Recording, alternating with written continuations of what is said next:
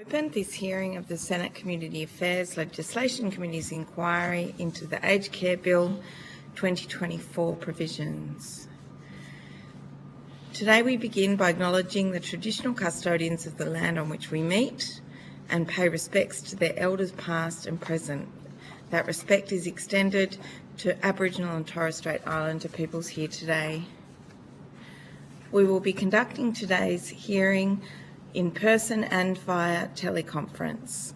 I'm Senator Louise Pratt, Acting Chair of the Committee.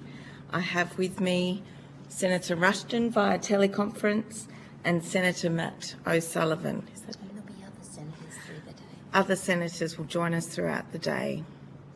These are public proceedings being audio streamed via the Parliament's website with a Hansard transcript being made. All witnesses are reminded that in giving evidence to the committee, you're protected by parliamentary privilege. It is also unlawful for anyone to threaten or disadvantage a witness on account of evidence given to a committee, and such action may be treated by the Senate as a contempt. It is also a contempt to give false or misleading evidence. Witnesses also have a right to request to be heard in camera.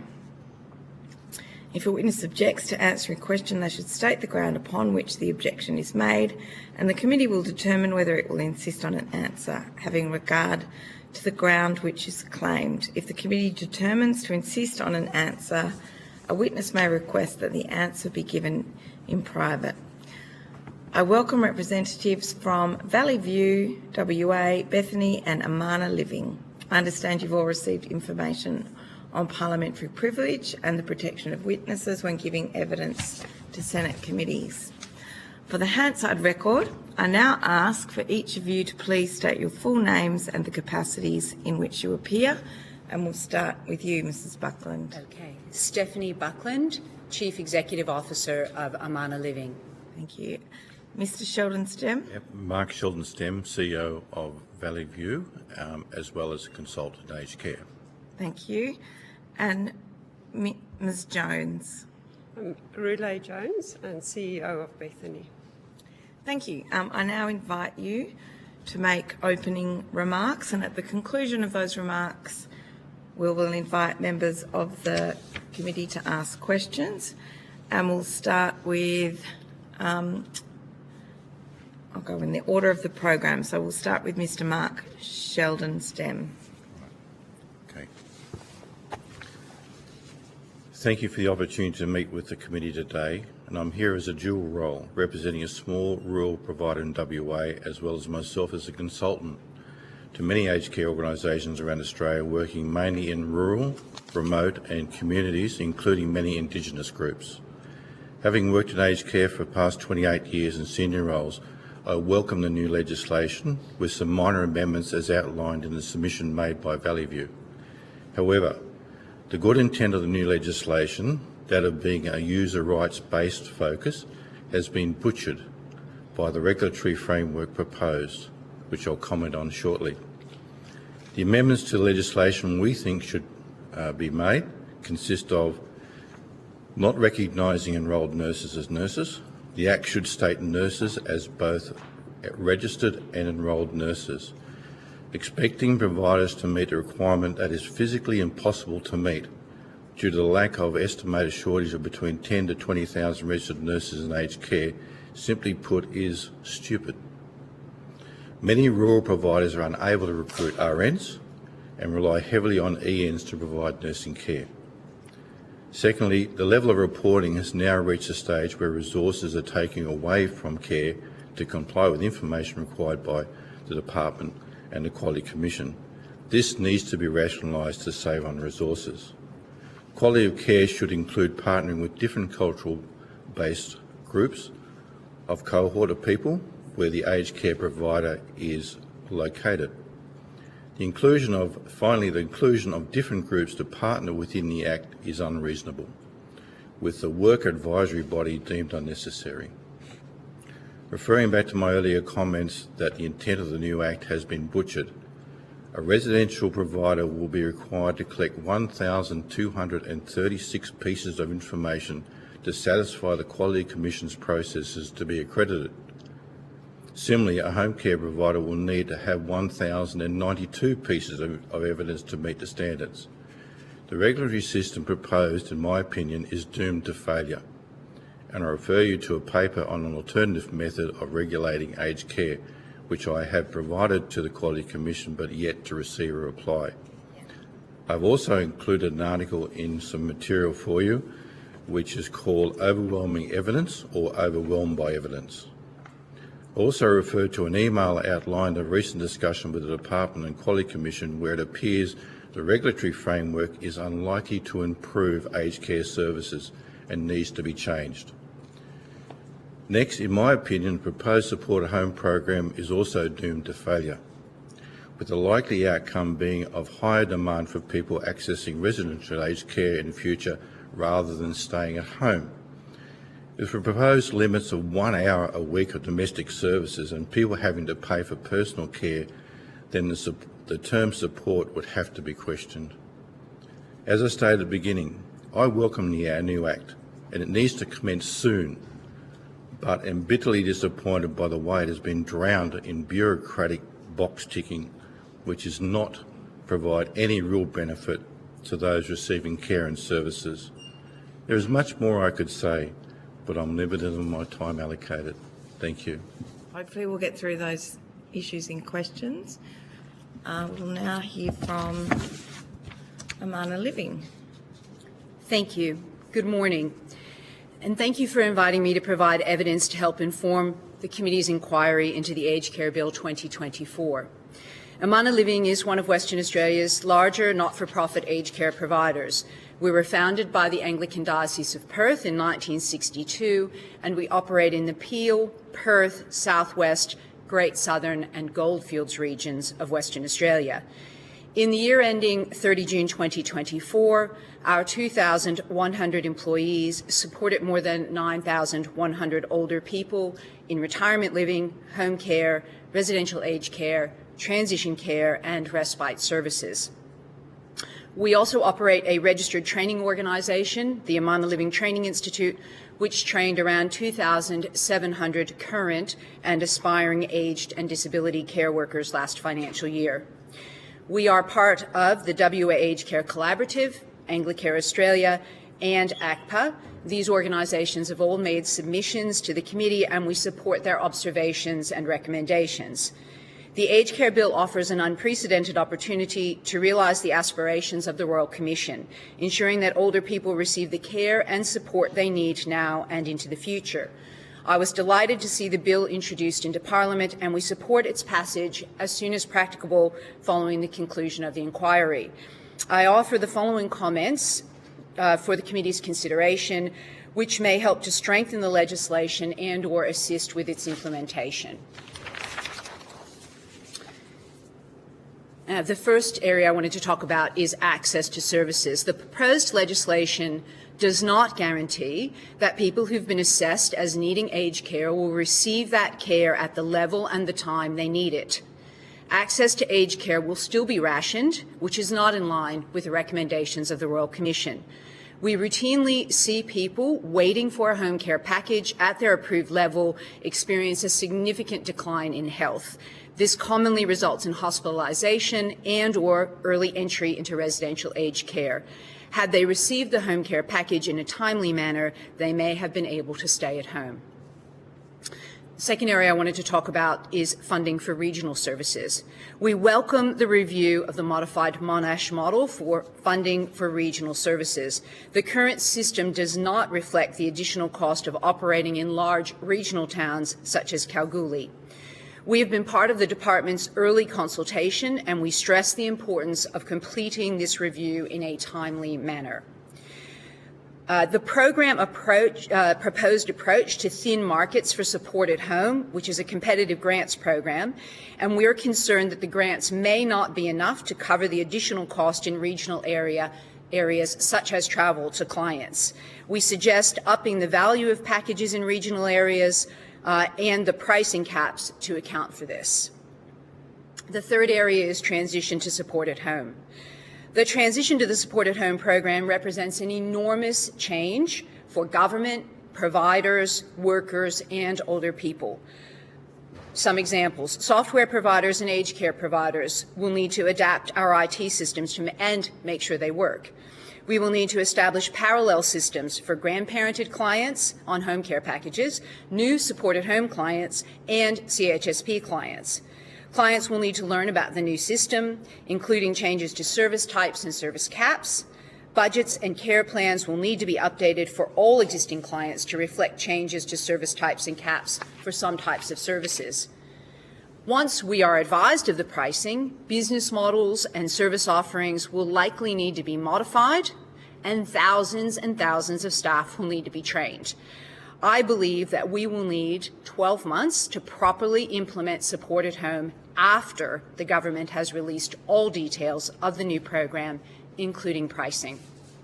Thank you again for providing me with the opportunity to share my suggestions, and I look forward to your questions. Thank you. Ms. Rawle-Jones. Yeah, thank you for the opportunity to appear before the committee today to discuss the aged care bill, representing Bethany as a leading aged care provider in WA.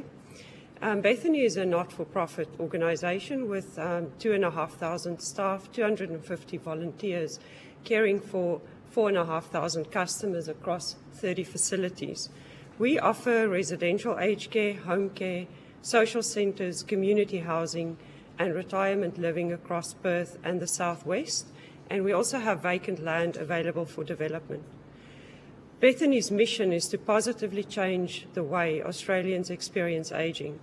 As a faith-based organisation, we focus on spiritual care for all our customers, contributing significantly to their social and emotional well-being. The bill represents a generational reform for aged care, addressing the challenges in the sector. The WA Aged Care Collaborative Group supports the bill but recommends adjustments to address socio-economic factors, workforce challenges, and regional complexities, as well as transitional arrangements that are specific to WA. Ensuring care continuity during this transition period is critical. These are significant reforms that require careful implementation to avoid service disruptions. Increasing access to home care packages and providing financial mechanisms for aged care beds and technological solutions are essential.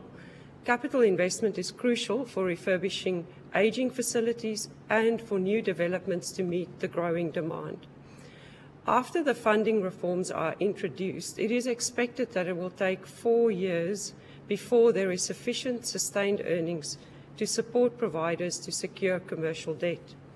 During this transition period, grants and low-interest loans will be needed for refurbishments and new developments, and these can be replaced by commercial debt at a later stage.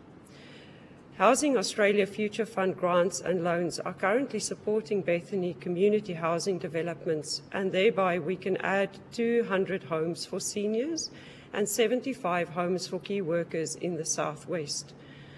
Similar financial support as seen in the WA education sector can be used as a reference model. We support the aged care bill reforms, and we also call for its passage through Parliament before the end of this term, and I thank you again for the opportunity. Thank you. We'll now go to questions, and Senator O'Sullivan will start for the opposition. Thank you very much, Chair. Chair, just an indication of the allocation of time, just so I can pace myself. Well, we have an hour, so if you want to take 10 minutes or so, then I can rotate the call for the next. Thank you for that. And Senator Russell will also ask some questions for the coalition. Look, thank you all for your appearance today. Your evidence is very helpful to the Senate as it considers this bill. Mr. Sheldon, I wanted to go to you first. Sheldon Stem, sorry. I wanted to go to you first in relation to the additional regulatory requirements that this bill introduces. Firstly, how many extra additional requirements are there for that are introduced under this bill? Well, if you compare the old standards to new standards, under the old standards there were 61 subsections. Under the new standard there's 272 subsections of standards we must meet. And then, as I mentioned, in residential care there's 1,236 pieces of information you must provide against each of those standards. So when they come to accredit us, we will have to demonstrate to the Commission that we have all those 1,236 pieces of information covered. Now, I know that in terms of even a small provider, as far as Valley View is concerned, we've had to put an extra staff member on to actually just simply tick boxes and make sure that we can provide that evidence. And whether that is going to improve the quality of care, I'd have to question in terms of the use of resources. And do you believe that the additional reporting requirements are sufficiently collected and assessed by the system governor to relay the increased transparency and improved quality care? No. Right, can you want to... No. Look, At the moment, and I have it detailed in a paper called An Alternative Regulatory Model, currently the information the Quality Commission is collecting is no guarantee of what quality is actually being delivered on the floor in an aged care facility. So in my discussions with the Quality Commissioner, Peter Edwards, in July, it was evident that the Commission effectively is looking for the low-lying fruit. In other words, those performers who they think may be at risk, and they would then go and investigate. That's an entirely different approach to a regulatory system than trying to improve the overall system and provide excellent care for all those people in requiring care. So I just see that's where I say that system of just looking at those at risk is doomed to failure, because there are going to be people who slip through the cracks. I mean, we only recently had an ABC episode of another abuse in an aged care facility here a couple of months ago. So, you know, obviously the current system's not working, and what they've proposed I don't think will work either. Now, you've used the word ticks the box. So should I take from that it's not going to actually help improve the quality of care, and it's just simply just That's right. a regulatory requirement? Right. Yeah. I mean, my colleagues can make a comment as well. It's really about how the interpersonal skills are basically on the floor in terms of when people are dealing with people's daily living needs, you know, food, nutrition and so on, is what's the interaction like and how are people treated with respect. No box-ticking exercise is ever going to give you that information. Simply looking at quality indicators that they've referred to is a tool, but it's a very minor tool in terms of what's actually happening on the ground. Do you believe that aged care now carries the heaviest compliance burden of any industry? Absolutely. I've worked in dozens of other industries. And is that now? And so on now. And so we're going to add to it? They're going to add even further to it. That's right. Yeah. Okay. Can I ask you, I will have other questions for the other witnesses as well, but do you believe that this bill will provide greater certainty for aged care providers in terms of funding, regulatory expectations and long-term planning, though? I don't think that's the intent of the bill. I understood the intent of the bill was to give the residents who live in our facilities and who receive our services a user rights-based. I think the issue that we have as providers is it's not so much the bill, it's all the rules and regulations and other regulatory things that sit underneath that, which we must comply with in order to show that we're actually good people and we're actually providing the aged care that people should be receiving. So I don't have an issue with the bill except for some minor changes, but it's all those other bits that they're putting into the rules and regulatory environment, which is just, as I said, overwhelming. Can I go to Bethany and Amana Living? In the submission, the WACCG submission mentions the need for funding of skills development with the information currently available. With information currently available, what do you estimate the cost would be to your businesses in order to train and prepare your staff ahead of these changes? I would not put a specific, I wouldn't be able to put a specific dollar amount on it right now, but maybe I could just explain how we might approach that. So for example, if there were requirements, as I believe has been suggested in the Inspector General's submission, or the Acting Inspector General's submission, for all aged care workers to have training in dementia care, palliative care, I think there was one other thing, then those individuals would need to be removed from the roster, and they would need to go through, the front line, and they would need to go through the training, and obviously they'd need to be replaced by other employees to do their work. So for our organisation, that would be probably about 1,500 employees, 4 or 5 hours of training at least, maybe a day each. So, you can add up and do the math and put that across the sector. And the way that the funding is structured at the moment, there is no provision for that in the way aged care is funded. So there's no extra, consideration of training costs. People are on training. And, Okay. So it's not so much about developing the training, but it's about obviously we would pay the people while they're doing the training, and we would pay people to replace them. Yeah.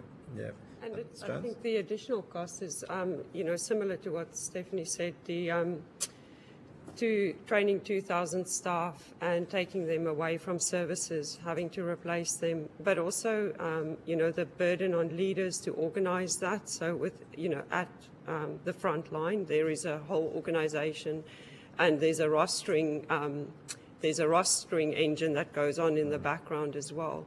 In addition to that, training isn't a one-off incident or event. There's actually an ongoing process that we constantly have to reinforce and make it more about education, development, and capability build to embed it, because we often find that training, even online training, that becomes a tick box exercise. So in order to make it meaningful, it needs to be iterative and reinforced. Yes. And that adds, if we really want the outcomes that we're aspiring to, it needs to be a whole of education and capability build system rather than just a tick box, a mandatory training kind of approach. So further to costs, what do you see as the risk in the reduction of direct care as a result of compliance increases? Are you concerned that it will actually take away those frontline staff delivering care, and will that have an impact on your delivery, on your capacity to be able to deliver best practice to older Australians? So can I just clarify? So you're asking taking staff time to complete compliance requirements, does that take time away from... So there's a cost involved with it, which you've touched on already. What's the risk, though? What happens to frontline delivery of service if this issue is not addressed? I think the risk from a cultural standpoint within an organisation is that you lose sight of the wood for the trees and focus too much on meeting all the compliance requirements and not actually providing the care and the support that each individual person needs, and taking the time to get to know each individual person and what their, not just their physical requirements are, but their emotional, spiritual and social requirements are. Okay. Do you want to add anything, Ms. Jones? Yeah, I think the risk of form filling, and it is also the addition of that to culture, because it becomes a culture of form filling or documentation rather than a culture of caring for the individual and bringing purpose and connection within that care to the individual, instead of thinking about what I'm being held to account for and making sure that I've ticked all the boxes. Yes. The issue we've got in aged care is, for years it's been a task-based service. Yeah. This new bill is very much about a relation. In fact, it's actually written in there, relationship-based. To move staff away from tasks into a relationship mode is an enormous change in culture, and will take a lot of cost in terms of educating and saying, no, just because you showered Mrs. Jones doesn't mean that you did it successfully. Did you connect with her? Did she feel comfortable? Was it a good shower, right? So things like that. So whereas a lot of staff, particularly in unfortunately in residential care, are very institutionalised, They have 6 showers to do in the morning. They get the showers done. It's not about that. It's about the person.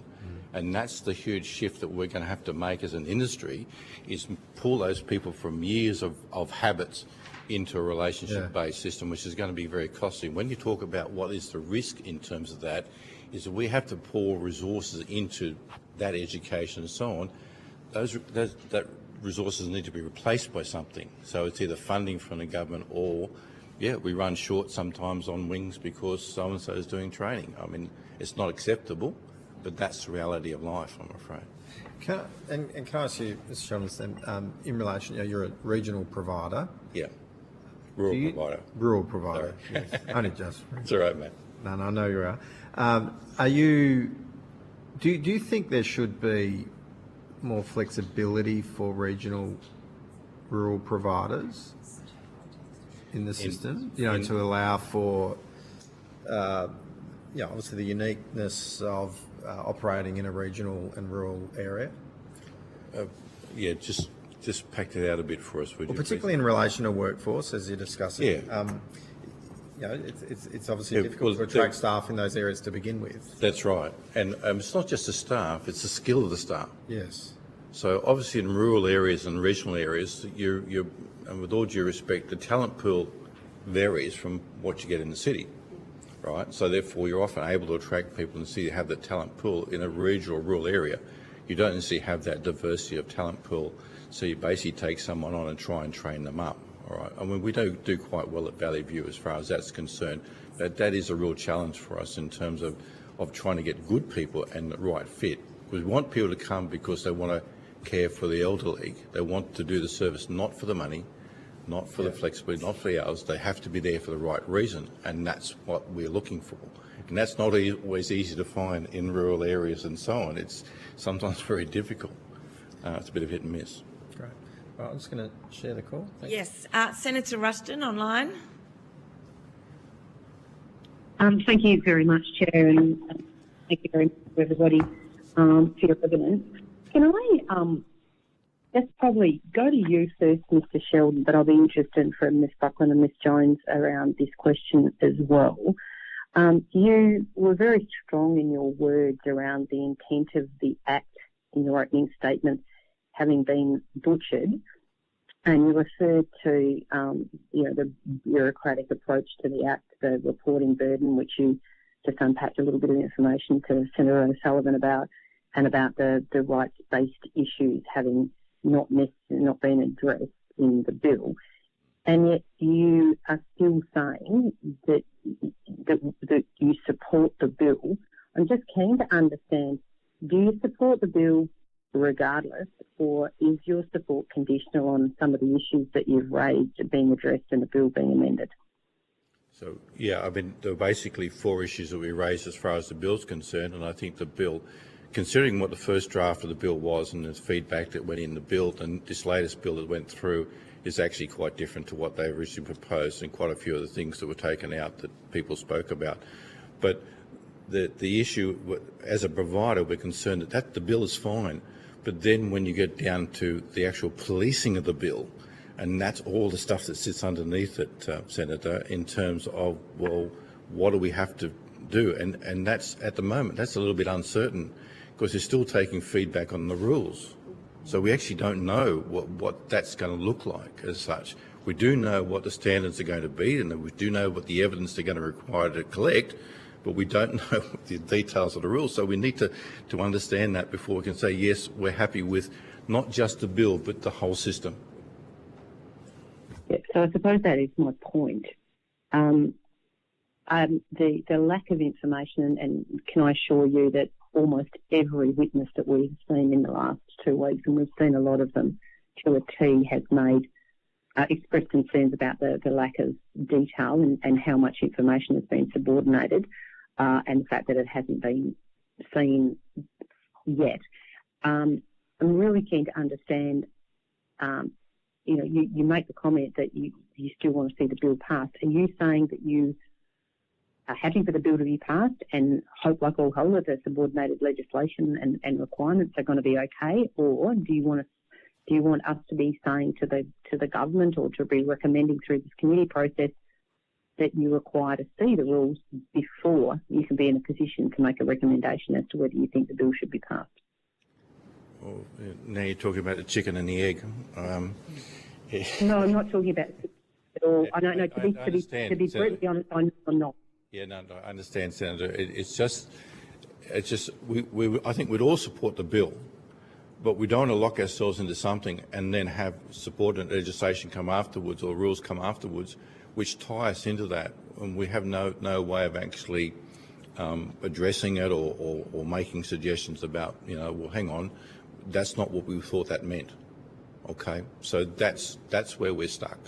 I mean, if you came with the bill and all the rules and all the bits underneath it, then we could make a fairly good assessment whether we could say yes to everything. But at the moment, I think nearly every provider I've spoken to supports the bill in its gist and its intent, but then what sits underneath it. So I don't know whether you can do one without the other. I mean, that's a question for you. I suppose that's my question. No, well, that's my question to you. I mean, like, as I'm sitting here at the moment, I am struggling to understand why so many people are saying just pass the bill, and yet everybody is expressing concerns, and the concerns of the three of you now, in as much as we've waited a long time for this. Would it not be better to wait a little bit longer to see the rules and make sure that the amendments to the main legislation, because we don't know whether the amendments that are being recommended at the moment need to be contained in the primary legislation or the subordinate legislation. I suppose my question to all three of you is this, in your opinion, would the preferred outcome be Interrupt you, longer? Senator Rushton. Apologies for interrupting you. I'm having trouble hearing you. You're loud and clear, but it's becoming a bit muffled. So perhaps you could speak a little more slowly, and we might be able to hear you. Okay, my apologies. Technology at its best. So what I'm asking is to each of the three of you, is your preferred position that the bill is passed and we take a chance on what the rules might look like, or would you prefer to wait a little bit longer, request that the government provide details on the rules and the subordinated legislation in order for that to be able to be, you'd be comfortable with it, and also in order for the amendments that potentially are required for the primary legislation that have been recommended are able to be adequately consulted and the amendments put in place, and maybe don't pass the bill until early next year. Stephanie? My preference would be for the former. So pass the bill as it is and then have the opportunity to provide input into the rules. And I think some of what we've all said today has probably more to do with the rules than the bill that we've all had an opportunity to consider as it stands, the information available. Is that you, Ms. Jones? I agree with that that approach as well. And again, to have time to evaluate and assess the impact of the rules, because that's really where it's going to matter. And I would also say that the intent of the bill to uphold the rights of older Australians is what providers have been shifting to already. And so I think if the intent of that is already being delivered on the ground, there's a lot of improvement that we all acknowledge that we have to make. But a part of the reason for the passing of the bill as well is the funding, because the sector has been carrying and accumulating losses for a very long time. And I think just to give that breathing space to the sector, but have the opportunity to evaluate the real impact of the rules on the ground. Okay, so can I take it from what you've all just said that you don't believe that there is any substantive amendment required for the primary legislation? Yes, so I agree with what Ms. Buckland said around passing the bill with an opportunity to provide input into the rules. Yeah, no, sorry, that wasn't my question. My question is very clearly, as the legislation currently stands, the bill currently stands, you had no concerns in the bill that would require it to be amended. I understand your desire to see the rules. I think we all want to see the rules. But I'm just talking about the primary legislation. Once it's passed into legislation, that's what you've got. So you have no concerns about supporter provisions. You've got no concerns about the transition arrangements. You've got no concerns around whistleblowers. You've got, no concerns around the overarching rationing of care versus the demand-driven model. You've got no concerns about how penalties are being applied or the regulatory systems being applied as per the primary legislation. That's the question I need to understand. Is it you think the bill as it currently stands doesn't require amendment? Okay, Senator, the 4 points that I made is what we would require to see the bill. I mean, nurses should be RNs and ENs. I understand that came from the Royal Commission, and I respect their listening to ANF, but with all due respect, in rural areas we rely heavily on enrolled nurses, and the department's already recognised that as giving us a great 10% of their time to allocate towards the nursing minutes, but that needs to be amended in legislation. The reporting part of legislation needs to be adjusted. A question in terms of the quality of care, it points out one particular cultural group, whereas I think it should include all cultural groups, because, and the last one is the worker advisory body should be taken out of the Act altogether. And if you did all those 4 things, I'd be happy to say yes to the bill. Okay. My understanding, well, I know the government has committed to remove the worker voice from the bill.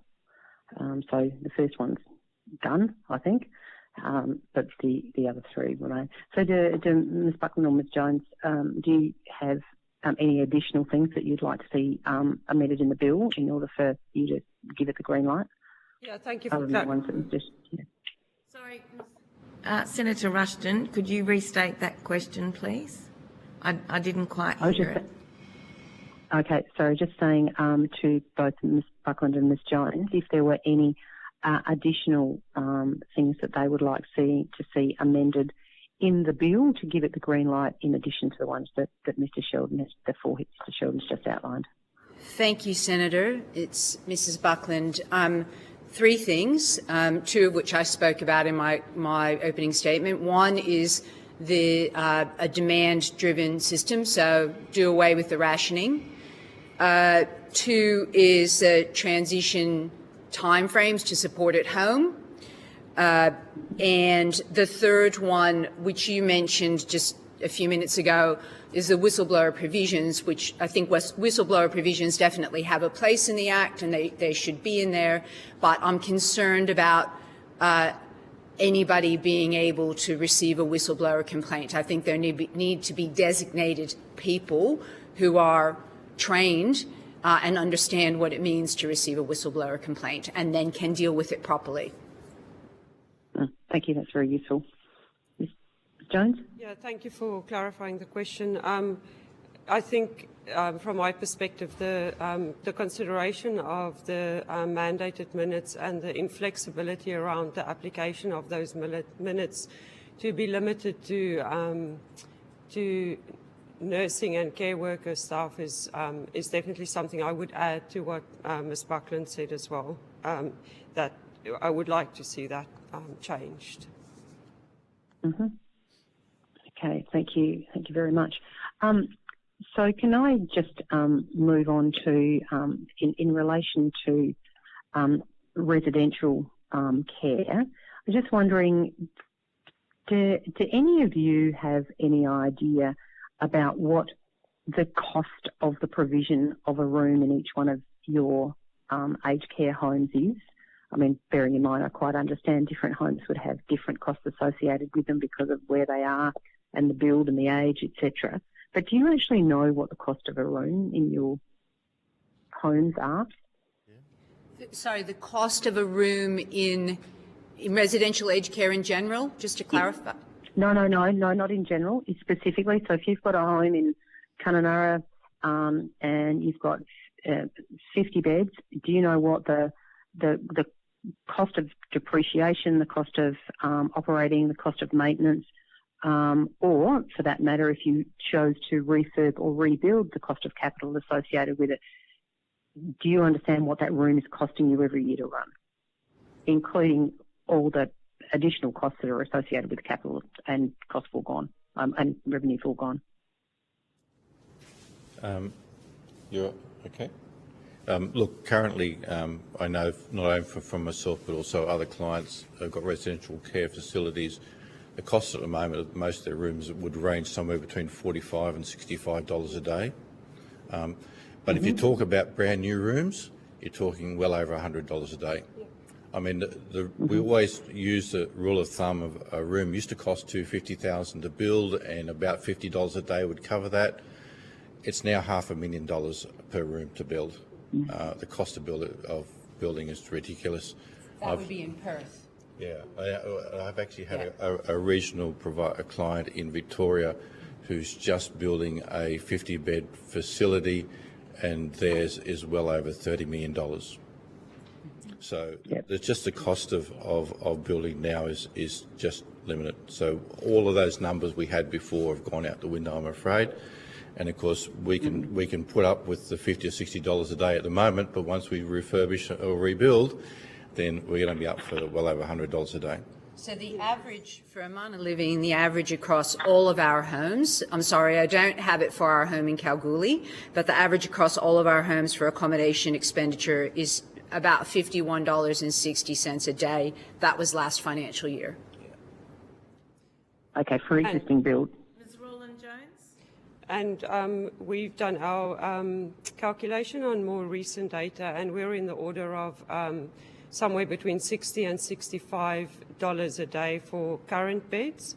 And then we've also done a calculation for new developments, and that would be in the order of $120 a day. So just to the significant increase in cost that you're quoting there from existing to new, is the majority of that just straight out, well, sorry, I should ask you, what do you think the main cause of that cost is? It cost to build. Yeah, cost. Just straight out construction cost? Yeah, I mean, construction cost was $1,500 a square metre. It's now $4,000 a square metre. I mean, Thank you, Senator Rushton. I just want to check you've concluded your answers to Senator Rushton's question. Okay, I'm going to take the call briefly, and Senator Rushton, I'll come back to you for the last 5 minutes, should we have time, or to Senator O'Sullivan. So I want to thank you for the services you provide to residents and at home in our state. I've just got a quick question for Valley View. Thank you for the support you give to the community of Collie. I'm interested in how a provider like you, what we need to do, what the government needs to do, for example, to support you through accessing and implementing measures within the $900 million funding for regional and remote providers, and I expect that probably applies to both Amana and Bethany as well, but we'll start with you, Mr. Sheldon-Stem. For us, it would be some refurbishment. The building is now just on 15 years old, and quite a few of some of the systems are starting to fail. Obviously need replacing. But as far as I understand, $900 million is by invitation, as I read it, that you're invited to. So I don't quite know how you get invited. There's nowhere on the web that actually says this is how you put your hand up to get invited. So, for us, I guess that's something we can clarify, whether you can seek, how you would go about seeking to be invited, and what kind of assessment process government will go through with providers. That's right. Region by region and need by need, and I guess in part that answers the question. That's the kind of support you need. Yeah, definitely. And there's nodding at the table, and I'm happy for the other providers to respond to that question too, should you wish. So we have a home, Amana Living has a home in Kalgoorlie, and that home is in need of significant refurbishment.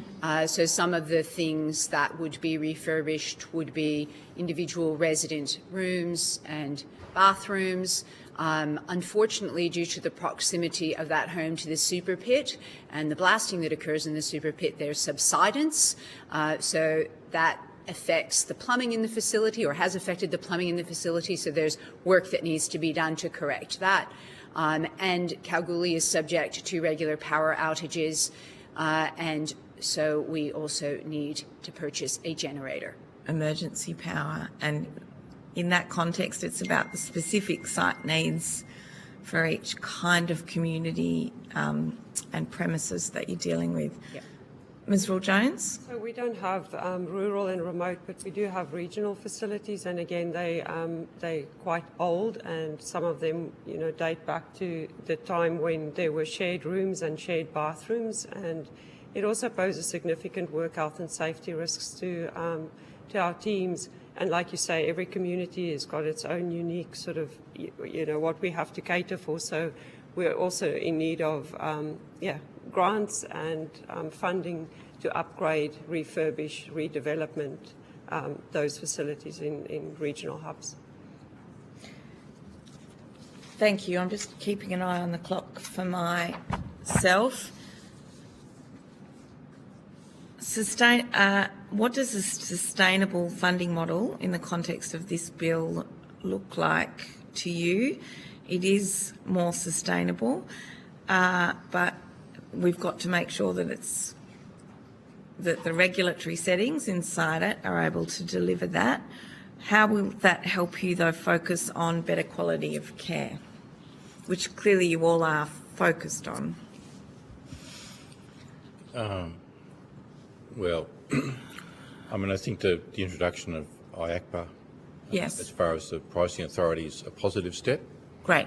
They are far from getting it right. In fact, they've got their latest costings wrong, and I talked to them on Monday about that, because if you actually have a look at the announcements from the 1st of October Yes. and compared what we're being paid for in the minutes we have to deliver, we're Yes. being paid 80 cents a minute for a Class 13 and 40 cents a minute for a Class 2.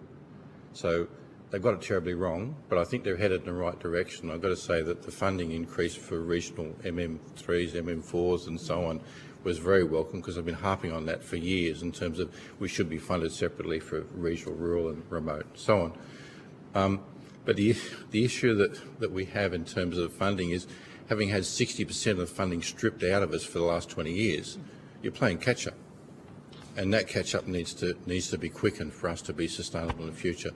I mean, we all have to live within our resources, and we'd love to put more care on and more services in, but if the dollars aren't there, then you can't do it. And that's where hopefully IACPA can, in fact, assist us over the next couple of years to do that. Thank you. That's Yeah, I Ms. agree. Jones? The intent of IACPA and the work that they're doing, and recognising that they're in the beginning years with the health sector, I think it took, from my understanding, around 10 years to get it well bedded. So we, through having an advisory body that are doing those studies, we can input into the study. So I think it's also taking some of the feedback on board that we provide around the costing study, so that we can continue to improve the costing study to understand the real cost of delivering care, not just the seen cost when they do the studies. And again, I think recognising that specifically conditions like people living with dementia and exceptional care that's required, and like we talked about earlier, building the capability of our teams to be able to care for people, so that they so that we take care of their holistic well-being whilst living with dementia is a real focus, which the funding should address. Yeah. Thank you. Mrs. Buckland? What a sustainable funding model looks like to me is one where we are able to run the day-to-day operations of caring for people, and then generate enough headspace, if you will, enough surplus to be able to invest in training, technology, and facilities. So it's about doing the day-to-day and then having the money and the headspace to continuously improve. I think the provisions that are in the proposed legislation are moving in the right direction to allow us to do that. Thank you. Can I ask all three of you how your experience of leadership and managing and working with clients in aged care has changed since the Royal Commission's final report? I know it's been changing a great deal from COVID through the Royal Commission and now, and just I'm really interested to hear how you feel as leaders about that. So I've worked in the aged care sector for 8 years. I came in not long before the Royal Commission started, and I would say our organisation has been on a change journey probably since day one of me starting. It's been on a change journey, but certainly on a change journey through the Royal Commission as we learned more information, and every time some insight came out, we applied that. And I'd suggest we are continuing to do that through the pandemic, through the final report of the Royal Commission, and through all the regulatory changes. I feel we're a better organisation now than we were 8 years ago, and that's not just blowing my own trumpet, I think, because of what's happening in the environment and the community expectations. Yeah. But, I should give you my $20, Senator, because you've a great segue. Yes. In my original submission, the thing that's missing from the original bill is what I call a model of care, which does not exist in aged care at all. Aged care providers act with the standards and they have a series of policies and procedures which they then follow. There's no actual model of care as to how they actually deal with the residents on a day-by-day basis and follow their journey from the time they take up residency right way through. So I introduced that nearly 10 years ago and have a number of facilities around Australia using it. So the Royal Commission was running behind me. So I was already there before they actually came out with a recommendation. I think I'd like to age in collie, Miss Sheldon Stem. That sounds very good. That's right. So my system runs at Collie and a number of other providers around Australia. And it's very much relationship-based. It's not task-based. Yeah. And having a model of care is the thing that's actually missing from the Act. But, you know, look, similar to I've been harping on about rural, regional and remote funding, I would continue to rabbit on about model of cares, which would be good. And in the paper I will provide you on an alternative regulatory model. It actually outlines what that model of care does.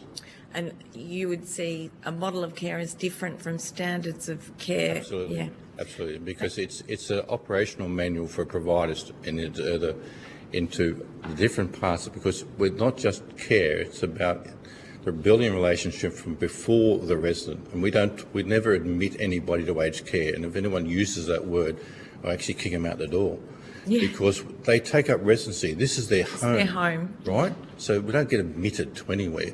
So they take up their home, so we basically work with them before they take up residency, when they arrive. This is a new life, and for many elderly people, it's almost like the first day of school.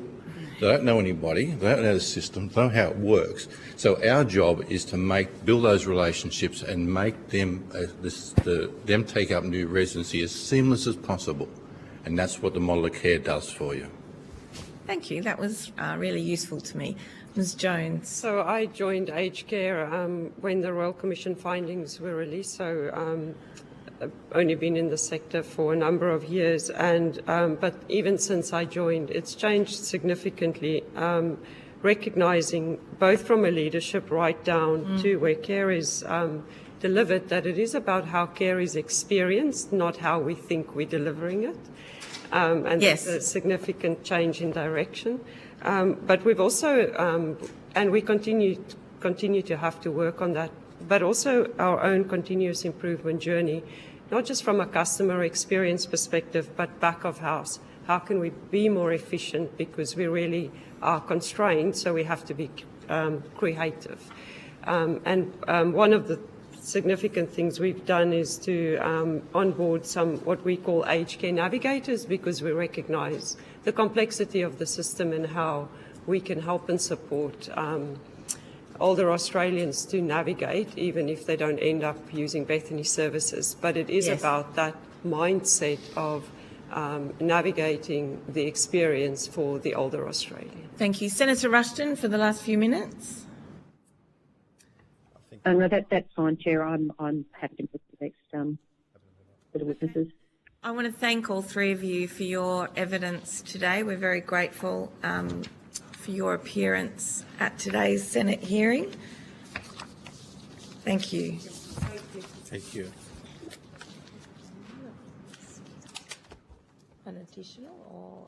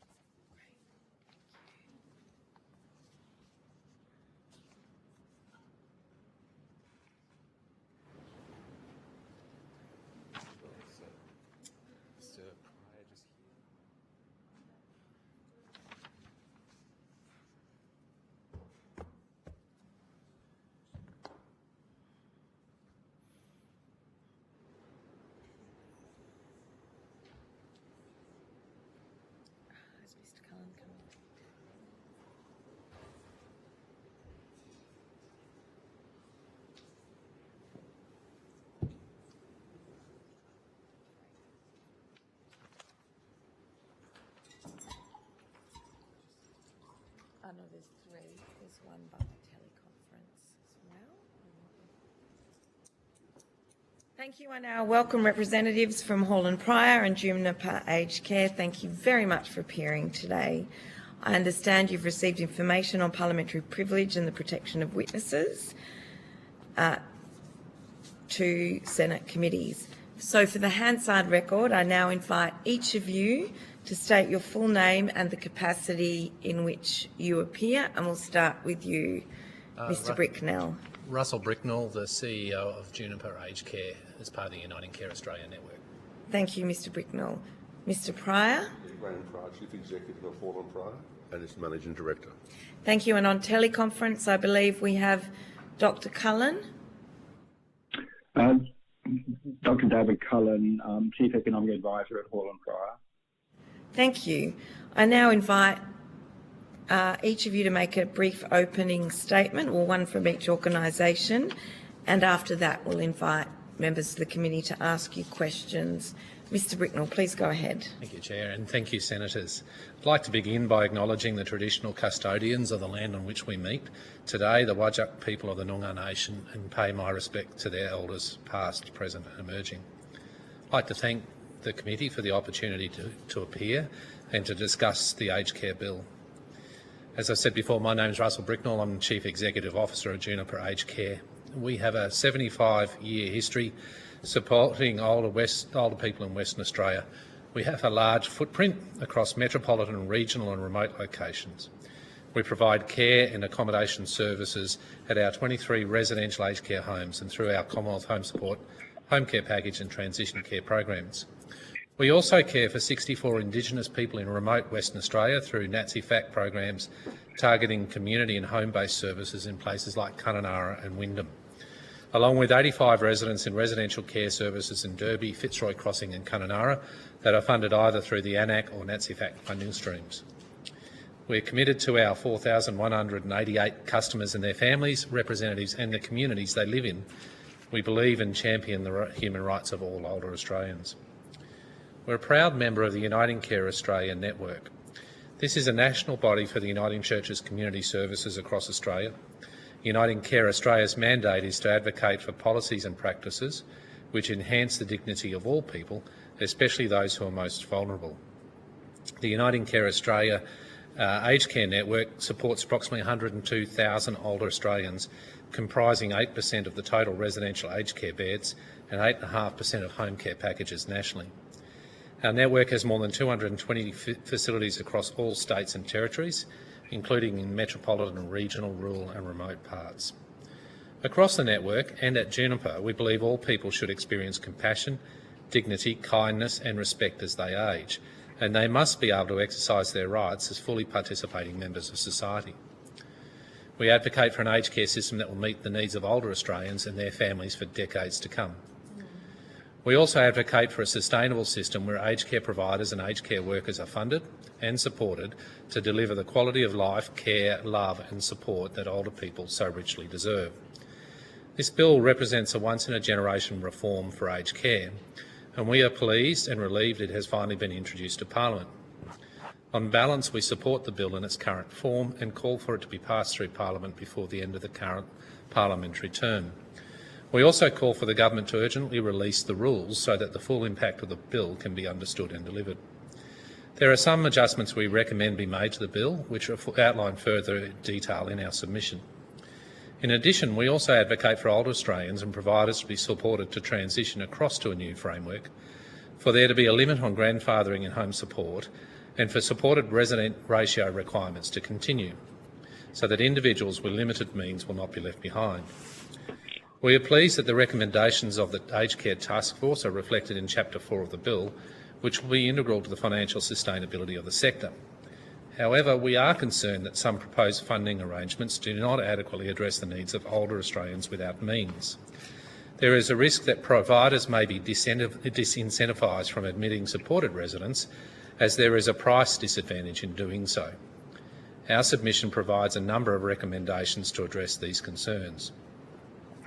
The proposed framework also falls short of the intent of the Royal Commission by precluding IHACPA from independently setting prices, as it does in the hospital sector. Older Australians and the sector need to be confident that services will be appropriately priced by an independent pricing authority. In closing, we hope that the recommendations of this inquiry will inform an aged care bill that is there to protect older Australians and appropriately support providers and workers now into the future. Thank you. I look forward to the discussion ahead. Thank you. Mr Pryor. Thank you, Senators, and thank you for inviting us to make a submission.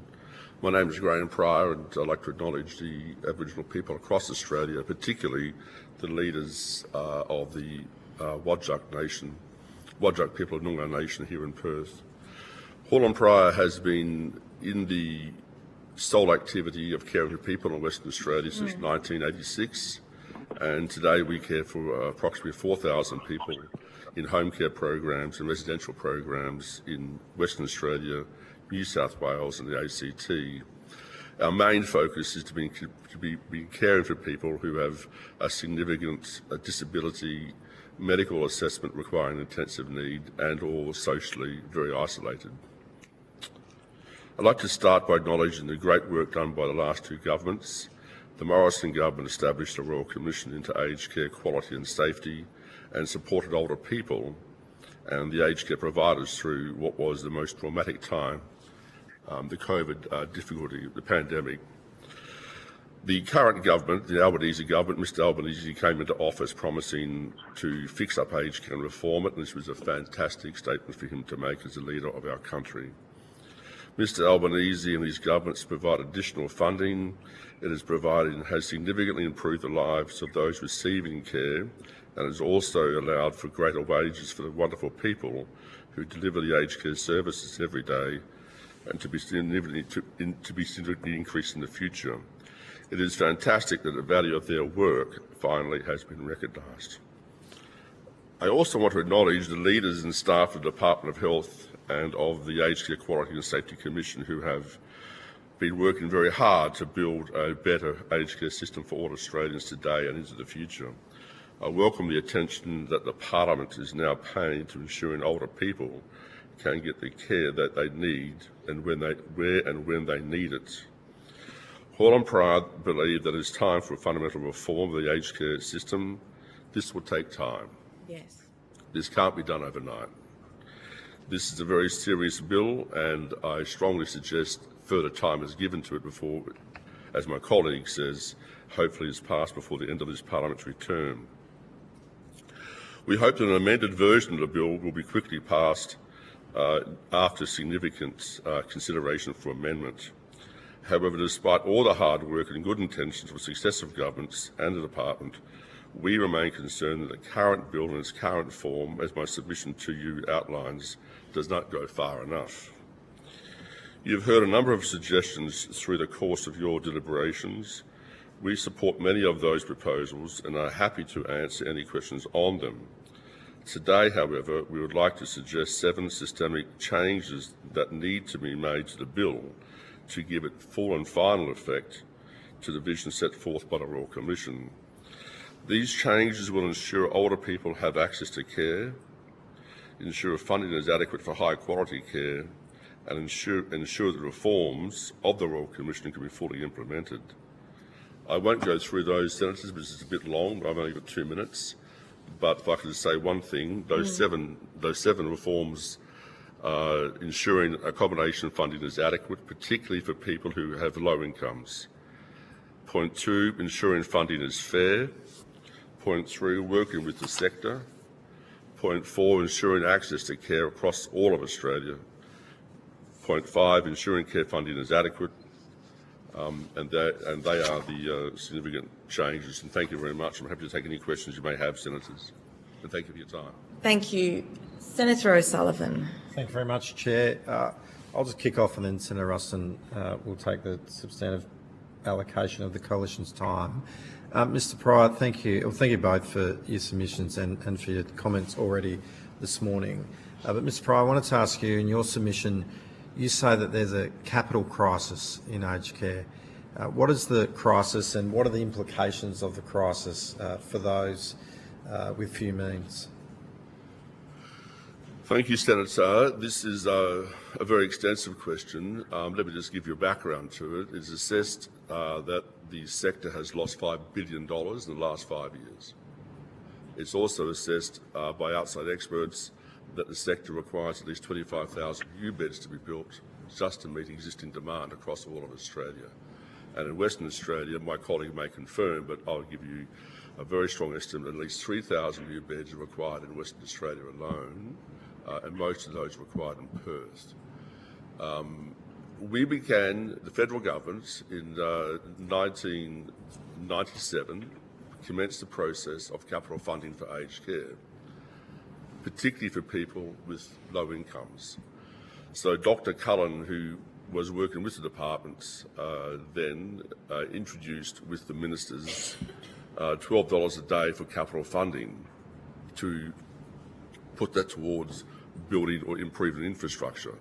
That figure today is $69, and it is extremely small compared to what's required to maintain their competitive capacity to transact and also to allow for improvement and refurbishment for new beds.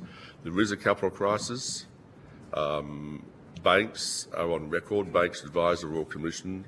The Commonwealth Bank advised the Royal Commission. The Commission is that 90% of the aged care sector in today is not bankable. ANZ advised the Royal Commission that 70% is not bankable.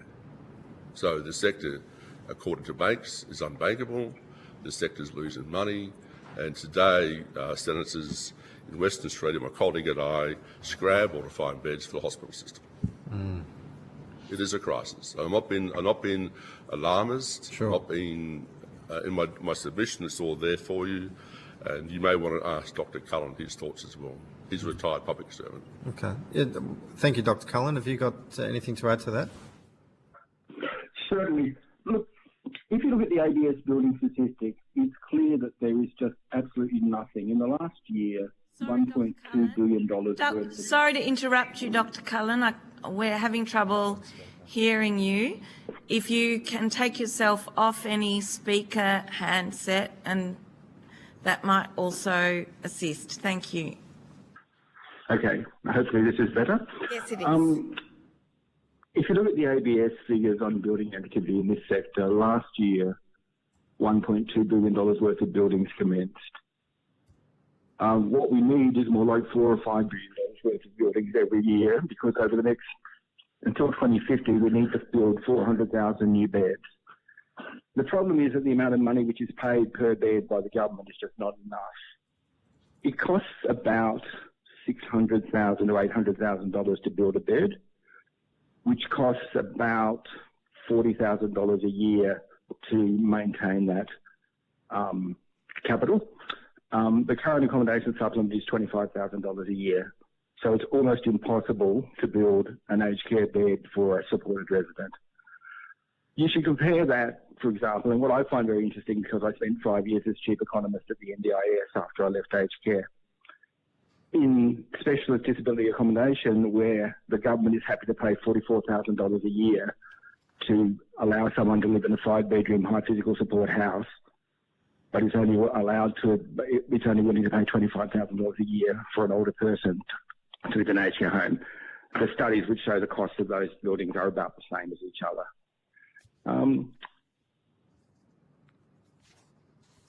So those are statistics which may help you. Thank you, Dr. Cullen. If you can try and speak a little more slow. I think we got most of that. Speak a little more slowly in your any next answers. I think I got most of that. Can I ask then about the compliance costs and the increase in that area for your business? Yeah, my colleague. I'll go with you first, Mr. Pryor. Oh, sure. The compliance cost for residential or community? Well, both really. There has been a unfunded escalation of the costs to run a compliant program under Commonwealth law now since as far back as I can recall, back to 1992 in fact. And it really has escalated after the Royal Commission. And I personally believe the Royal Commission was the best thing we've ever had. And to meet the compliance costs has been a cost of running a business. Sure. Today, we have figures we can submit to you. The cost just to comply and to run a bed for us is in the order of $14,000 per annum for overheads.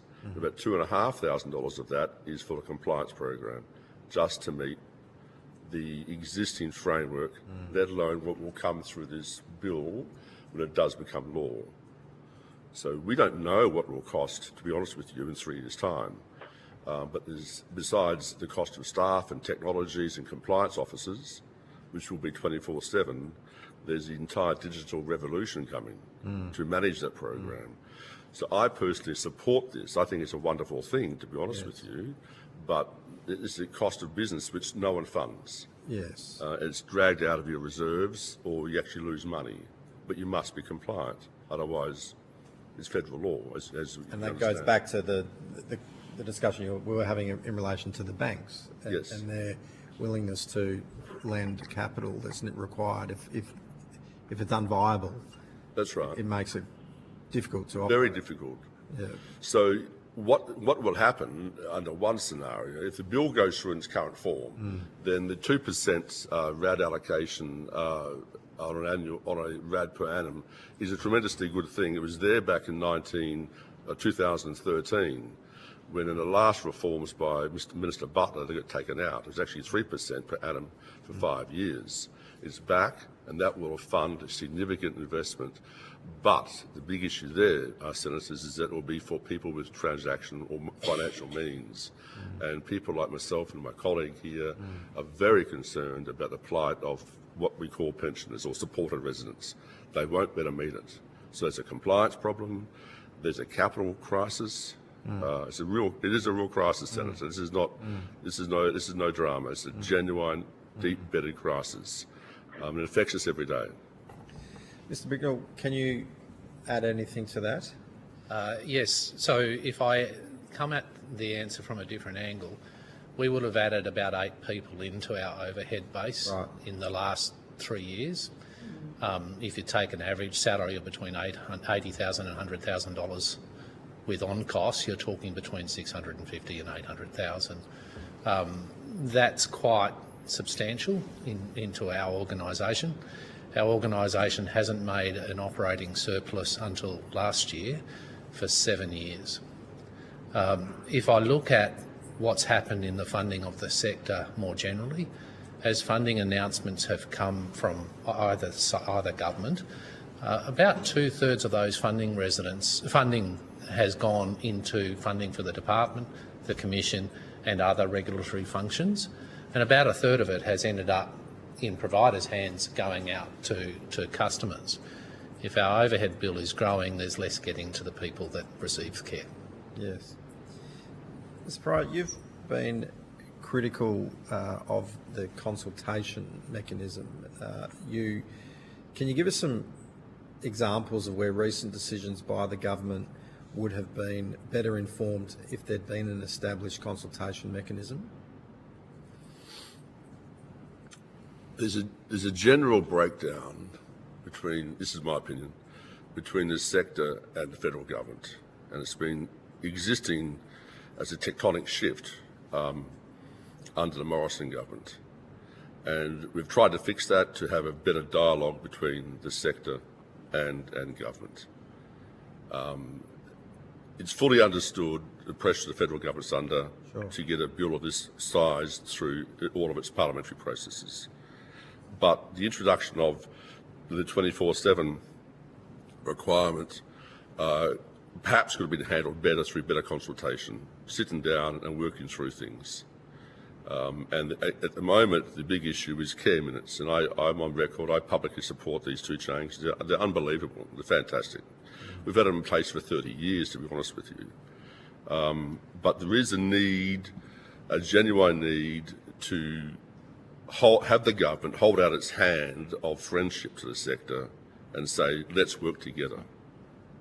Let's sit down and work through your issues. Now, in 1997, the sector proved that it was incapable of doing that, and to its own detriment, it lost the relationship with the government. In 2013, it was even worse.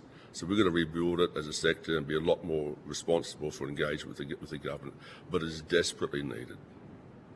And not just the big end of town, Senator. Yeah.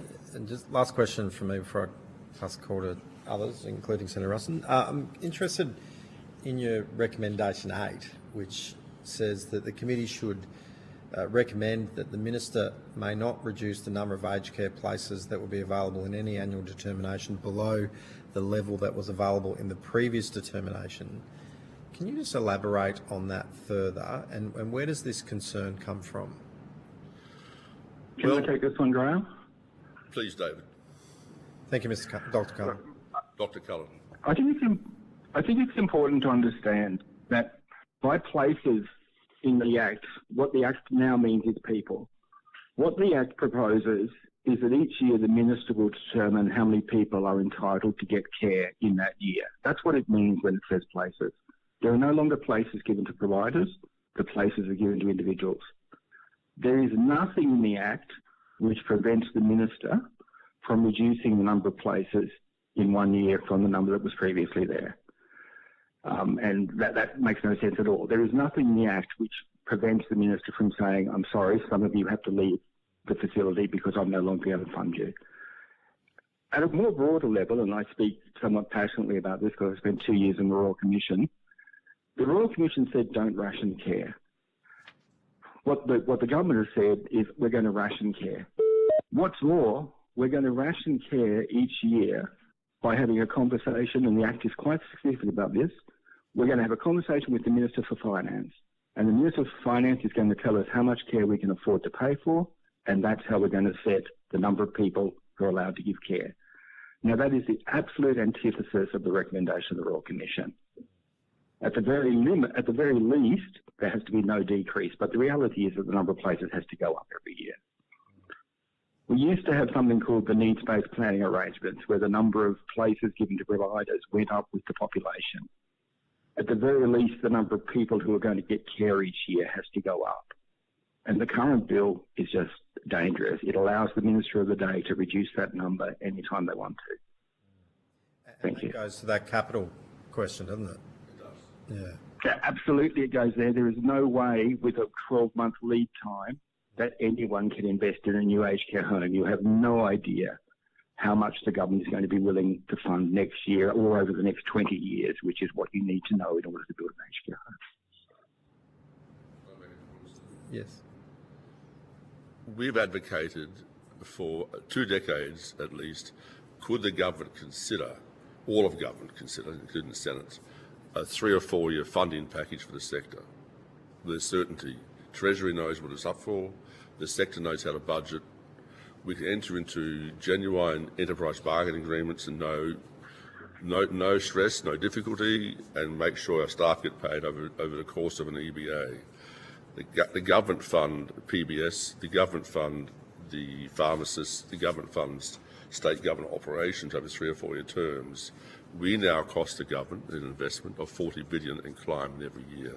This is an issue that needs to be addressed for everyone, and not just you, but everyone. Yes. It's a very large, it's fully respected, it's a very large outlay of the federal government. Yeah. Thank you. Thanks, Jay. Thank you. I'll just ask a couple of questions myself, and then I think Senator Ruston, are you on the line seeking the call? Yeah. Yes, I am. Thank you. I just wanted to ask both of you as providers the benefits of ageing at home and the implementation of the services to age at home and the increase in places and support there, and how that interfaces with you as providers also of aged care. If it's okay, I'll start. And I'll start with a personal example. My father-in-law has got a diagnosis, dementia. His desire is, and he's made his wife promise, that she'll never put him into an aged care facility. That's not a promise that I think she'll be able to keep, but that is what it is. Getting services at home allows him to be sustained in a way that doesn't actually adversely impact her health and well-being. One of the problems we have in the system at the moment is that there is significant delays in getting assessed for those services, and then there's a significant waiting list for those services. Yes. So he's requested an ACAT in Christmas time. He's getting it in 3 weeks' time. He will then have to wait for probably another 12 months before he gets a package. One of the good things in the announcements around the legislation is an extension of support at home services. Yes. But it also needs to be accompanied by an extension with home care package services. We estimate in this state at the moment that there's about 6,000 people needing care at the home care package end, and there's roughly about 2,000 that will get it this year. That's not really acceptable, because for those people, either them or their partner will end up in hospital at some point in the year. And that's not healthy for anyone, and it's not good for them. Research shows that if people are able to stay at home in their local communities, their health and well-being and quality of life is enhanced. So the more we can do to do that, the better off we're going to be as a nation. So I think they're really important reforms, but they need to be backed up with allocations that actually support the demand that is out there. Thank you, Mr. Bricknell. Mr. Pryor. Thank you, Senator. Like my colleague, I have deep and personal experience in this with my own mother and now my father-in-law, and their lives were maintained very well at home by the Commonwealth Home Support Program and the women that care for them today. It's a fantastic innovation. We do need to, though, back to my comment earlier, Senator, really sit down and map out what's required and how we make it work together and allow the government to step into funding that, if it wants to, for all Australians. The introduction of a Category 5 and 6 is fantastic. It is fantastic. It will increase the quality of life, and also it will deal with one most important thing, Senator, and that it will reduce the anxiety level for those people receiving the care. Where to next? Unfortunately, a lot of them will end up in residential care because their personal needs will be so acute and so potentially morbid, they can't be cared for at home. But to maintain and to deal with all the issues around their medical needs and care needs, this is fantastic. But it does need for the sector to be able to, the providers and the unions, staff, work together with the government. It's a consistent theme of mine, but when we do, great outcomes come. And so both of you seem to reflect in that answer about the fact that access to quality at-home care can delay someone needing needing to move into residential services. No question, Senator. Thank you. I wanted to ask both of you now about the increases in pay for aged care workers and how you both go about providing attractive employment, and what's the significance of that increased pay and where you think those issues stand now. And I'll start with giving you some statistics.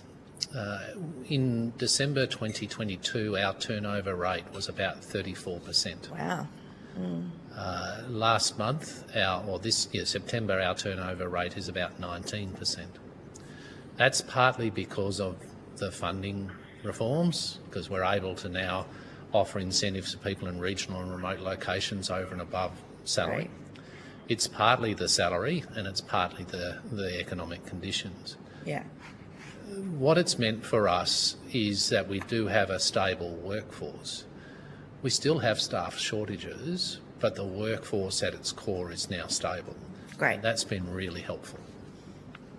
So there are more people in each working for longer on a more permanent basis. Correct. Yeah. Correct. That's been helpful. There's still shortages, and we are at the moment using a significant amount of agency just to supplement what we need to meet care minutes and to adequately staff. Our fear is that that will increase in the next 3 to 5 years as demand goes through the roof. Thank you, Mr. Bricknell. Mr. Pryor? I echo all of that, but also I would like to say, as I mentioned, Senator, this has been a long time coming, and the people that work for us, are mainly working women, have been underpaid for decades. So we have to keep them, we have to look after them, and we have to not do a one-off payment, Senator, and then disappears over inflation very quickly. This must be maintained. It's essential for the productivity. The points we've made before is that we care for people who live and work in the northwest under FIFO arrangements, for example, and they run the big economy, and we care for the people while they go and do that all over the state. Dr. Cullen, maybe you want to say a few things here? Yes. It's very welcome. It very clearly evened up the labour market situation between disability. I mean, it's important to remember that disability workers got the equal remuneration order 10 years ago when aged care workers were excluded. So this has caught the aged care sector up with the disability sector, which means that workforce is much easier problem to solve now.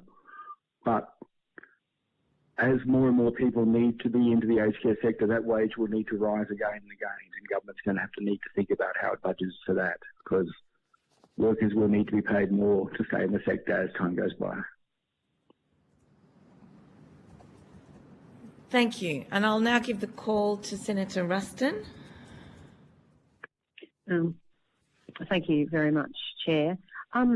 So can I just ask, first of all, thank you very much for your testimony and particularly acknowledge the extraordinary amount of work that Hall and Pryor have put into your submission.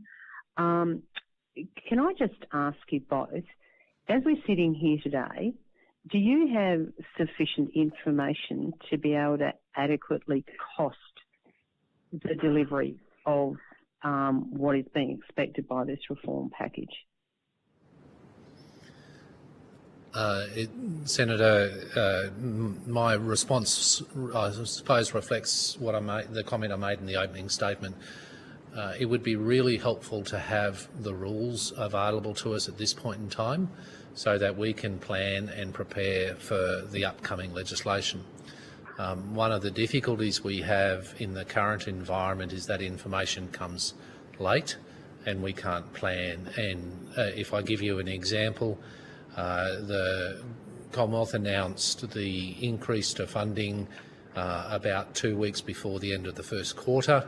The price increase came in the first quarter. We were budgeting based on our best guess of what that could be about 6 months before that, and we are now madly trying to recut the budgets because our guess was different to the government's, happily, and that just makes it very hard to predict what's going to happen. With these reforms, there will be a number of significant implications and implications around IT systems and change management. To understand them in detail will help us to then cost and go to vendors and get vendors to give us the outputs that we need to meet the reforms. The sooner we know them, the better we can be prepared. So do I take from that your answer is no? Correct. My answer is categorically no, Senators. And I'll give an example of that. As my colleague said, 17th of September this year, the department gave us, which is fine, it does an incredible job of information supply when it's required to, a reduction in funding for the very high classification of resident care. And it reduced that funding overnight, effective 1 October, literally less than a roster later, which had the immediate effect of having to explain to residents and their families why the care will be reduced, and also to, sadly, retrench staff with no consultation. So that's an example of not only do we not know what the future holds, but we don't know what the government's going to do either. And there's still unfunded or undecided Fair Work Commission wage rates coming down a path. So in the first 6 months of the federal government, my colleague and I spent a lot of time in Canberra helping the government, helping the department support them through this. And it was a very good time for the government, a very good time for us. So we do need more clarity around what it will cost. We don't know today what it costs to run a bed next year or the year after, Senators. We just don't know. Yeah.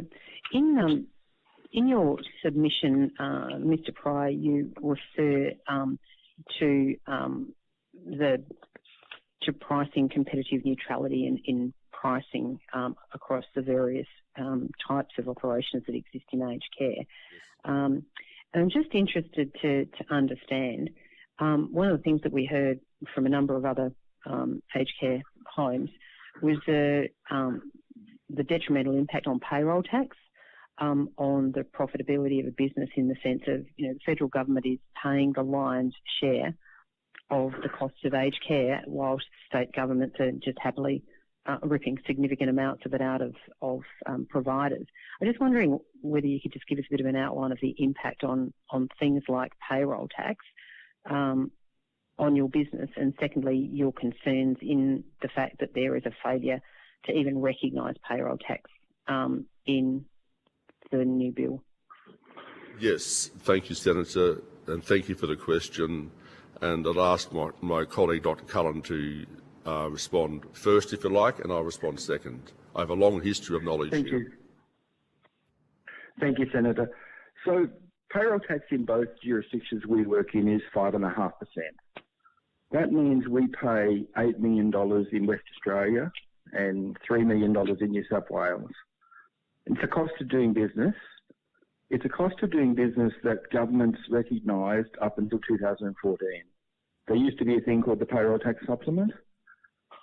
That was twice examined by the Productivity Commission, and both times the Productivity Commission looked at it and said, this is a wonderful thing. This is exactly the right thing to do when you have a mixed economy with providers suffering different unavoidable costs. What's really worrying about the current situation is that the payroll tax cost is actually captured. When when the current pricing authority does a costing, it captures that cost and it then puts the average cost out to every provider. So in essence, it's overpaying not-for-profits and underpaying not-for-profits. Our recommendation that there should be a new payroll tax supplement arrangement can be cost neutral to the government. It's not a request for more money. Those costs are already being captured by the pricing authority. The pricing authority is just giving the money back on average to all providers, rather than giving it back to the providers who incur the costs. But, Thank you. But as I say, it increases costs by 5.5%, which makes it 5.5% harder to meet the care minute target. Yeah, thank you. That's really clear explanation.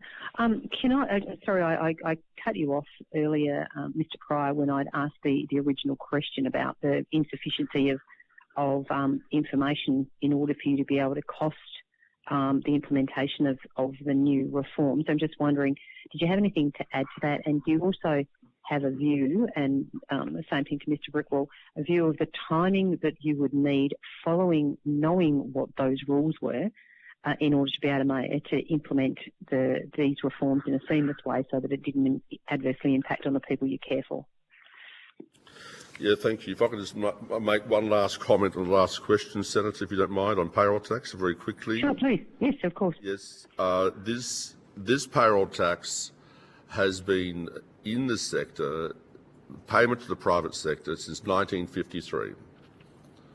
And Mr. Howard looked at this on the revolution that took place in 1997, and as Dr. Cullen, he actually put it back in place with his ministers back in 97 to pay us a payroll tax to keep us in business and to keep us being able to compete against my dear colleagues. This is a very complex issue that I'm happy to prepare detailed papers for you and forward them through to you some other time in the future. But it does have a major impact on the government going forward. In terms of cost of compliance, we have not made an estimate. We've talked about this.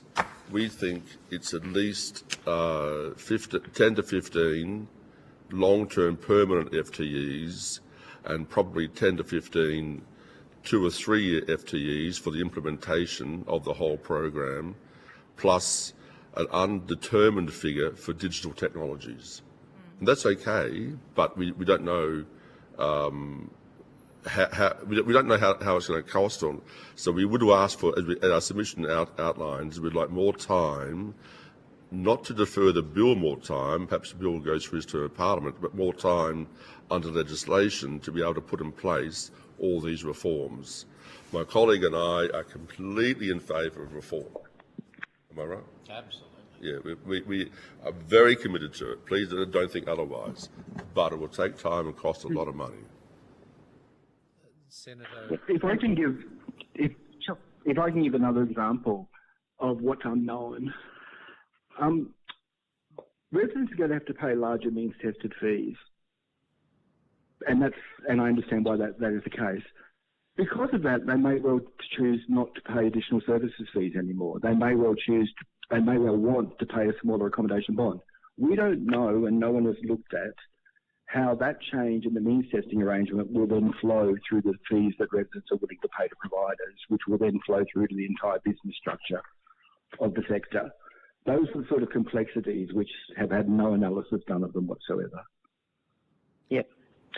Can I just move on to another issue in relation to there is and in the submission that you've provided, Mr. Pryor, you've gone into a lot of detail about issues in relation to penalty and regulation and the like. I just wanted to pick up on a couple of things and ask for a little bit more information.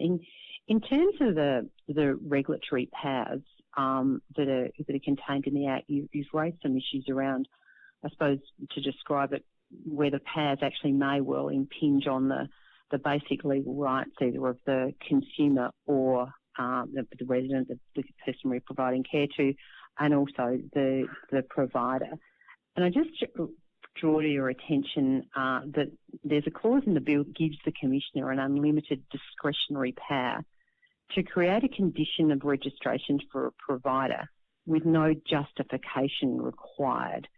I'm sort of interested to understand what that kind of provision might mean in terms of the implications on your ability to have confidence in how you operate your business. Yes. Well, if you look at the global construct of this bill, it's trying to do three things. It's trying to preserve the fiscal relationship the bill has when it's enacted with the federal government's treasury by controlling bed prices and those sorts of things.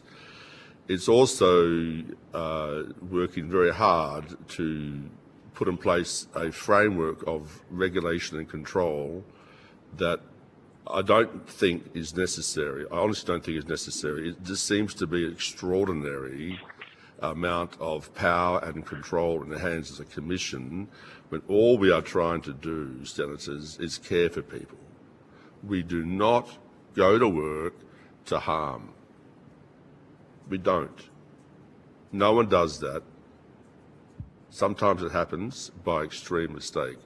So my concern for some time has been that the federal government, ministers, have been bombarded with an avalanche of feedback from people who have never cared for anyone, run a care program, worked for a care program, and want to have in place criminal penalty regimes against employees, managers, directors, and of course non-executive directors. So it just seems to be enormous overreach. Now, we haven't given you, but we're talking to senior counsel about whether the government has the power to give these unspecified unknown unknowns in the future regulatory power to a commission. It just seems to be extraordinary. And yes, we do get some bad apples in care. My colleague and I I'll speak for myself.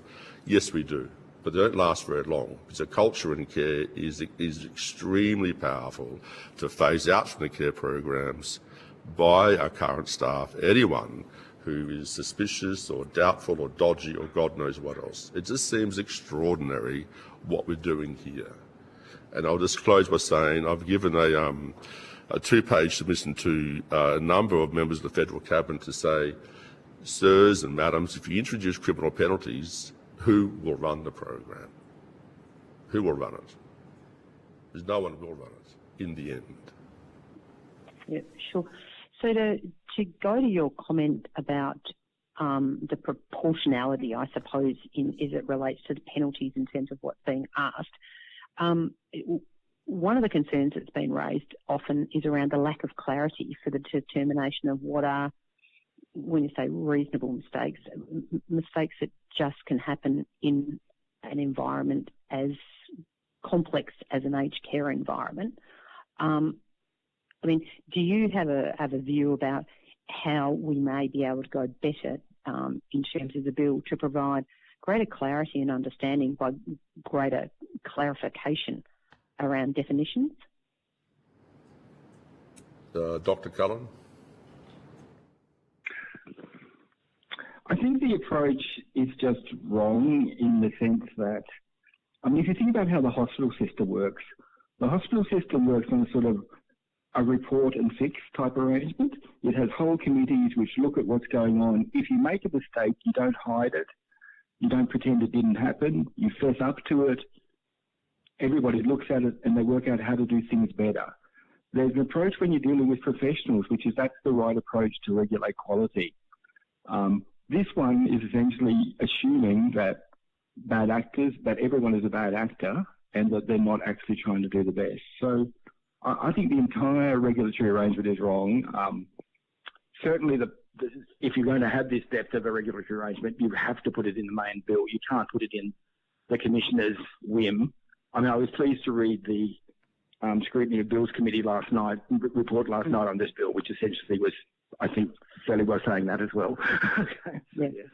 Yes. Yeah, absolutely. Can I just, I mean, one of the points that you make in your submission is in point 68 and 69 on page 11, which really probably goes to the crux of the matter, and that is that that older people cannot have a right to a level of care, and a provider cannot have a duty to provide that level of care if the funding that is available to the provider is not sufficient to allow them to provide that care, and noting, of course, that it's the federal government that provides that care. So I'm interested in your comments around the lack of legislative connection between the quality standards that apply to aged care and the levels of funding, particularly as we have been discussing the issue regarding the disconnect between the Royal Commission's demand-driven system and the right to access care and the current system, which seems like you've got the right to be able to access an assessment, but there's a big void that exists after assessment before the care is provided. And that's why fundamentally on this point, the Royal Commission was clear that the pricing authority should have a determinative power, either an absolute determinative power or a power which required the government to disallow the regulation in Parliament. That's what the Royal Commission tried to do, which would say there will be a link between what quality is demanded and what funding is available. As long as you have government saying this is the quality standard and totally unrelated to that, this is the funding level, we'll just continue to repeat all the problems that the Royal Commission found. Key to the Royal Commission's recommendations was that the pricing authority had to have the power to determine the price based on what quality care was, not the government of the day. Thank you. I'm If you sorry. don't do that, you can't. Sorry to advise we've run out of time, but Senator O'Sullivan has one last question. We are about a few minutes over time already, but Senator O'Sullivan. Okay, well, I certainly didn't want to cut Senator Ruston off, but Are you finished your question, Senator Ruston? I could go all day, Senator.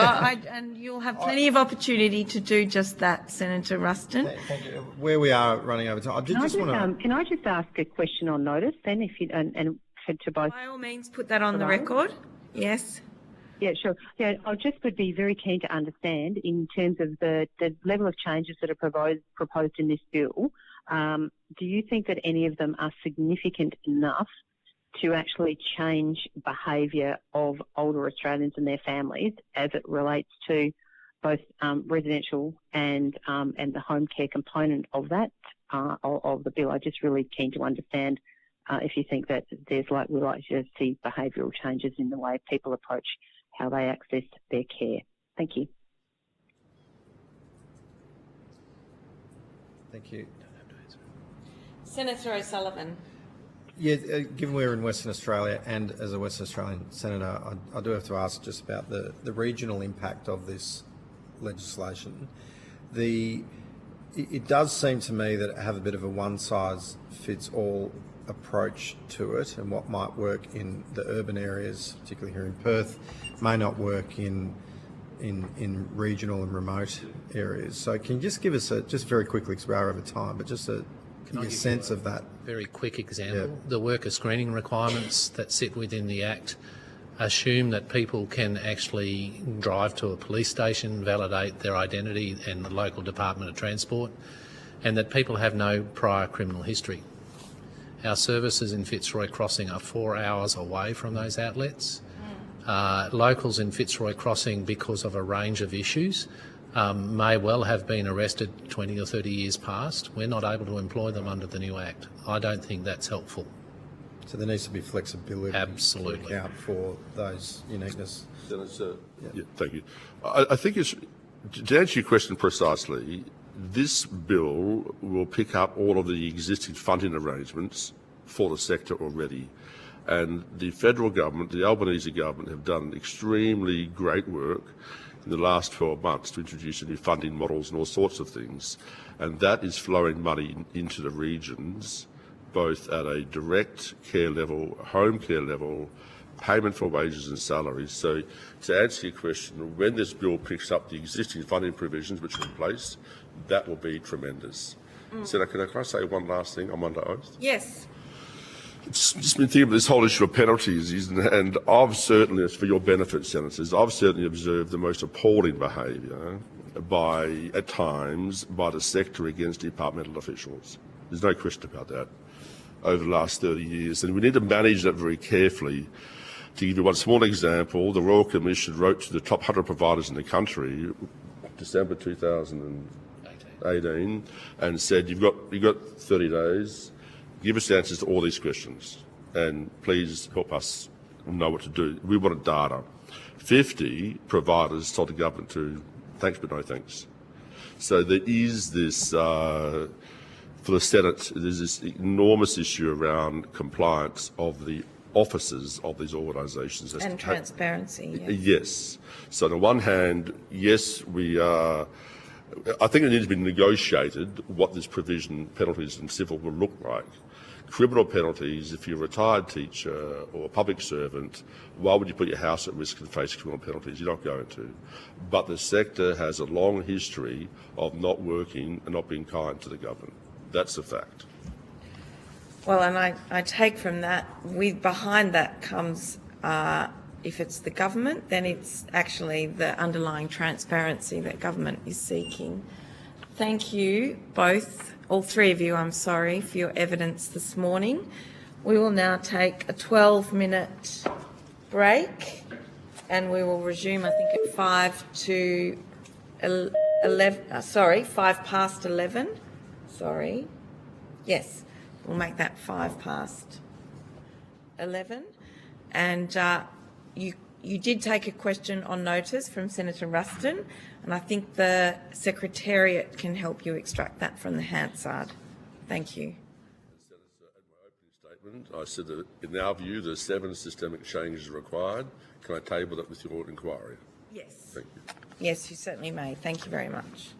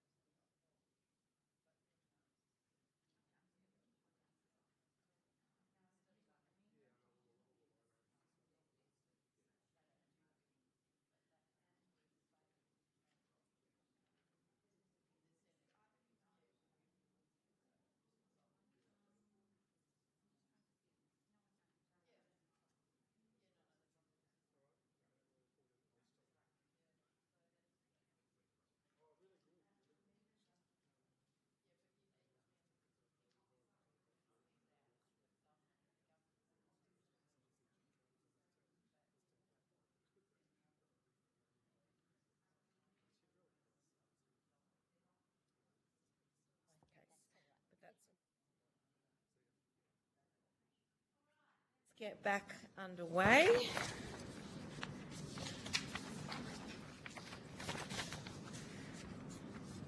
Thanks so much for joining us today. I now welcome Asley Care and Brightwater.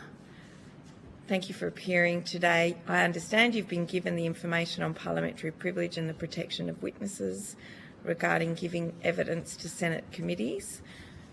So could I ask you please, both for the Hansard record, to state the full name and capacity in which you appear? Dr. Catherine Stoddart, and I'm the CEO of Brightwater Care Group. Thank you, Dr. Stoddart. And Mark Gummer, I'm CEO of Asley Care. Thank you. Dr. Stoddart, if you want to make your opening statement, please. Thank you very much, Chair. So good morning to you all and Senate committee members. Thank you for this opportunity to discuss the Aged Care Bill and the delivery of quality aged care services, which is a topic very close to my heart. As mentioned, I'm Catherine Stoddart, CEO of Brightwater Care Group. I want to begin by acknowledging the traditional owners of the land, the Whadjuk people of the Noongar Nation, and pay my respects to elders past and present. Brightwater is a leading provider of aged care, but also disability and retirement services. Our key priority is ensuring clients receive the highest quality care, guided by the insights and innovation from our dedicated in-house research centre. We have been part of the West Australian community for more than 120 years. We're quite an old aged care provider. We employ almost 2,600 staff and deliver services throughout the metropolitan area. We're not focused on regional Western Australia. Our clients include more than 1,200 people in our residential aged care homes each year, and over 600 people with disability living in the community and our disability homes. We've almost 2,500 seniors receiving home care services and over 200 people living in our retirement village. We are passionate about creating communities for aged care where people connect, belong and thrive through progressive and responsive care. Brightwater is a member of the West Australian Aged Care Collaborative Group, some of whom have spoken today, and we've made a submission to the Senate committee on behalf of that group. Overall, Brightwater is very supportive of the bill. It's a timely and vital intervention to address the growing challenges faced by the aged care sector in advancing person-centred care and support. The fact that it's a rights-based bill is very important, and I strongly support the passage of the bill as an urgent priority for 2025. For Brightwater, this will mean we can move to a sustainable footing and start to look at areas of need in our community to expand, particularly those that are the most vulnerable. There are some areas we think that could be strengthened in the bill to further improve its impact, and these focus on prioritising easier and faster access to home care packages, as well as a recognition of the social activities that can make up clinical supports within the Support at Home program. This is especially important to combat the growing concerns around social isolation and the devastating impact that this can have on people's mental and physical health. The significant effort and timeframes involved in the transition to a new Aged Care Act are substantial, in particular the system and technological changes that will be required, as well as our staff, but I think fundamentally also for the public's education and understanding of what it means for them. We can't miss this opportunity to get it right. Ensuring sufficient financial provisions for the supported residents and adequate incentives for providers to ensure that they have access to good and affordable care is very important. We hope that the recommendations of this inquiry will inform an aged care bill that protects older Australians and appropriately supports providers and workers now and into the future. Above all, we want to see an aged care system where the public has confidence in both the financial sustainability and the model of care for the system. Thank you again very much for the invitation to be here and to spend some time answering your questions. Thank you, Chair, and good morning, everyone, and thank you very much for the opportunity to be here. I'd also like to acknowledge that we're on the lands of the Whadjuk Noongar people and pay respects to elders past and present and to the elders of the people on all the lands of people listening today. Asley Care is a home and community aged care provider based in southeast Metro Perth.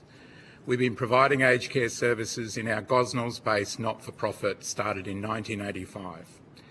Today we have 121 employees delivering services for more than 200 older people with home care packages and more than 1,100 funded under the Commonwealth Home Support Program.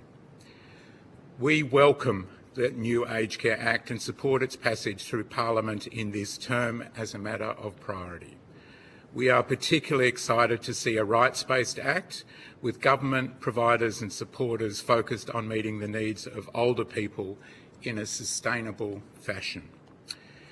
We see 3 areas that could be strengthened to ensure that the changes are implemented in a smooth manner which builds confidence amongst older people and the community. First among these are transition arrangements for the implementation of Support at Home program. We suggest that 6 to 12 months will be required from when all rules, guidelines and specifications are finalised and the start of Support at Home. We are very aware that concerns over fees and charges are among the leading complaints by aged care consumers, so we need sufficient time to get participant contributions right and communicate effectively with each Support at Home participant. While the framework for participant contributions is transparent and relates directly to pension status, it is overly complex to administer and will require integration of IT systems between our client management systems and those of government. Even for a small home care provider like us, these individualised contributions will need to be determined for more than 3,000 services a month from the beginning of Support at Home. To do all this accurately will take time, as will communicating with each of our clients individually on how contributions and other aspects of Support at Home will apply in their individual circumstances. For example, when the improved payment arrangements for the home care packages commenced in September 2021, it took us 6 months and almost $300,000 in ICT costs to implement a new client management system. And that was a far less complex to administer scheme than the Support at Home individualised participant contributions. Secondly, independent health and aged care pricing authorities should do more than just provide advice. It should transparently determine aged care pricing. This ensures pricing is based on evidence rather than politics. Finally, we see whistleblower provisions as an important safeguarding measure included in the Act. The Act suggests that any aged care worker can take a protected disclosure, but we see a risk that a disclosure might fall through the cracks rather than getting to someone who can do something about it straight away. We suggest that the whistleblower provisions in the Act be amended so that registered providers identify specific people who are authorised to receive protected disclosures. Thank you. Thank you very much. Dr. Ruston, you have the call for questions. Sorry. I think you just called me Doc. Thank you. Thank you very much, and thank you very much both for your testimony today. You've outlined a number of things that you think could improve the bill, both of you, and yet in your opening remarks, both of you made the comment that you wanted to see the bill passed. I'm just interested to understand if the requirements or the issues that you believe will make the bill better, stronger, were not able to be accommodated, would you still be supporting the bill as it currently stands? Or, well, I suppose my first question should be, do you believe that you have enough information in the absence of the rules to be in a position to actually understand the implications of these reforms on you and the delivery of the care that you provide to older Australians and also disabled, the people living with disabilities? Do you want to go first? Thank you, Senator. I think the principles that underpin the bill are not contested in any way by us, that we actually feel that being a rights-based bill, etc., is important. In terms of the amount of information that is required and the timeliness of that for us to be able to implement totally from the beginning of July next year, I think that would be overly ambitious.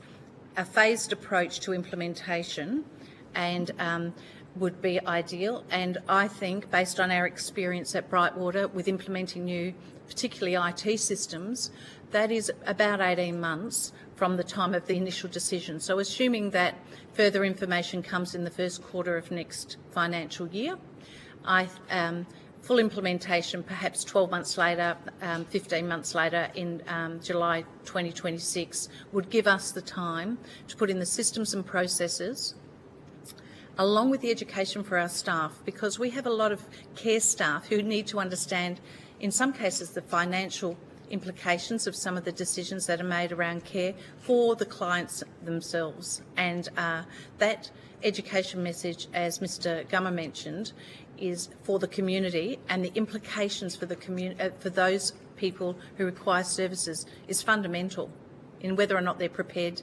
to take on the co-contribution of providing services, receiving services.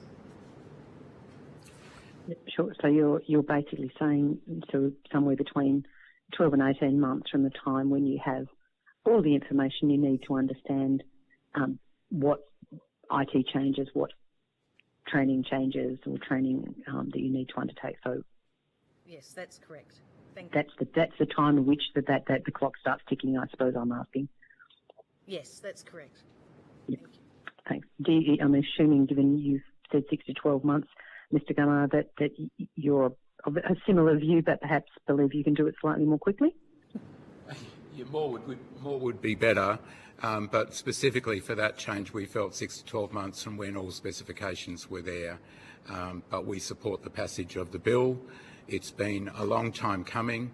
It's reflective of the outcomes of the Royal Commission, and it's reflective, pulls together a lot of the reforms that we've been working on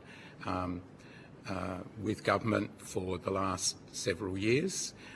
So the thrust of the bill, the principles, the rights-based approach makes sense to us. Yes, we recommended that a drafting change effectively to the whistleblower provisions to narrow that down and make it very clear as a practical matter. But we do see that the transition, particularly to supported home payment arrangements, will take longer than July 2025. Senator Rushton, if I could... So I was just going to add to that for providers where you are making changes to your residential care funding arrangements, so RADs, for example, as well as undertaking home care, and then the implementation of the strengthened standards, I think that's you have multiple services across the whole continuum for aged care being implemented at the same time. So that's why I would suggest that perhaps it's a little longer for those people that are providing both kinds of services. Yep. Okay. So just unpacking the actual issues that you raised, the third one, transition whistleblowers, the third one that you raised, Mr Gummer, was around the role of IHACPA as opposed to just providing advice to the government or to the minister of the day around pricing arrangements, as opposed to actually being a determining body. I'm just interested to understand, how do you believe that is imperative to have change before you implement the legislation, or do you think it's something that it would be nice to have? I think the bill could be passed without that, and it's different legislation I think that IHACPA falls under, but it would be very desirable to go beyond an advisory role and go to a determinative role.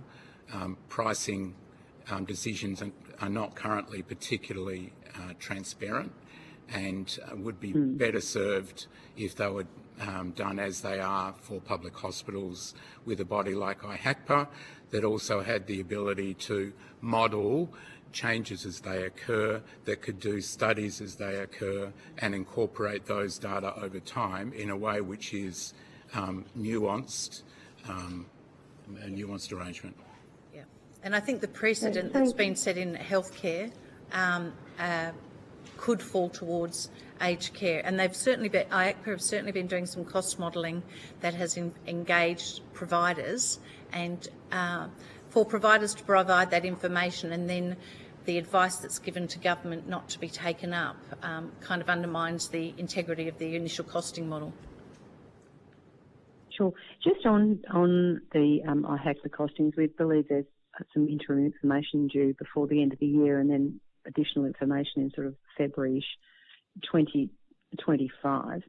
What degree of confidence do you have as we're sitting here today that the provision of supported home, as it will be in the future, that it will be a financially sustainable model, or do you still rely on waiting to hear what the IHACPA determinations are in February? We wait to hear what the IHACPA determinations are, to be straightforward. We're looking to model that also in the context of the increased regulatory environment. So we're just waiting for the data to look at that, so that we're clear that we can provide the services and that the sector can provide the number of services we've already been providing, and preferably more. And we would be the same. Go on, sorry. Sorry, I was just confirming that we're the same process. We make some assessments of what we think IHACPA are likely to do, but in fact, as I think other witnesses have said, we've had to recast our funding in the residential aged care environment based on what comes out of IHACPA, and it's likely to be the same for support at home. Sure. In terms of the consultation so far in relation to the development of the new supported home program, interested whether you had any involvement or any consultation or engagement with the department in relation to the determination around the services lists that we saw a few weeks ago? So we've had consultations on these matters over 2 or 3 years, specifically an opportunity to consult on what the final list was, no, and there were various versions of how that would come together and categories and so on that we saw over time and that we had the opportunity to consult on. We also share that some of the divisions, the categories that have been established, for example, what's in clinical in relation to some of the support services. We have some concerns over personal care and the likelihood that some older Australians will choose not to have showering services or medication supports that they may need as a result of cost. We have had consultations on previous versions that didn't look a lot like the final one. And sorry, Senator, from our experience, it's been very similar, and we share the concern that often in the personal care environment of people having showering, medication support, that is in fact the canary in the mine about people having either deteriorating health or needing more supports and ending up in the hospital system, not being able to return to their home. So there's a fine balance there over time that we probably need to have constant review to make sure that we're not effectively pushing people into other systems because they've not got adequate supports. And that's particularly important for people who are self-funded retirees or part-funded, where they may choose effectively, as an example, to have 2 showers a week supported rather than 3 and not be seen by anybody during that time.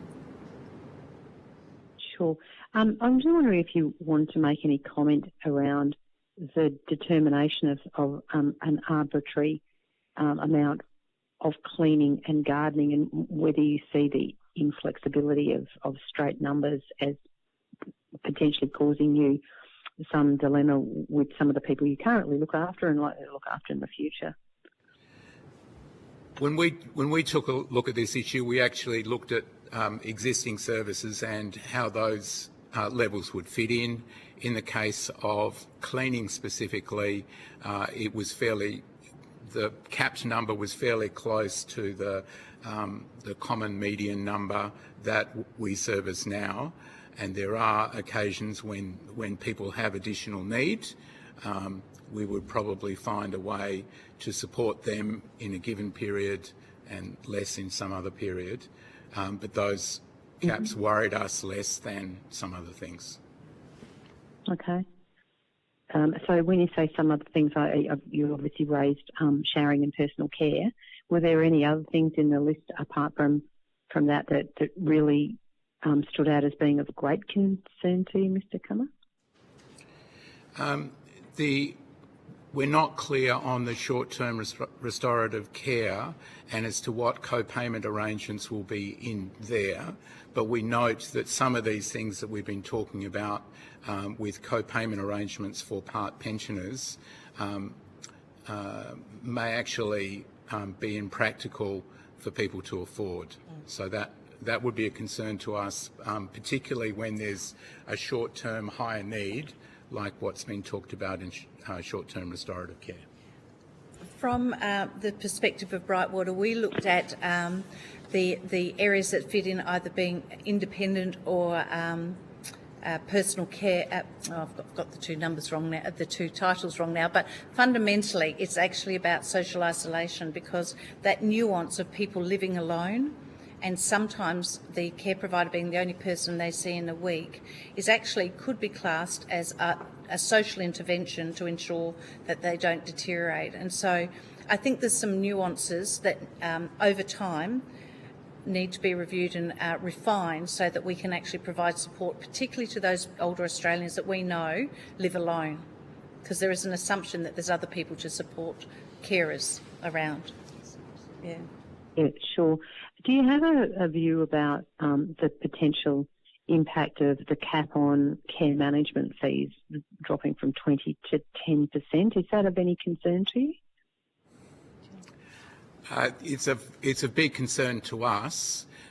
Currently, care management fees are 25 can be 15 to 25% of this. 15 to 20% of subsidy, and package management 10 to 15% of subsidy, and that's going down to a cap at 10%. So it depends on what the pricing is in IHACPA. Going back to your earlier question, it really does depend on what those prices are and the extent to which they're reflective of the administrative burden associated with our service. Sure. Dr. Soda? From our perspective, the 10% is lower than our current arrangement, which it sits around approximately 16%. But more importantly than that, I think it is will have a more significant effect on smaller providers, where they don't necessarily get the economies of scale. And then on top of that, you've got a lot of regulatory and compliance arrangements that will need to be reported as well as part of that. So I think it's quite lean. Sure. What do you see the impact on the older Australians that you provide care to of that cap? I mean, I take your point, Mr. Gummer, about the depending on IHACPA, but I mean, all IHACPA can do is to cost administration, management, and the like into the price of a service. They can't. They're not going to price a service fee. So do you have a view about what kind of impact this change potentially has on your ability to be able to continue to provide the same level of management service to the older Australians that you care for? We may need to have a look at the number of care managers per client, the hours that we can provide, and the minimum for that will be the funding is appropriate to the 10%. So it may be that there is a higher ratio across the sector of clients to a single care manager. Mm-hmm. Can I then go back to Dr. Stoddart, the third thing that you raised in your, two extra things that you raised in your issues that you thought would be beneficial to improving the bill. One, you referred to the prioritisation of access. And I'm just keen to unpack that a little bit with you. Are you referring to the right to access care as opposed to the right to access an assessment for a care need. What exactly do you mean by prioritisation of access? So fundamentally it's both. I mean, the right, if it's a rights-based act, the right to have an assessment has a flow-on effect, as we know, to the right to access the care. And fundamentally, the current system and the system that's proposed has a feeling of rationing. And so that risk means that we will, like most providers, demand will outstrip supply. So I think for Brightwater and more broadly, that it's access to the care ultimately. So how do you, I mean, so is the current system sufficiently acceptable to Brightwater for it to go ahead as it is, or would you see that the right to access the care that you've been assessed as needing is so it would take primacy over everything else? I think it's so dependent on access to, for example, a workforce. Assuming that there is available spots in the support at home, the new support at home model, there is a risk, I think, for some providers that you start to identify which services, categories provide the most financially beneficial mechanism, and so there needs to be some thought around to ensure there's no perverse incentives around providing care to the most vulnerable, and that will take some time because, frankly, we don't have the rules to determine what that looks like at this stage. Yeah, sure. And the other issue that you raised was the importance of providing, I think you referred to it as lifestyle or in care minutes.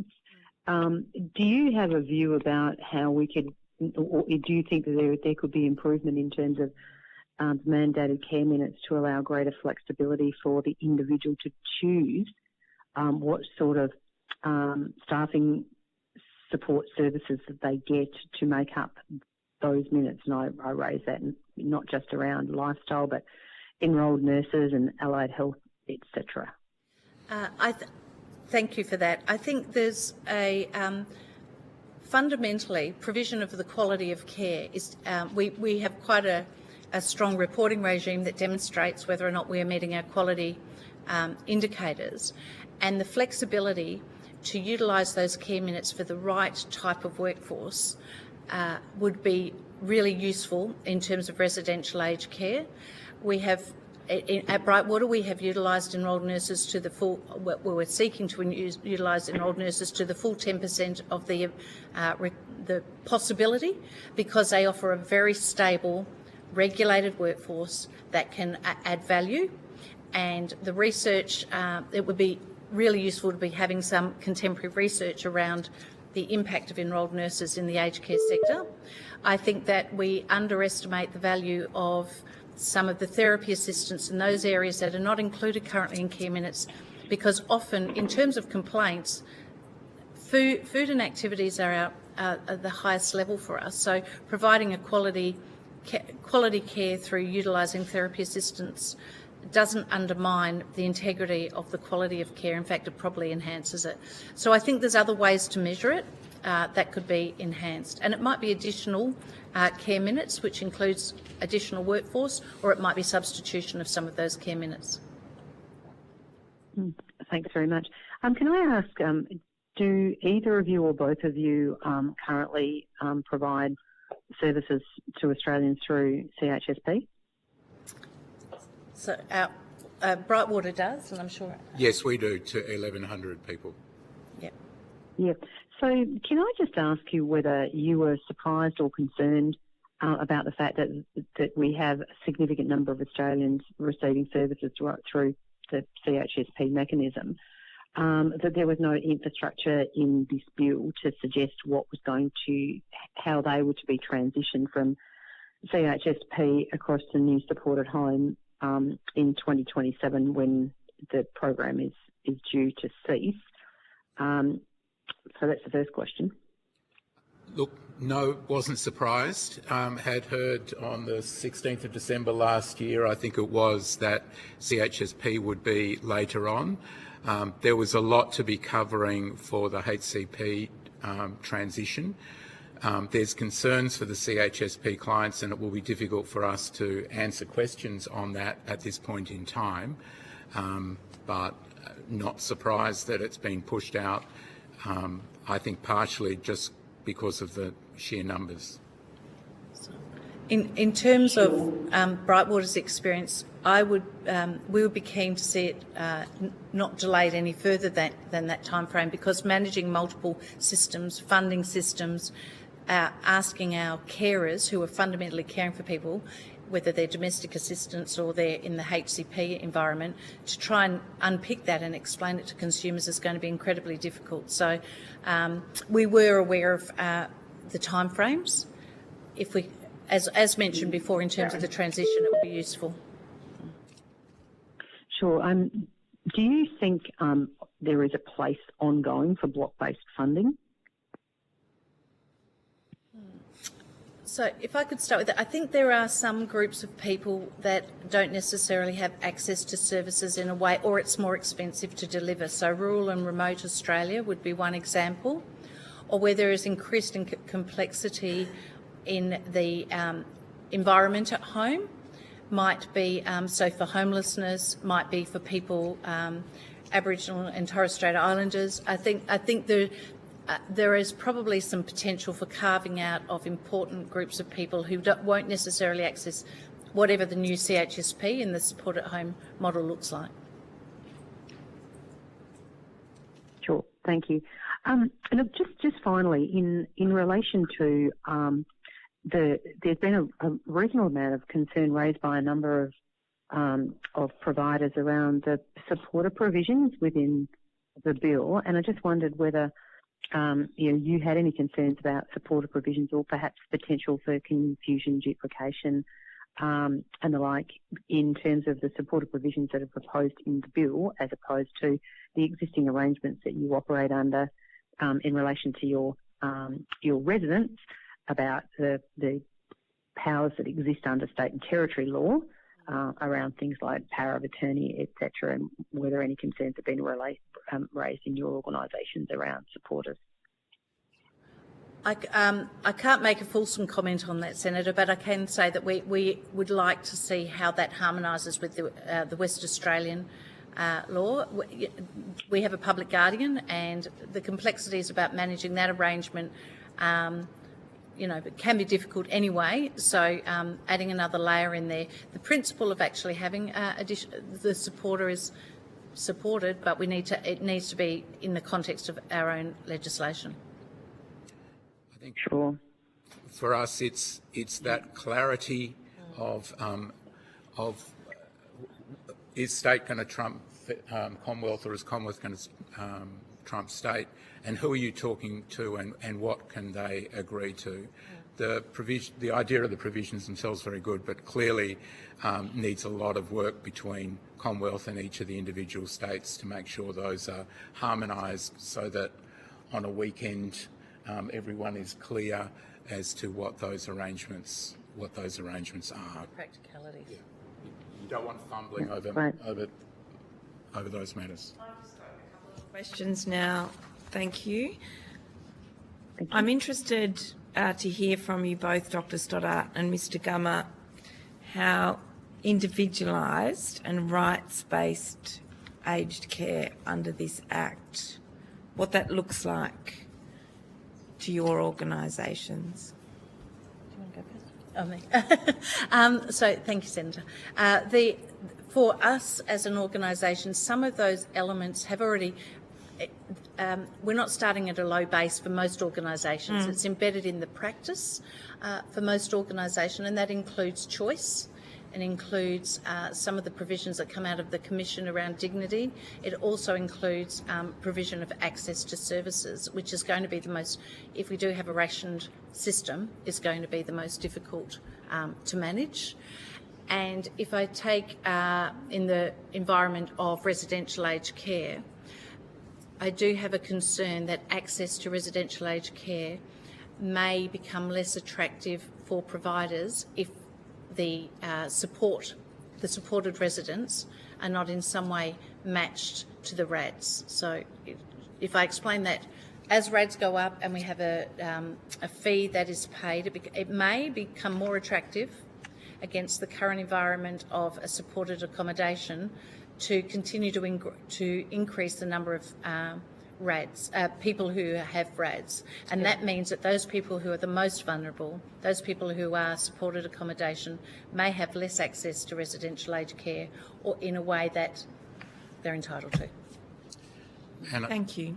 And I think rights-based care has a care and an individualised approach has been in our DNA and much of the sector for a long time. We're a local provider, so there's that. You will actually see clients and families down the shops, and there's something honest about that. Absolutely. Same for politicians. Yeah. But the specifying of those rights, I think, is very good.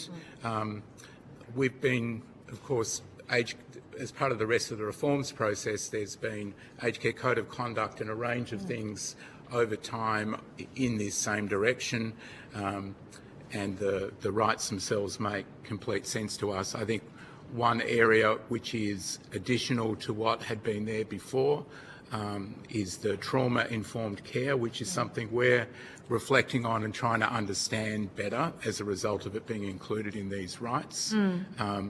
So that will be built in more to our approach. So that's, for example, a positive new element. But much of the rest of it has been part of how we've sought to operate. And can I ask, in the context of trauma-informed care, clearly that might be part of someone's whole life experience, or it might even be as a result of an incident within aged care itself. Could you, it's certainly come to me when constituents have had significant issues arise within an aged care context and how complaints are responded to and how trauma has been caused in that environment. Is that something you could both comment on? I'll talk to the residential care environment if that's helpful. We have been moving towards utilising a trauma-informed care model as part of our overall way that we care for our clients. In the complaints process, we do work on an open disclosure process, which is not dissimilar to health, and there's a lot of learnings from health around how to do that. I would say the education and training that is required for our staff to rapidly respond to complaints and ensure that incidents. Or incidents, of course, yeah, both of those, so that they don't get escalated unless it's required and people feel that they've had immediate response to their concerns is something that we work on constantly, and it's in terms of a training model, it's part of our education, how to respond to complaints. But that doesn't mean that everyone gets it right every time, of course. And I think within our environment, I can think of one or two serious incidents that have been reported, and we've dealt for quite some time with that client and their ecosystem. I can think of one in particular, which called to mind trauma from the past that we've worked with that client on. It's informed our approach to rectifying the situation for that client. In this particular case, the client was the cause of the incident, if you like, but the broader context of the trauma, it was both clients that we needed to work with, and particularly the one who was the cause. So these are important considerations. Thank you, that's helpful for me. Senator Ruston, do you have any further questions? No, I'm good. Thank you very much. I want to thank you both for your evidence today. We're very grateful for your participation in today's Perth hearing. Thank you very much. Thank you.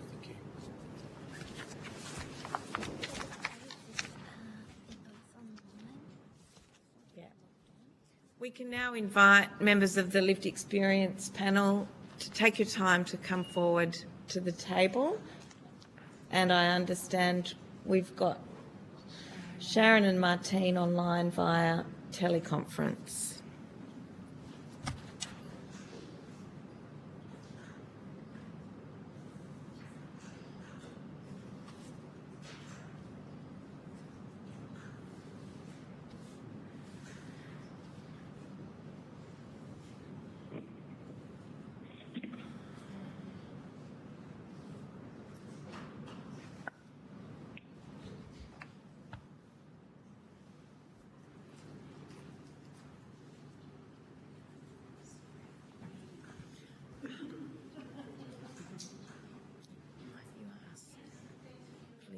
He's doing it. It's all right. He's changing the...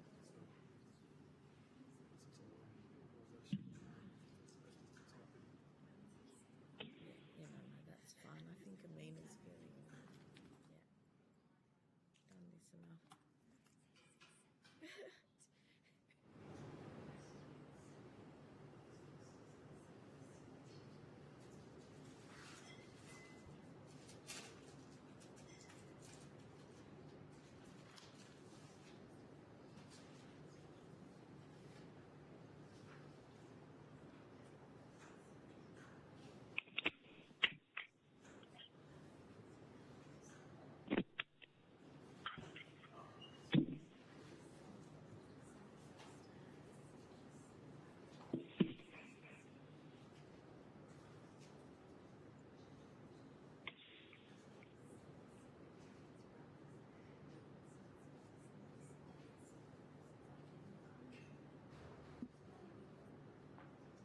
Senator Ruston, I just want to check you're online.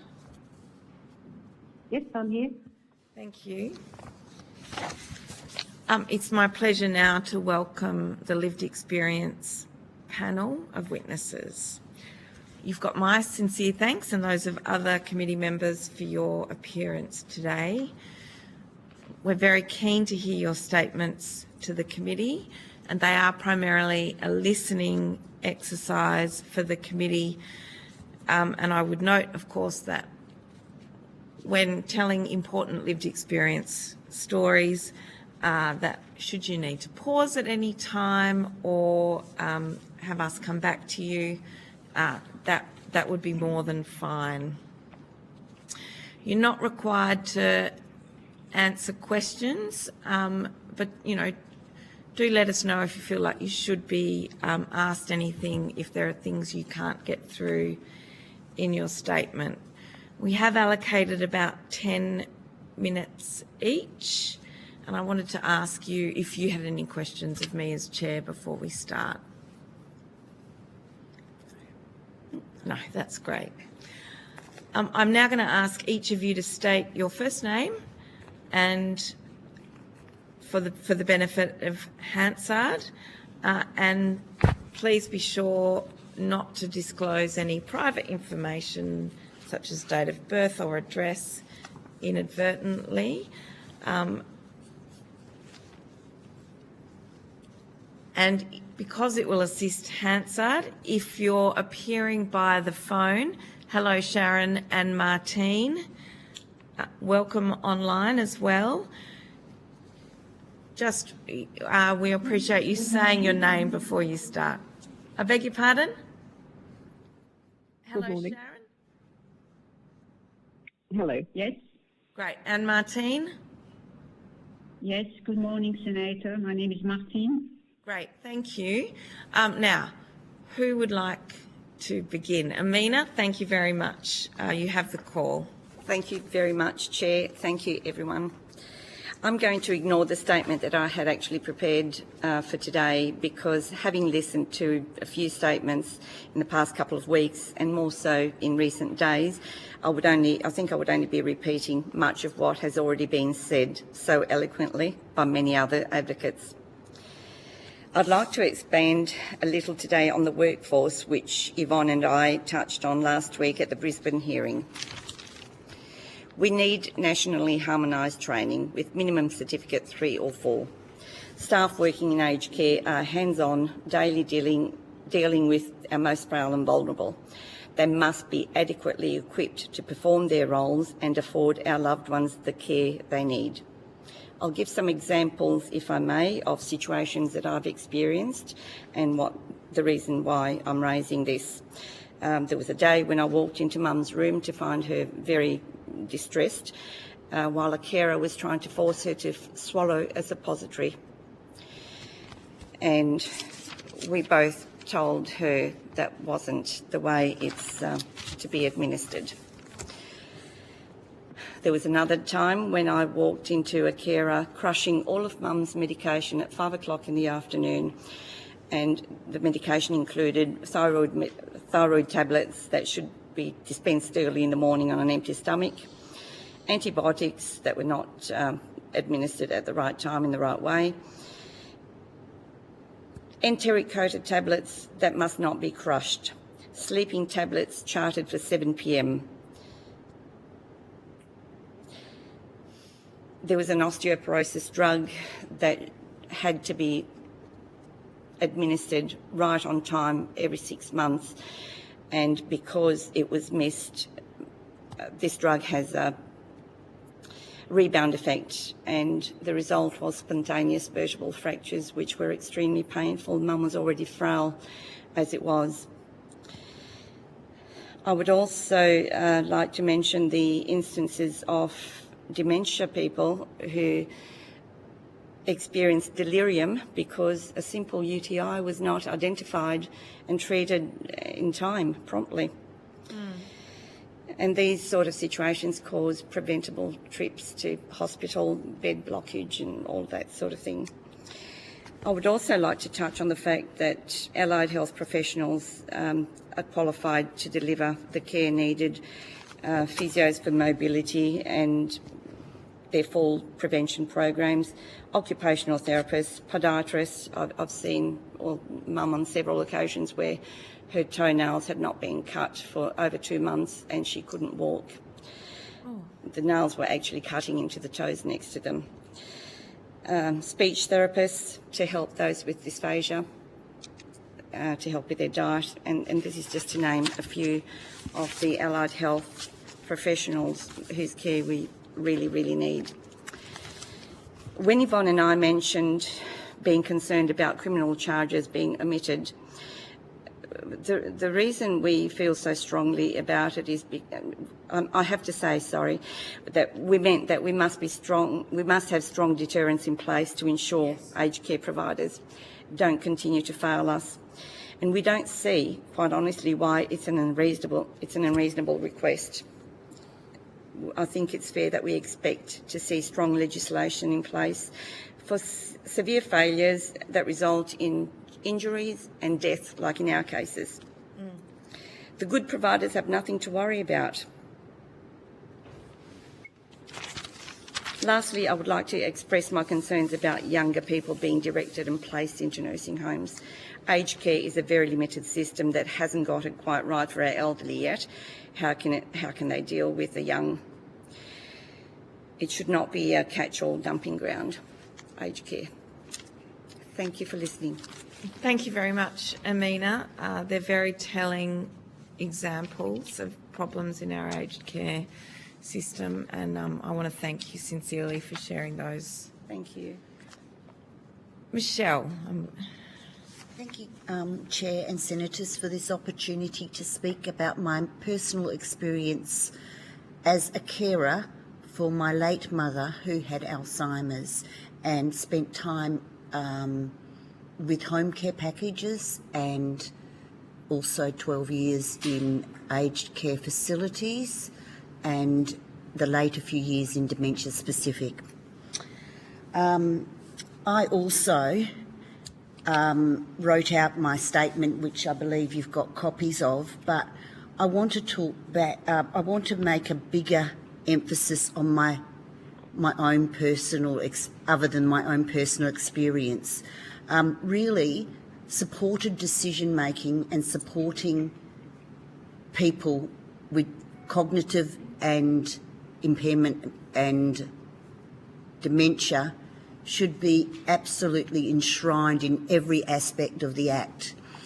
From the very start, when Mum was diagnosed with Alzheimer's, her voice was not heard.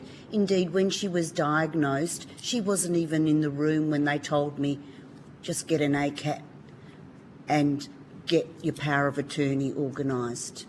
There was no support for us at this traumatic time, and back in those days, 15 years ago, the stigma was so big, I was in shock because Mum had largely kept it from me. Yes. And very cleverly, I might add. And yes, there was no support there, and I went about, and in the end it took me 3 goes to get the right power of attorney, which was traumatic for Mum, who didn't want to sign it because she didn't know what was going on. And one of the reasons was because my sister, who I was joint power of attorney with, moved to another state. So it's imperative that those laws, with the transition people make for their careers today, are actually harmonised across Australia. But yeah, from pre-diagnosis through the shock of having falls and ambulance trips, long waiting at ramps. I wasn't even there to ensure that Mum's voice was heard. I wasn't allowed through in those times of crisis.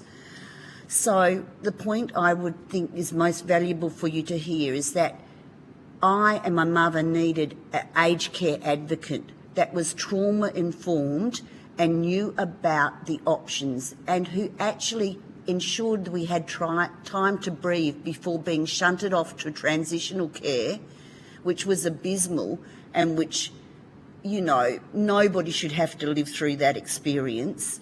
And all the time Mum asking me, could she come and live with me?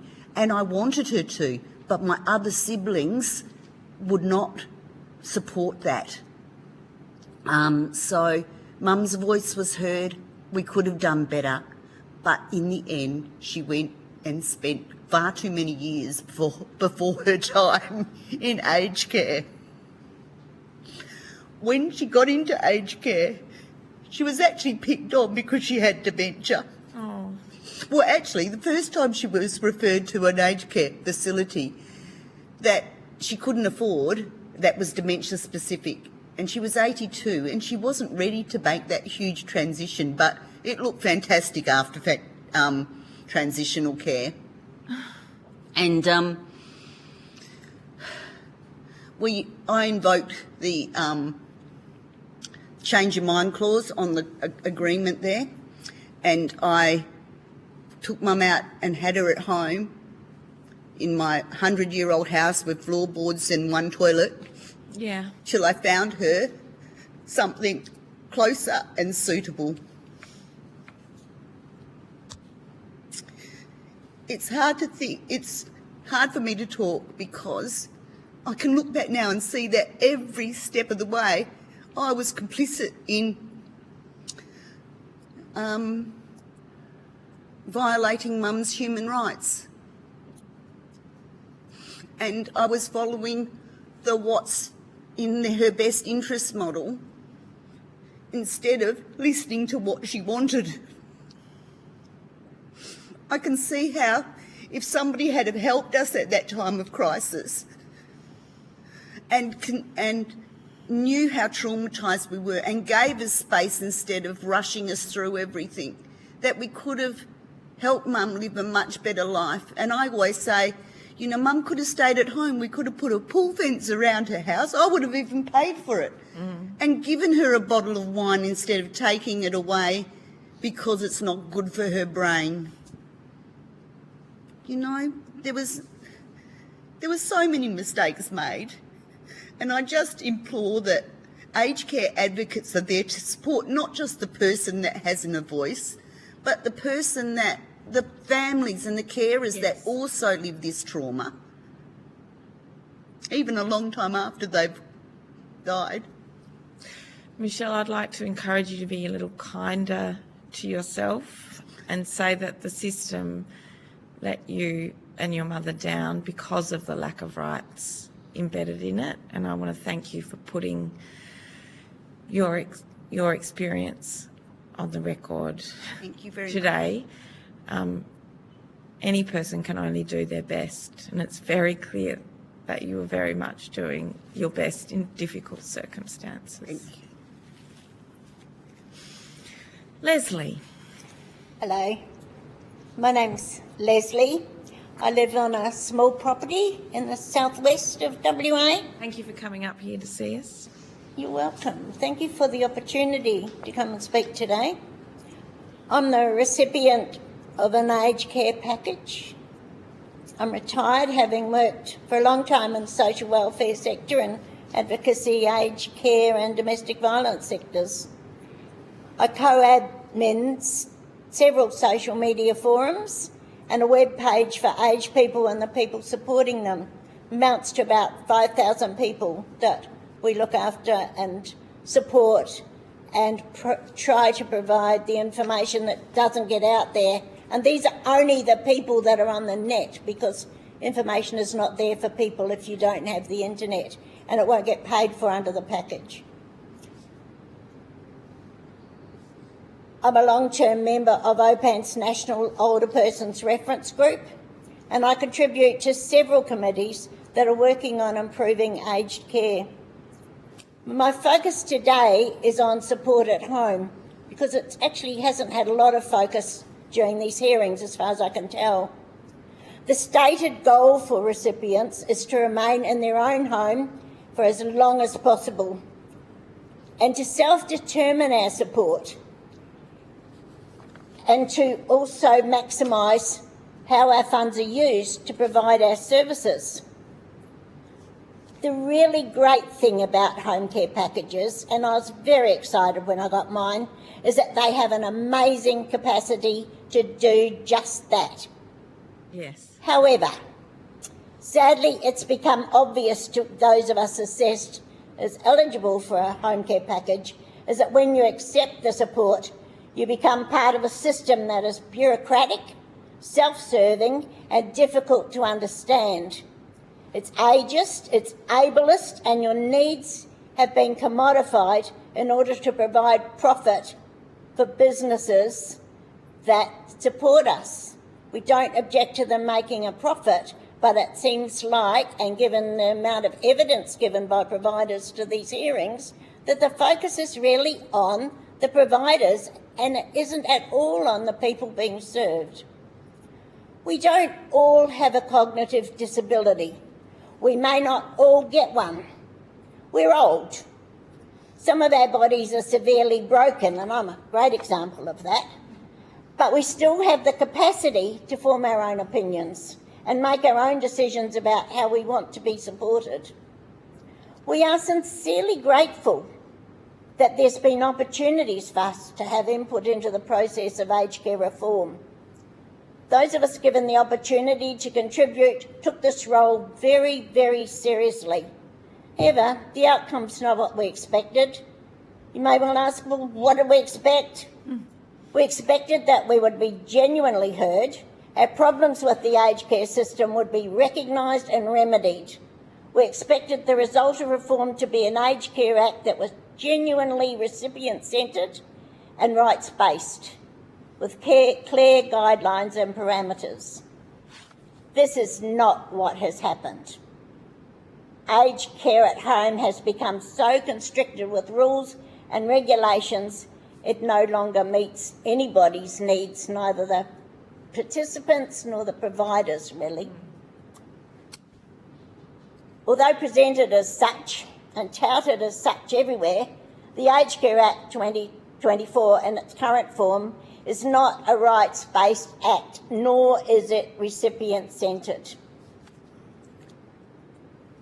The primary concerns of most home care participants is that cleaning and gardening have been cut to 52 hours a year for cleaning and 18 hours a year for gardening. This imposition is totally unrealistic and impractical. There can be no caps on these services, as they're very important to those of us trying to stay in our own home. I don't know anyone who does at least an hour a day cleaning, let alone 2 hours a fortnight, which would be what it would amount to.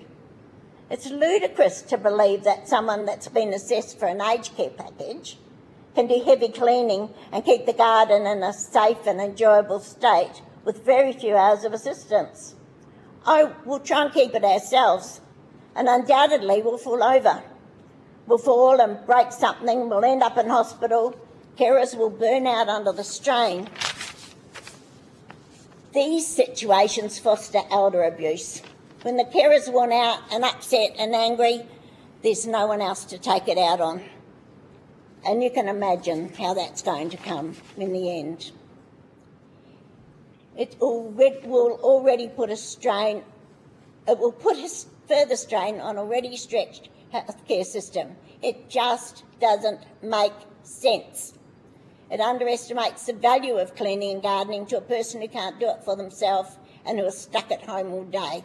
We will be sitting with our dishes for a fortnight in the sink because you can't have an hour a week. And I use crutches at home, so if something's spilt on the floor, I'm going to slip and fall. I can sort of sweep myself, and I vacuumed the other day and I nearly fell over, and I thought, this just isn't going to work. We're on pensions. We don't have the money to pay for outside help, and we're going to have to pay for the privilege of having 2 hours a fortnight. And what's $5 or $10 to somebody working is a fortune to somebody on a pension. It may mean they go without a meal. It may mean they get into debt because they can't pay their provider, and the providers are having to chase people up for money. So it's not working for anybody. So whoever thought that plan up needs a kick up the bum. We should be given a finite amount of dollars. We think that's fair enough on assessment, and have the autonomy to use them to meet our identified needs within well-defined guidelines and a mutually constructed care plan. And I don't think that's unrealistic. Co-payments. Full pensioners do not have sufficient income to make co-payments. We just won't be able to utilise the services. We will go without. The bureaucrats who came up with that idea need a reality check. I don't know how they live, but, you know, maybe a cup of coffee means nothing to them. It's a fortune if we go out and we buy a cup of coffee, sort of look through your purse and think, can I afford it? So we need people to stop and have some empathy for those of us that are living on a small amount of money. The wealthy can choose whether they pay or not. They might choose to pay because it's a pretty good result. You maybe pay 50% of your support and the other 50% is covered by the government. Or you might think, I can't be bothered with all the bureaucracy, I'm not going to bother with it, I'll get some people around me that'll work for me for a fair pay and I can organise it myself. I live in a rural area where services are thin on the ground and I self-manage, and that works really well for me because I can choose people that I enjoy coming to my home, I can choose who comes to my home, and I can choose when they come and what they do for me. And it makes a big difference. So self-management, I don't think it's threatened by the Act, but it certainly needs to be encouraged. Now to the removal of criminal and civil penalties. The denial of our human right to full criminal and civil penalties is particularly concerning. It reflects how aged people are viewed by our government as lesser beings of society, undeserving of the same human rights to full recourse under the law as the rest of society. When recipients of aged care, as you've just heard, are very subject to abuse and neglect. Criminal and civil penalties must go back into the bill. It's a very insidious step to remove the rights of one group of people. It takes the rights of all Australians. What's the next right that gets removed? It's just not okay. It's just not a democratic way of ruling the country. Do you want to govern in a country that starts taking civil rights away from people? It's clear that there are many aspects of the Act that are concerning, and I could be here all day. But most importantly, there's a need for the Act to provide a genuine commitment to developing and understanding the support needs of participants. The Act in its current form does not meet this basic requirement. The Act is ageist and that it's dismissive of any genuine consideration of the rights of people in receipt of aged care. And although it's presented as focusing on participants' rights and support needs, it does not adequately meet the standard of care Australia expects for its elders. I have grave concern that aged people are not recognised by the government as valued members of society and therefore is considered as not entitled to full human rights and a high level of service provision. Has the moral compass of our government changed from a government that valued all of its constituents to one that has a primary focus on the corporate sector? Support at home cannot start until at least 2026. The Act is not fit for purpose, neither for participants nor providers. The providers will struggle to get their IT up and running. It's already a bit of a mess. We wait a long time often to get accounts paid. We lose workers because they can't pay them on time. We need you to sit with us and learn a lot more about what it's like at the coalface. Sorry, I've probably got notes here I don't need. This version of the Act before the Senators has even more cause for concern.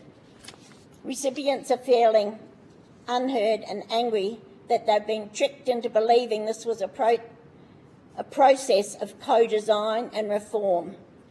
The bill makes claims that it's rights-based when there's no way for recipients to enforce those rights.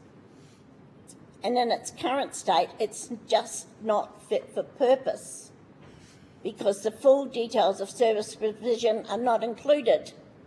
I liken it to putting an aeroplane up in the air without all the components it needs to carry the passengers safely, then trying to add the missing parts to a dysfunctional craft while it's still up there. No pilot would agree to fly it in that state. I trust the Senators will request more time for amendments before passing the Aged Care Act 2024 as legislation. There's lots more I could say, but we'll leave it at that. Thank you. Thank you, Leslie, and thank you very much for your robust advocacy. That it's a privilege to listen to that today. I did just want to clarify, civil penalties are still in the bill, while yes, you know, we've had it the insistence, I think, of aged care providers that they will exit providing services if they were retained, and we are continuing to work through those issues. But yes, it's been a real privilege to hear people talk about the importance of those rights and how we're going to go about upholding them. So I really wanted to respond to that as we continue to work through the issues. Now, Sharon, I'm turning to you now. Can you hear me? I'd like to thank you for giving me the chance to talk to the inquiry about the aged care bill, to make some comments, if I could. The first concern I have is to do with the grandfathering arrangements. I think it's very important that people participating in the aged care system have a chance to organise their finances, particularly with the new funding co-contributions. And because there's been change in the explanations of grandfathering arrangements and no worse off since the original media released their case studies in September, and then since the explanatory memorandum amended those and gave the detail that there'd be carve-outs depending upon what you paid fees, my suggestion would be that the grandfathering arrangements, no worse off arrangements, be further amended to give fairness and transparency to participants, to give them a chance to understand when these things are coming into effect. So my suggestion would be that the no worse off grandfathering arrangements be first put in the bill. Secondly, that they cover the new aged care funding co-contributions to not apply as at the date of the commencement of the bill, or 1 July 2025, which is fairly standard. Secondly, that they include everyone on home care packages, the national priority list, as well as Commonwealth Home Support Program participants, as at the time of the commencement of the bill. And the reason for that is that you're putting Commonwealth Home Support Program people into the supported home, so it should be there now.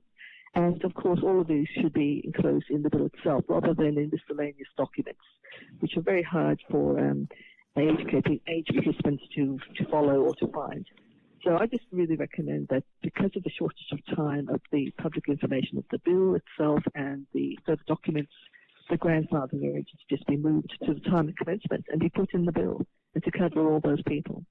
And that, I think, would just allow people to plan their funds as better, give them a better perspective of what's happening, and rather than arbitrary cut-off points. Second thing I'd like to talk about is the supporter provisions. It's very concerning. The bill has good intentions, and the bill and the explanatory memorandum set them out, but they talk about two types of supporters in basically clause 27. 27.1 is very sensible. It talks about the supporter acting on behalf of an individual to request, receive information, communicate. That's very, very important and should be kept. The second point is a rather hybrid entity called a decision-making supporter in subsection 2. But that's rather concerning, and there's been some issues to do with it that have been set out in, for example, submission 5, the Queensland Public Advocate's position, and the submission to do from the Palliative Care organisation.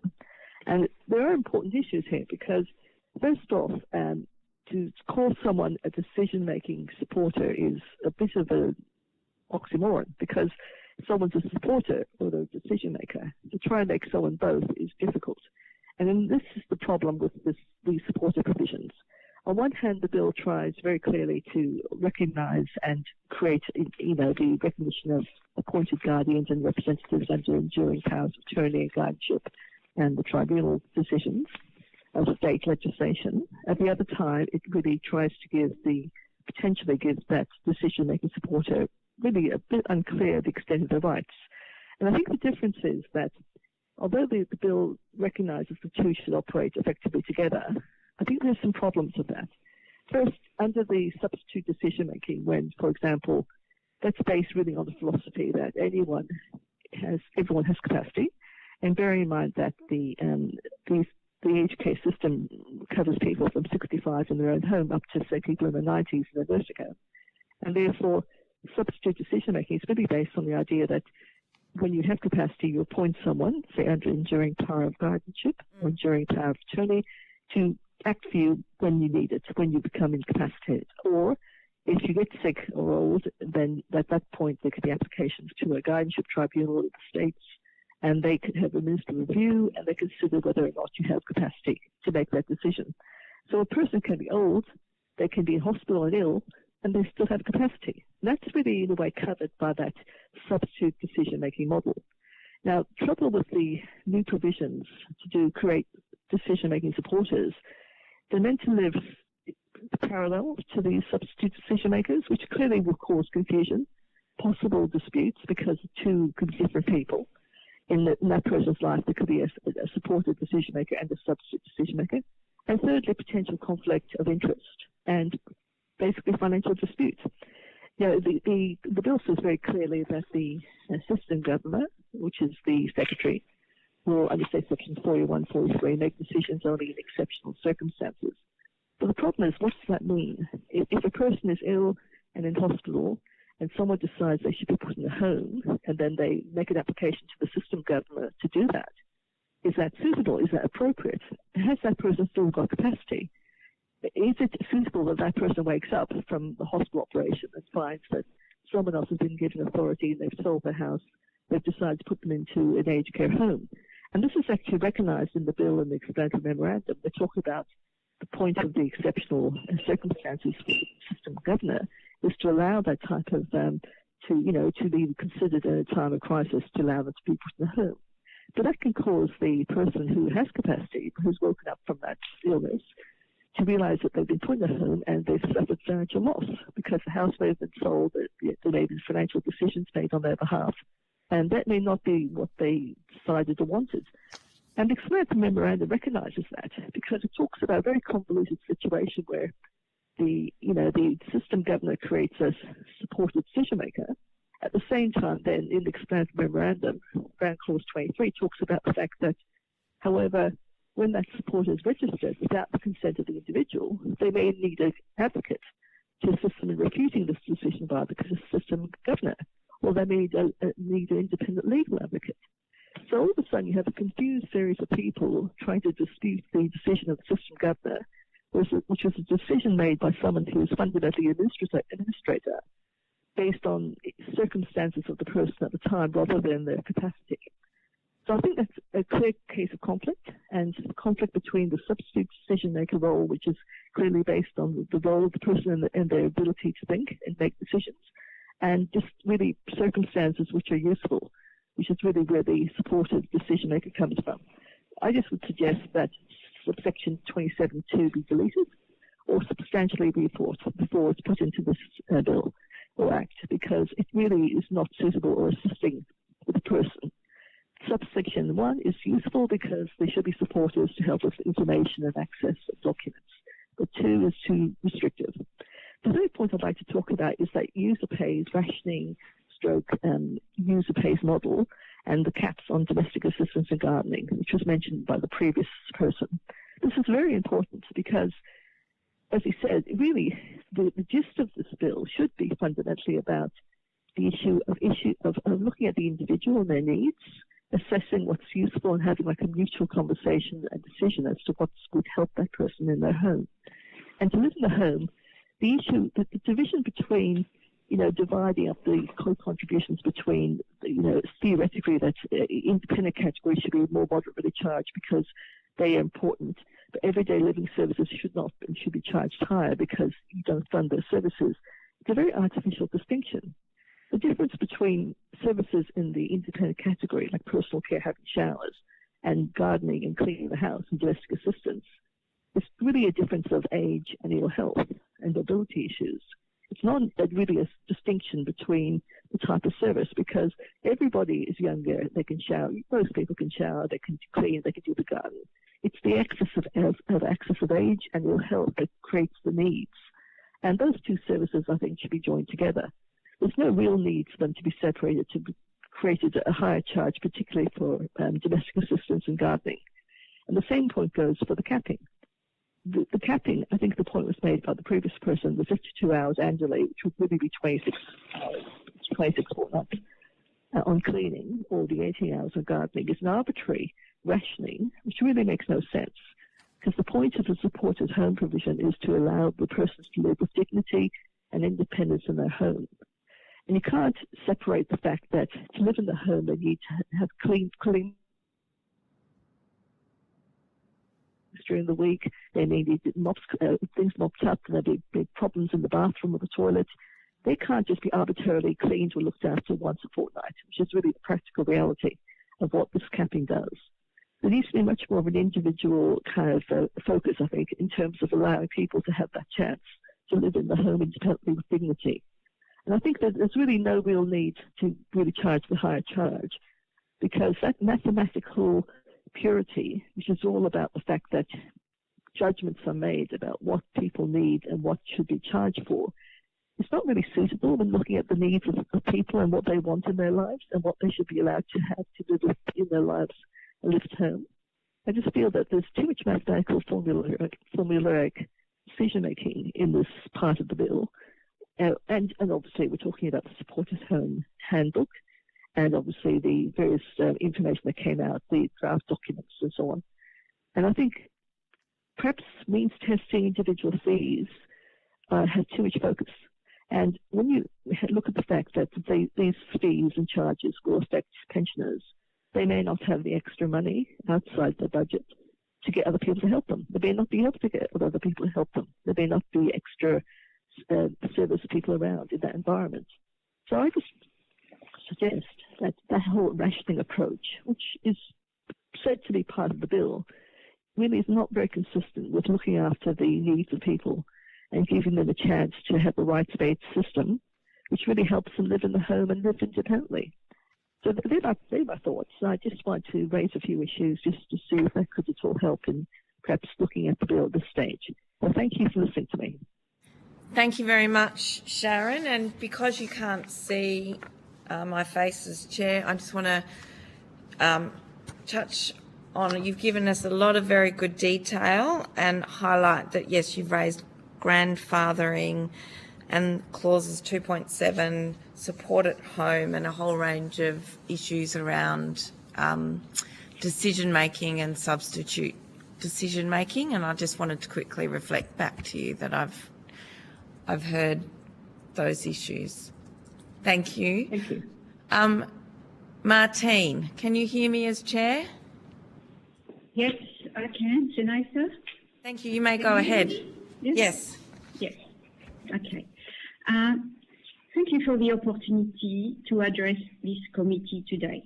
My statement is about the new Support at Home program. I have been caring for my elderly husband since 2017 at home. He has been the recipient of a level 3 home care package since October 2023. The current value of a home care package level 3 is around $40,000 per annum. This budget is made available from the Commonwealth each month. Any unspent funds accrue from month to month without limit.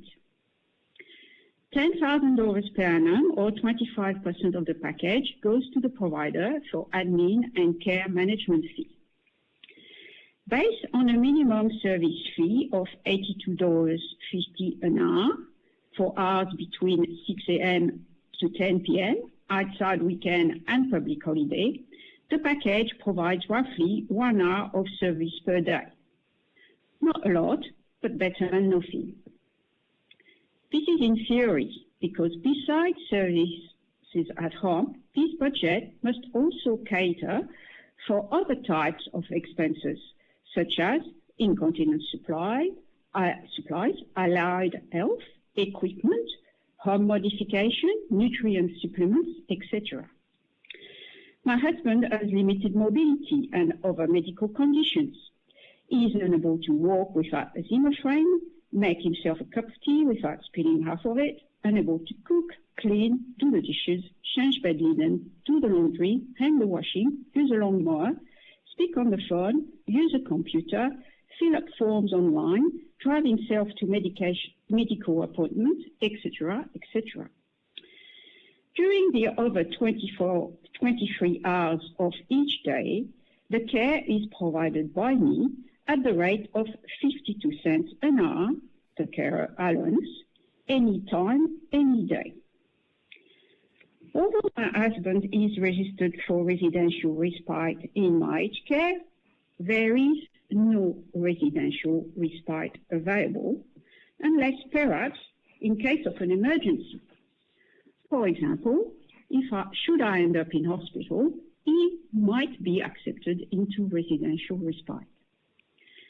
The practical solution to ensure the continuity of care when I am not available is to increase the number of hours of service from the provider.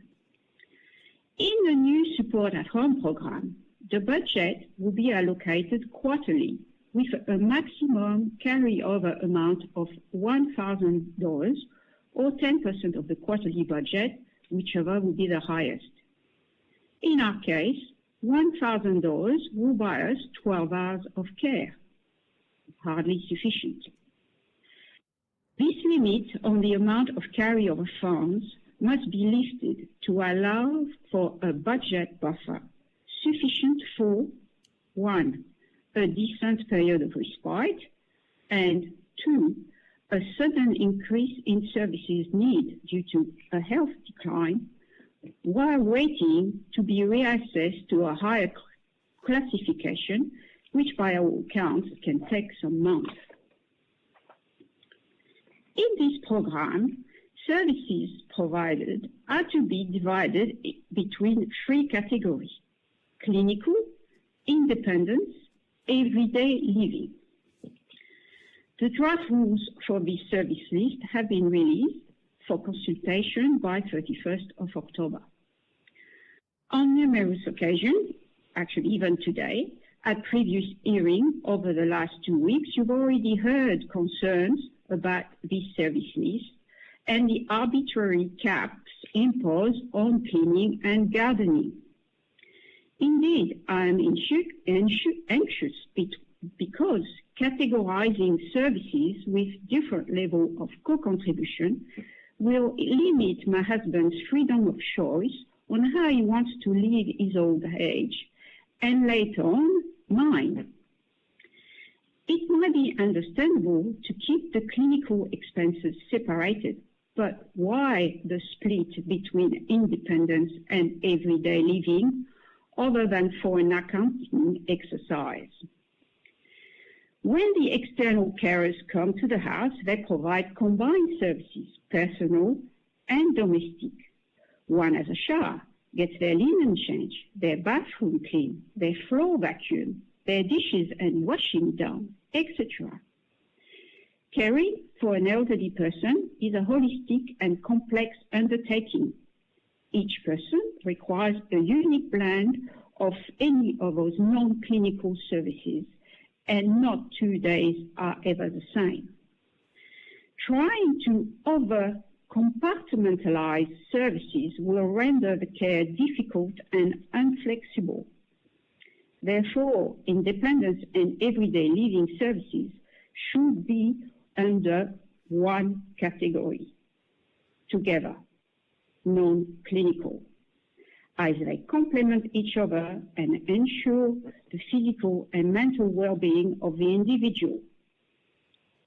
By right, there should be no limit as to the number of hours of any service available. Controlling the quality of care in this dogmatic manner contradicts the statement of right to independence, autonomy, empowerment, and freedom of choice stated in the bill. The rather confusing, not to say incomprehensible, Chapter 4 of the bill covers calculation of individual fees and contributions payable by the participants in the Support at Home program. We are still waiting for an online calculator to be released to help us work out how much we will pay under this proposal. So far, we know that under the proposed fee-for-service model, participants will only pay a co-contribution for services received. At first glance, this sounds like a much better approach than the blanket fees applicable to current home care packages, whether services are used or not. However, each of the three categories of services previously mentioned will attract a different level of co-contributions. This is a recommendation from the Aged Care Task Force to, encourage participants to prioritize their health care needs. In other words, to force participants to make a choice on what they can afford rather than what they need. Then the level of co-contribution will also vary according to whether the recipient is a full or part-time pensioner, a self-funded retiree, or eligible for a senior health card. The result is a range of co-contribution anywhere between 5% to 80%. But a percentage of what exactly? Who knows? The Independent Health and Aged Care Pricing Authority is still at the stage of consultations on the development of the pricing framework, and we do not know the final cost of anything. We could, of course, extrapolate using the $82.50 an hour from our provider, but that would be too scary. As it is, the calculation of co-contribution is messy and overcomplicated. It should be simplified by 1. Having only two categories of services, clinical and non-clinical. 2. Presenting the co-contribution table in a clear and simple way. After all, we all understand how much tax we need to pay based on our income, despite a complex tax system. Why can't the co-contribution rates for the Support at Home program be presented in a similar way? One column with the assessed income bracket, another column with the corresponding flat rate of co-contribution, not a sliding scale like now. It is certain that whatever the amount of co-contribution required, there will be a financial impact on our budget. As a carer, I will be the one having to compensate for it by delivering the services we won't be able to afford anymore. Thank you. In conclusion, this committee has heard from providers that this bill must be passed quickly as a matter of urgency. Their financial survival depends on it, apparently. When it comes to the Support at Home program, they, the provider, must think they're on a good deal. They are given a mechanism by which they will be able to come back year after year asking for an increase in co-contribution from their clients. I do not think this is a good deal. The content of this program derives from the recommendation of financial experts rather than aged care experts. It lacks flexibility, adaptability, simplicity, and fairness. It needs to be sent back to the drawing board with a new team of designers in charge who know about aged care. There must be a much stronger direct input from the real end users, not just from the so-called advocate organizations, which are merely government agencies masquerading as independent bodies. The bill is an over-ambitious project redacted in haste, and with still a lot of missing crucial information. More scrutiny and proper amendments are needed to ensure the delivery of effective aged care that truly puts the individual first. Thank you, Senators, for your attentive ears. Thank you very much, Martine. And because you can't see me and you've canvassed a lot of significant issues, I want to highlight that, yes, I can hear you have raised issues of the distinction between clinical and non-clinical services, and in your view, in non-clinical services, the improper distinction between them, respite care, transparency around contributions, and having a calculator, the affordability of co-contributions, and that blend between, I guess, and you as a carer, cross-subsidising care paid for by government out of your own pocket. And sorry if I haven't reflected that back at you accurately. I just wanted to recap that so you could understand that I'd heard you. We have 5 minutes left, and so I wanted to ask our panellists in the room if there was anything they wanted to place on record. I note, for example, that Michelle and Amina had spoken to their submissions. So I'll ask you, Michelle, are you happy to table the written one? Absolutely. Great. So that we'll take that as tabled. And Amina, I understand you've diverted from what you'd written. If there is something you'd like to table, please provide it to us. Is there anything you want to reflect on arising from listening to each other's evidence or reflecting on what you've already said? Leslie? I'd like to talk about the clinical care versus the practical care, if you like.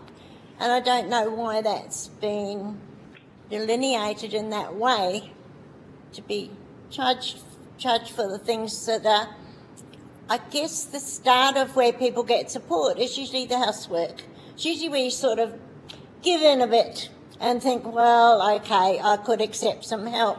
Sometimes it's clinical care because you've come out of hospital, but that's always combined with cleaning. I don't understand why there's any charges at all for people who can't afford it. It's going to make life very difficult. I don't think even setting any amount of hours for a group of people can work because we all have different needs. And some of us may get by on a couple of hours a fortnight because there's other people at home, or they can do quite a lot for themselves. But for those of us in my situation in a wheelchair, we can't do a lot for ourselves. So I will then be drawing on what they see as the pool that they're planning on getting together, where we can draw on this pool of funds that are held by providers. That's what I've been reading about anyway, I guess you know about it. And that I worked in the HACK program, and I was also a recipient of CHSP for a little while, and that simply doesn't work. The squiggy wheels get the oil, and then at the end of the time, there's no money left for the people who need it. And in a lot of cases, older people either don't want to ask for more help or simply get their cries for help disregarded. And I think it's really important to know what your budget is, what you can get from that budget, how you're going to get it, and whether or not it works for you and you need more or not. It's just, you cannot set something across such a broad group of people. So I really would like to get that across today. Thank you. I've heard that very clearly. Thank you, Leslie. Michelle or Amina? Yes, I'd just like to say that at those imperative points in an older person's life, when they're diagnosed, when they're told they can no longer live at home, they need 24/7 care, I would like to see a range of services come to them, to listen to them, including an advocate. And look, if I could wave a magic wand, we did it for COVID when we put people up in hotels while they were isolating. Why can't we do it for our older people? You know, and that would set the scene for their rights to filter down through all the other things that they're going to experience in the rest of their life.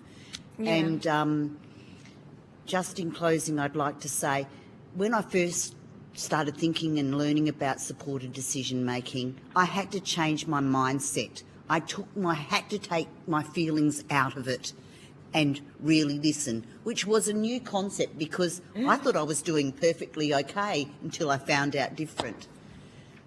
Aged care providers need to take that attitude as well and to embrace this new way of thinking. And I applaud those that I've seen online that have done that because it gives us hope. I want to thank you all very much for your evidence today. It's been a privilege to listen to the five of you. And please let us know if there's any supplementary information you would like to give to the committee. We will now suspend for lunch and resume at 1:45 in 1 hour's time. Thank you very much.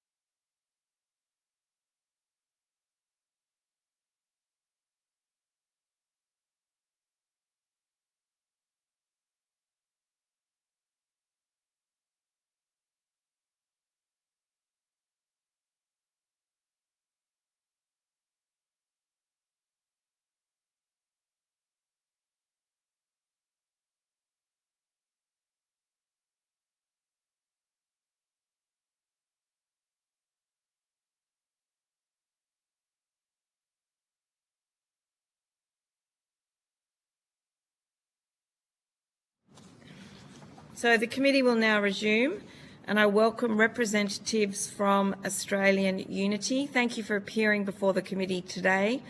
I understand that information on parliamentary privilege and the protection of witnesses giving evidence to Senate committees has been given to you. For the Hansard record, I'm now inviting each of you to state your full names and the capacity in which you appear. Please, Mr. Mead, go ahead, followed by Ms. Bowden.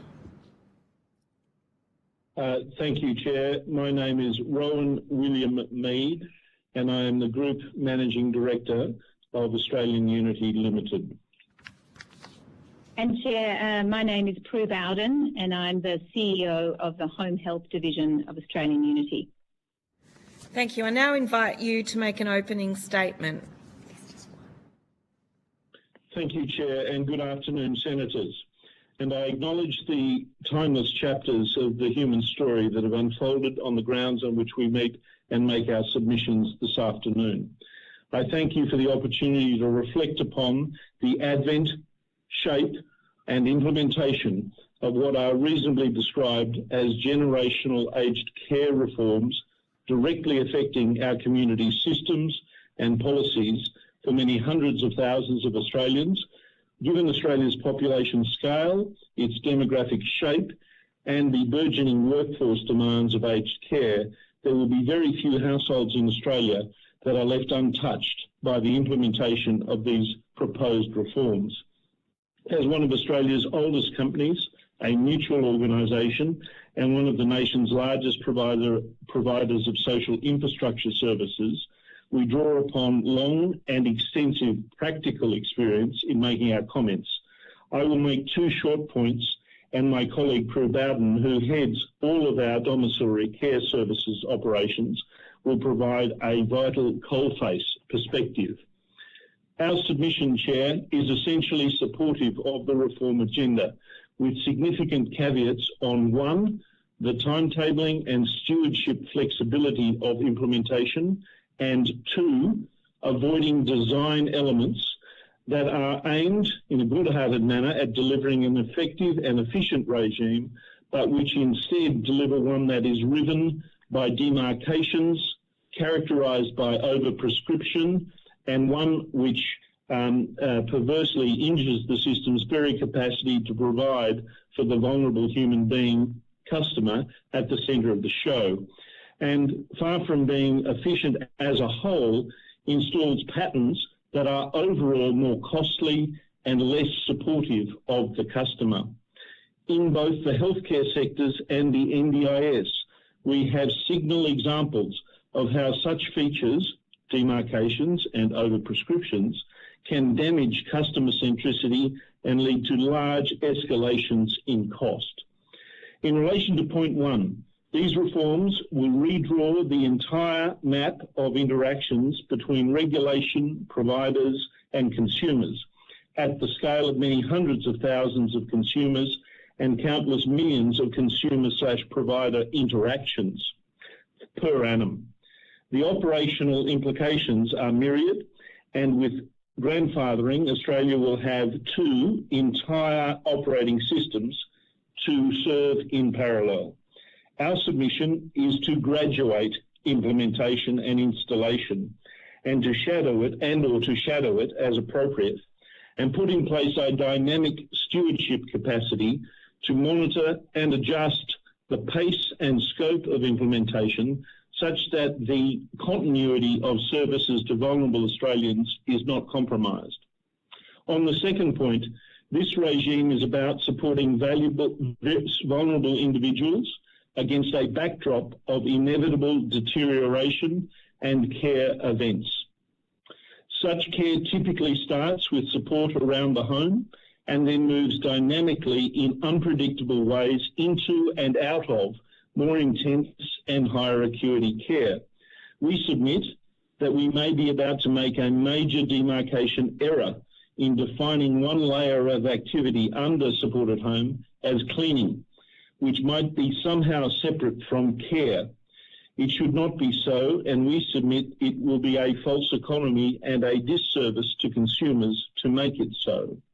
This potential design flaw is resonant also of the misunderstanding we submit of care partnering, another possible false economy that may ill serve the consumer.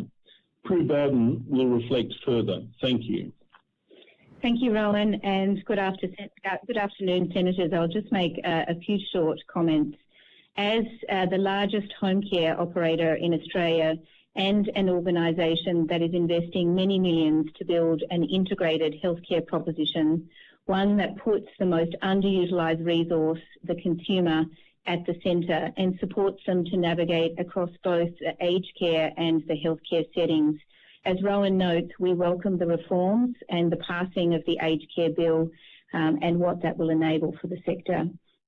Our submission specifically focuses on support at home reforms and highlights a number of observations and recommendations. Of most importance, as Rowan notes, is the critical role of care partners and the role that they will play in supporting an increasing number of customers with rising complexity to live independently and oftentimes alone. We ask for deeper design thinking on this critically important role, including the opportunities for early intervention and reablement so that consumers live well at home for longer, and really importantly, so that efficient coordination and transitions can be realised across the broader healthcare system. We strongly recommend that the care management fee cap that is proposed to be halved be reconsidered in this context. We are also highlighting, as Rowan notes, the critically important role of our care workers and the services they deliver when they're in the home providing domestic support.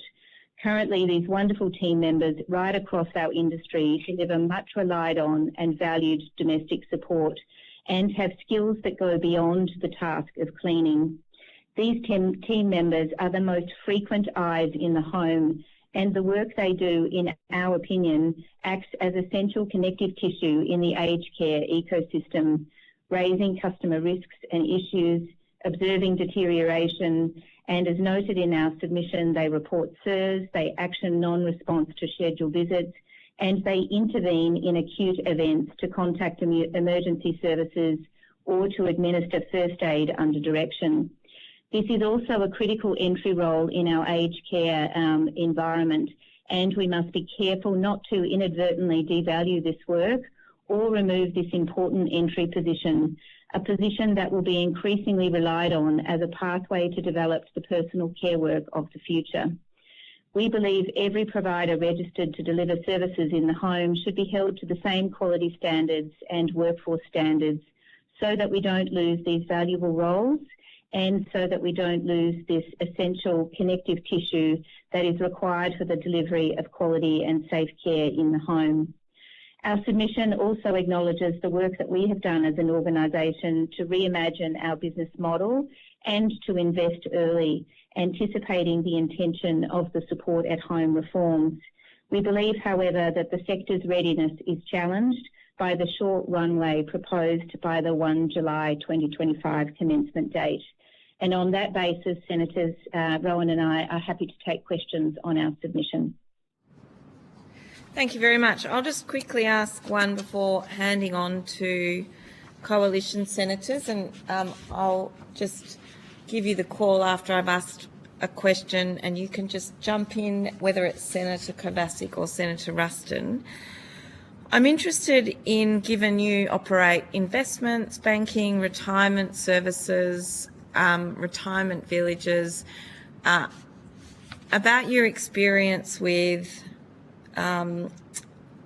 working with retirees who might be buying into a retirement village product and that has exit fees, etc.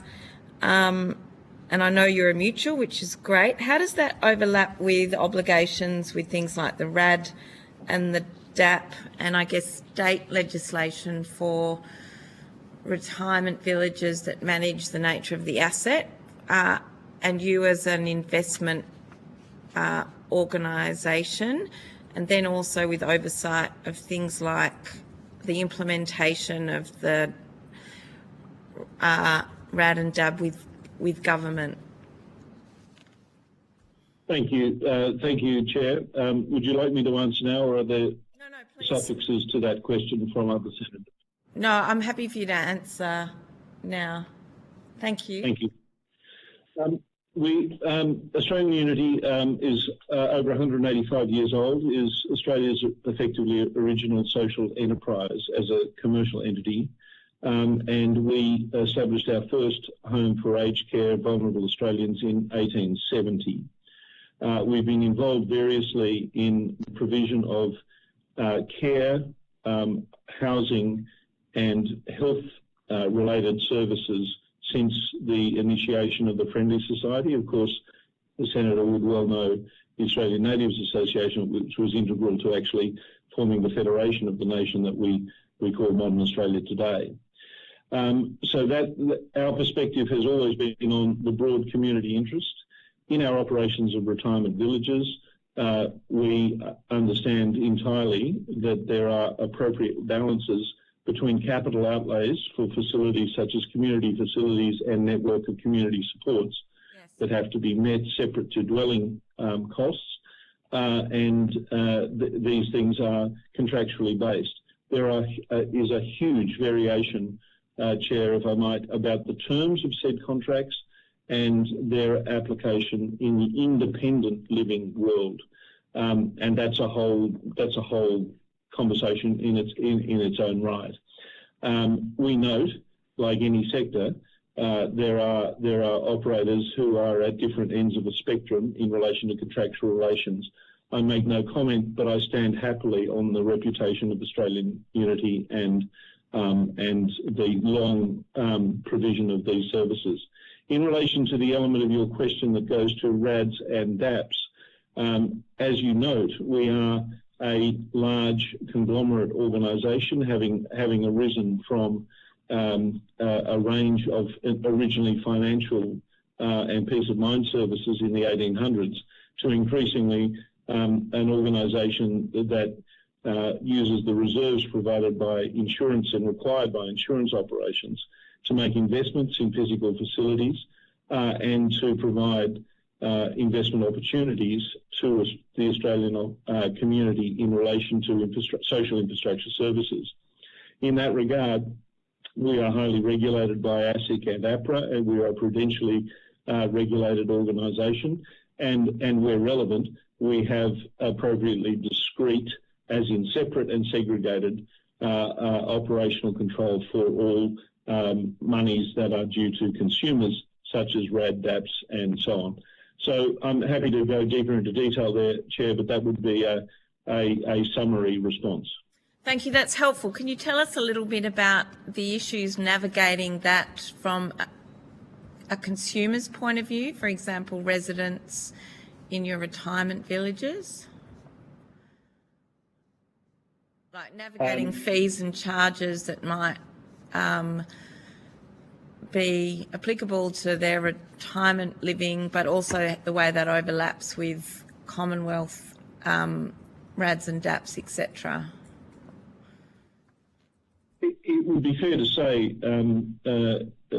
Chair, that the variety, range and scope of arrangements in our federation between individual living arrangements that are contractually based and regulatory provided and supervised services that are overseen, for example, by the Commonwealth, is a field of opportunity for simplification and clarification on behalf of the often older consumer.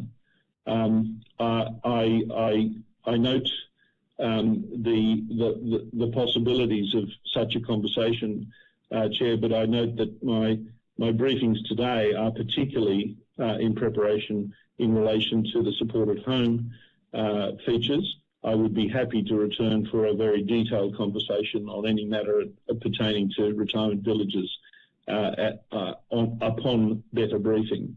Yeah, no, thank you, Mr. Mead. That's a helpful answer, even if it is just to note the complexity of the issues and that they need to be parked, even though they are relevant to today's hearing and the bill before us. I'll turn now to the Coalition.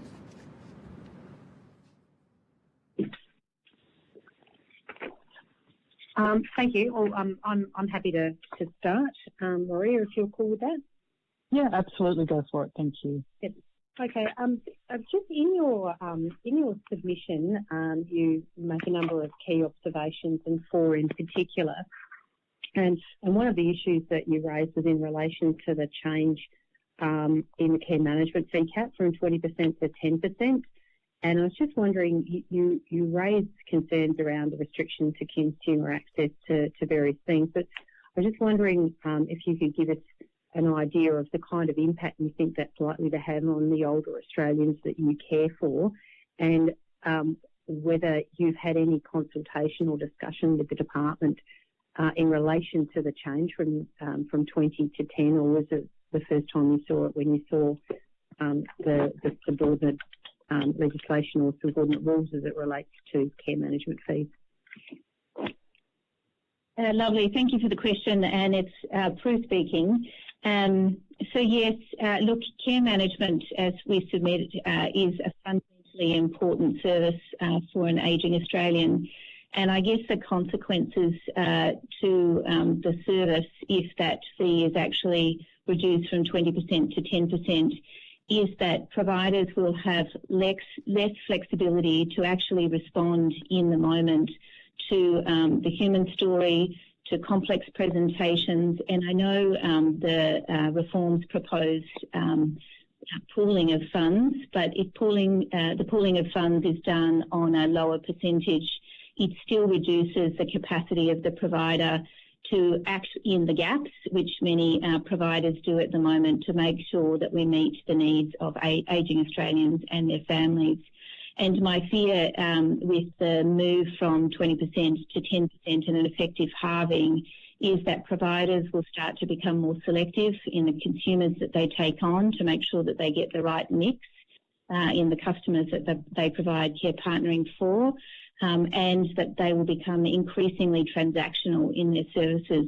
And as Rowan and I both note in our opening remarks, these care partners provide such essential coordination across the system, and making sure that we connect the consumer to their GP, to primary care, and really importantly, they play an incredible role in transitioning ageing consumers into hospital and back out of hospital with all the right supports around them. And that is not something that can be reduced to an hour a month or 3 hours a month based on complexity. And because as a provider you have 58,000 customers and we have a very diverse cohort, and we have our own risk stratification tool that we've done over our customer base to really understand what the consequences would be. And from our analysis, we believe there would be very real impacts to the quality of the service we provide, and a real moving of costs, as Rowan noted in his submission, a real moving of costs and a burden back to the healthcare system because care partners can't do the important work that they do. Yeah. So and I have a customer example if that's required to kind of bring that to life. Yeah, sure. Oh, and sorry, the second part of your question was on the consultation. And so yes, Australian Unity as a large provider has been engaging in very regular conversations with the department about the right percentage and capping on care management fees. The 10% has been discussed in a number of forums, but it was surprising for us to see it come out in the recent announcements.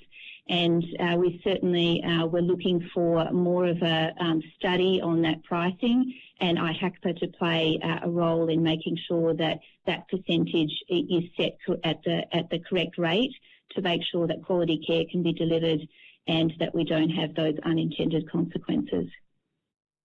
So in the consultation that you've had and your discussions that you had with other people, I mean, it's hardly consultation if they talk to you and then don't take any notice of what you say. Do you know whether there were other providers who were advocating for 10% and that's why they landed on it? Because I haven't had anybody who's given evidence to me yet who haven't been concerned about the detrimental impact of restricting access to 10%. So I'm interested to understand in that consultation, was it direct consultation or were you in consultation groups, and are you aware of anybody who was advocating for a lowering of the cap? So all of our consultation has been as part of groups and roundtable discussions. To my personal knowledge, I'm not aware of anyone who was advocating for a 10%. I know the department is obviously trying to balance multiple variables, and specifically how they landed on the 10%, I am unaware, but to my knowledge, I haven't heard anyone advocating for that to be the right cap for care management or care partnering activities. Sure. So taking that, there's also been arbitrary caps has seemed to have occurred in the service list around gardening and cleaning as well. So you're, once again, were you consulted around the adequacy of that, and are you aware of anybody who was seeking for that to be the case? No, I'm not aware. I'm not aware. Sorry, of anyone advocating for those specific caps.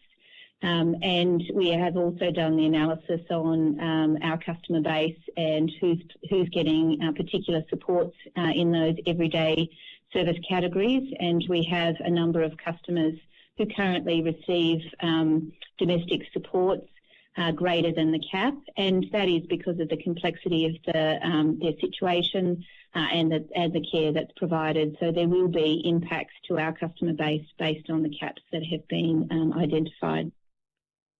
Sure.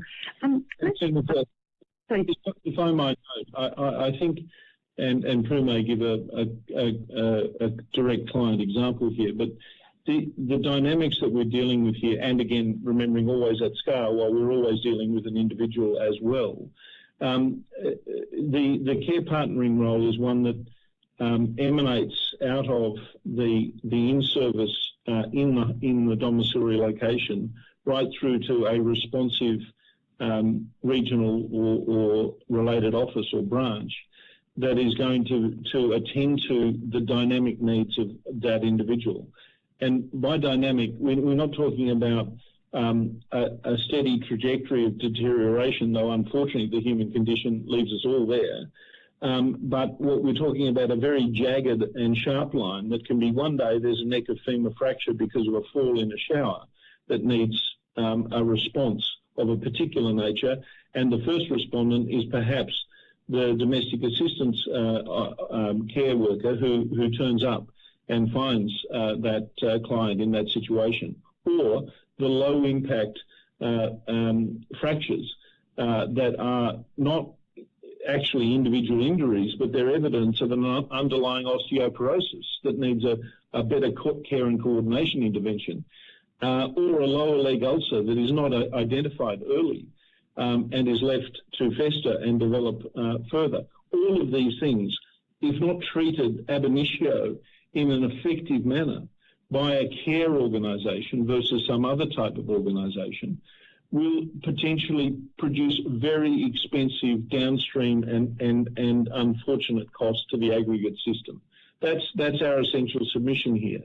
And if you multiply those dynamics of an individual, which we've all probably experienced in the life of our own family, multiply that by tens of thousands, and the logistical systems and supports that are potentially desirable and available to the community loom, to my mind, extremely important, and that's our strong submission. But Prue, you might want to bring something from the front line.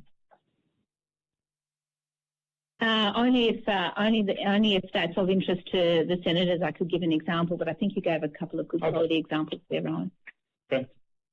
Yeah, that's great. No, it's really useful to have practical examples because you can visualise what you're talking about more clearly.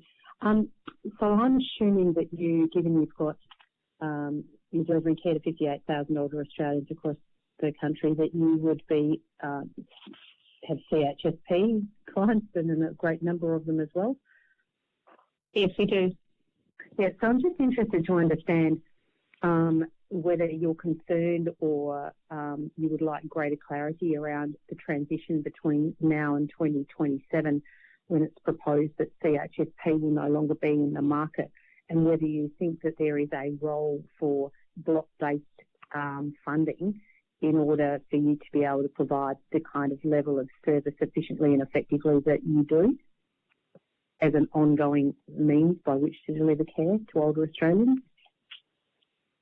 Yes, so we absolutely do have a very large number of CHSP customers, and we support a number of those customers in regional and remote areas.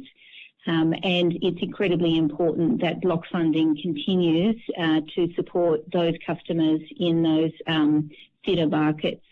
In terms of readiness for that customer cohort, we have about 30,000 CHSP customers, and the customers on that funding package haven't sort of had to work in a consumer-directed funding model before, so they're going to need education and support in the transitions. And we know today that CHSP customers will deny taking up services if they have to pay a co-contribution.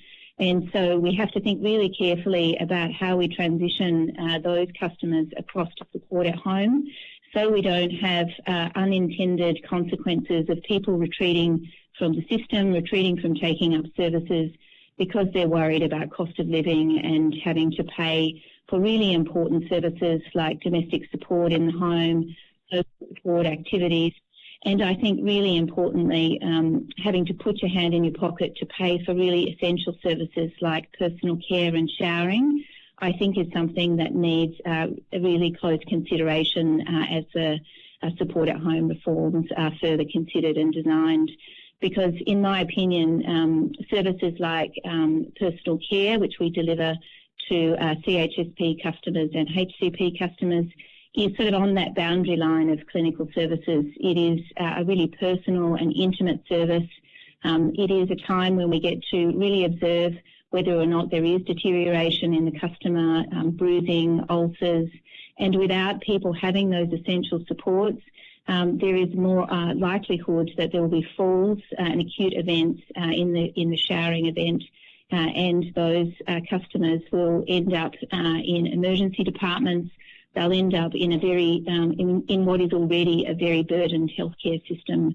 So I think there just needs to be some real scenario planning that says if we actually put these co-contributions in place, and if we start to demarcate the services, as Rowan said before, then what are the real consequences that will occur in both the health and the aged care system? And no one denies that aged care funding needs to be thought about differently, and the signalling that people who can pay for their care should is absolutely correct. But we need to think about the customers that are in the system today and how we transition them across. And we must start a campaign now to start to educate the people coming into the system in the future to help them understand why contributing to their care matters, and why making sure that their financial planning is really set up so that they can invest in their care. And that is a very significant transition that needs to be managed with education, awareness building and time. Thank you. Thank you very much. Just finally, I know we're running out of time. I'm just interested if in proceeding with this significant reform piece, which this bill is, are there any things that are contained in the bill or not contained in the bill that you'd like to see in the bill that would be sufficient for you to not support the bill? And secondly, are there any things that you think in the bill that are sufficiently significant enough that are likely to change behaviours? I think you just pointed to one that without adequate sort of support, people may decide not to take up services if they think they have to pay for them. But just keen to understand if there's sort of any no-go zones or anything that you would be a real red line for you in terms of supporting the bill, and any behavioural change issues or anything in the bill that is significant enough that you think would change people's behaviours. So I think, Senator, there's on our read, there's nothing in the bill that would kind of redline our support. I think it's certainly it has a positive intention. It's principle based. I think the devil's in the detail and the subordinate legislation, and in the detail of the support at home reforms. I do think there is a significant area of opportunity to really strengthen the role of IHACPA. I think, as I said before, they're doing a really important role in studying the activities in the sector, trying to think about how they bring very complex funding structures together. And I think they have an opportunity to play an even bigger role and to move out of just recommendation and into a decision-making authority. And we see the benefits of that in healthcare. And the independence of actually having the people who are doing the costing studies, who really are taking the time and attention to figure out what is really involved in delivering quality care and factoring that into the price, and having the authority and the autonomy to actually make that pricing make that price setting. And I think that's something that would certainly strengthen the bill as it stands today. The other thing, Senator, I would just note that will help with the transition and also with the drafting of the legislation is just the importance around making sure that the system is needs-based and not rationed. And I think, every provider who's delivering care at the moment is just struggling with the reality that there are over 65,000 Australians in need of care today who are not accessing that care. And I think we can and we must do better. And so if, for instance, there was a delay in the introduction of support at home, then I think the government needs to fund the department releasing additional packages this year and certainly next year. And my strong recommendation would be an additional 20,000 home care packages released this year to support getting people off that wait list. And if it's delayed from 1 July next year, then I recommend that at least an additional 40,000 packages are put into the system in FY26 to make sure we continue to support people while providers ready their businesses for the transition. And I think we've just got to keep using that wait list as a proxy for the health of the aged care system and care delivery in the home. And I think, as I said, we can and we must do better. Thank you very much. Really appreciate your evidence. Thank you, Chair. Thank you. I'd just like to ask myself now,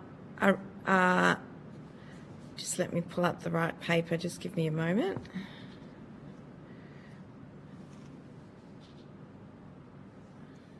Can I ask, please, about the importance of sustainable funding arrangements in the context of this Act, in terms of what kind of footing this Act puts us on in terms of improvement?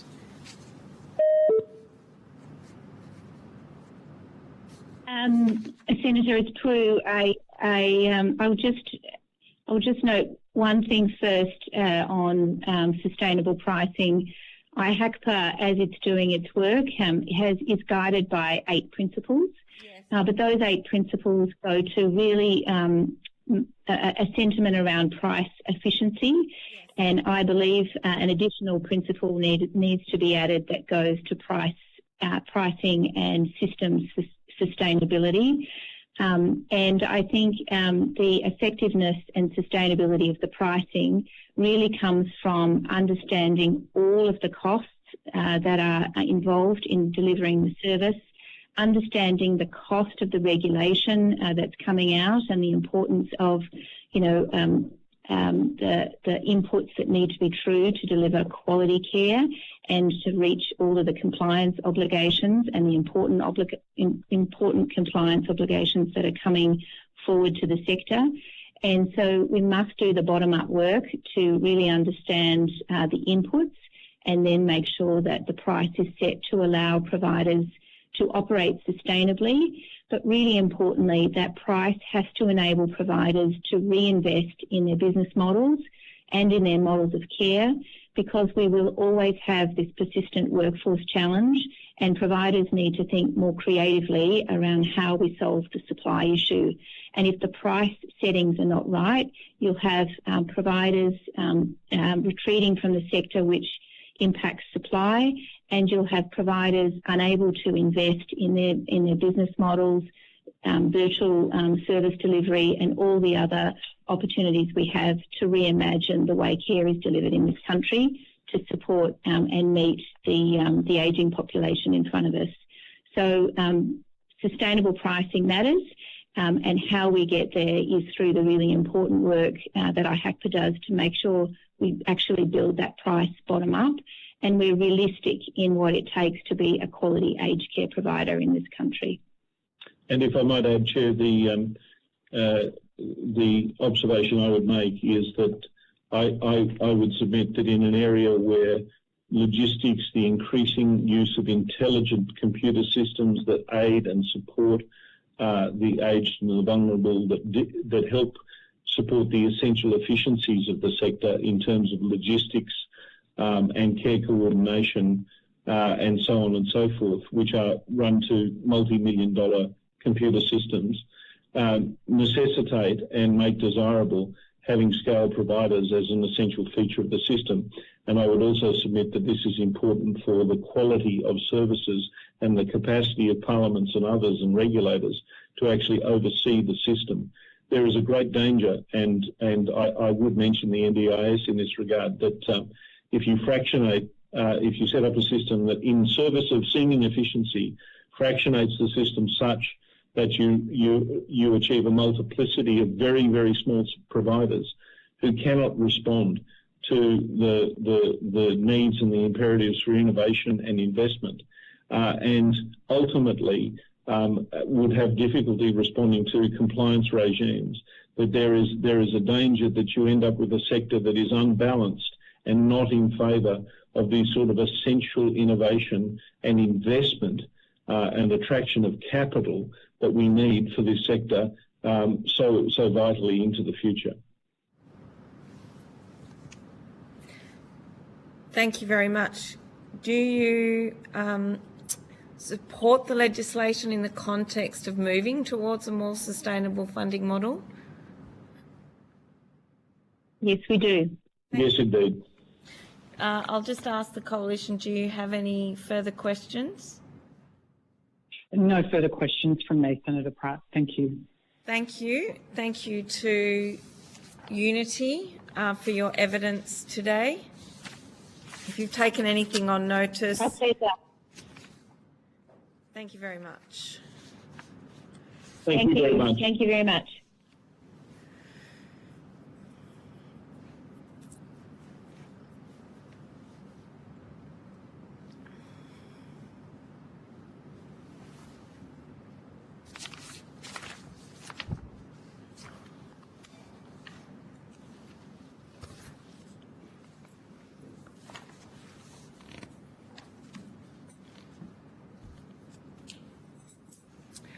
I now welcome representatives from gay, lesbian, bisexual, trans and intersex rights in ageing. Thank you, Ms. Kitty Crystal, for coming along today. I understand you've received information on parliamentary privilege and about the protection of witnesses giving evidence. For the Hansard record, I now invite you to state your full name and capacity in which you appear today. My name is Katie Crystal. My pronouns are she and her, and I'm the Executive Officer for Grey. Thank you, Ms. Crystal. I now invite you to make an opening statement. Okay, thank you very much, Senator. Grey, which stands for Gay, Lesbian, Bisexual, Trans, Intersex Rights in Ageing Incorporated, was formed in Perth in 2005 to protect the rights and wellbeing of older LGBTI people. We are the only community-controlled, culturally safe, not-for-profit organisation in Australia that focuses solely on the needs of LGBTI people 50-plus years. In 2010, in partnership with Curtin University, Grey researched attitudes towards LGBTI people in West Australia's residential aged care sector, and the report was called "We Don't Have Any of Those People Here." Since then, a lot of work has been done, and since 2014, Grey has delivered the Right to Belong LGBTI inclusivity training to the aged care sector as part of the federally funded National LGBTI Ageing and Aged Care Training Project. And we are very concerned that this funding is potentially coming to an end in June 2025. In 2022, Grey conducted the first West Australian research into the needs of older LGBTI people.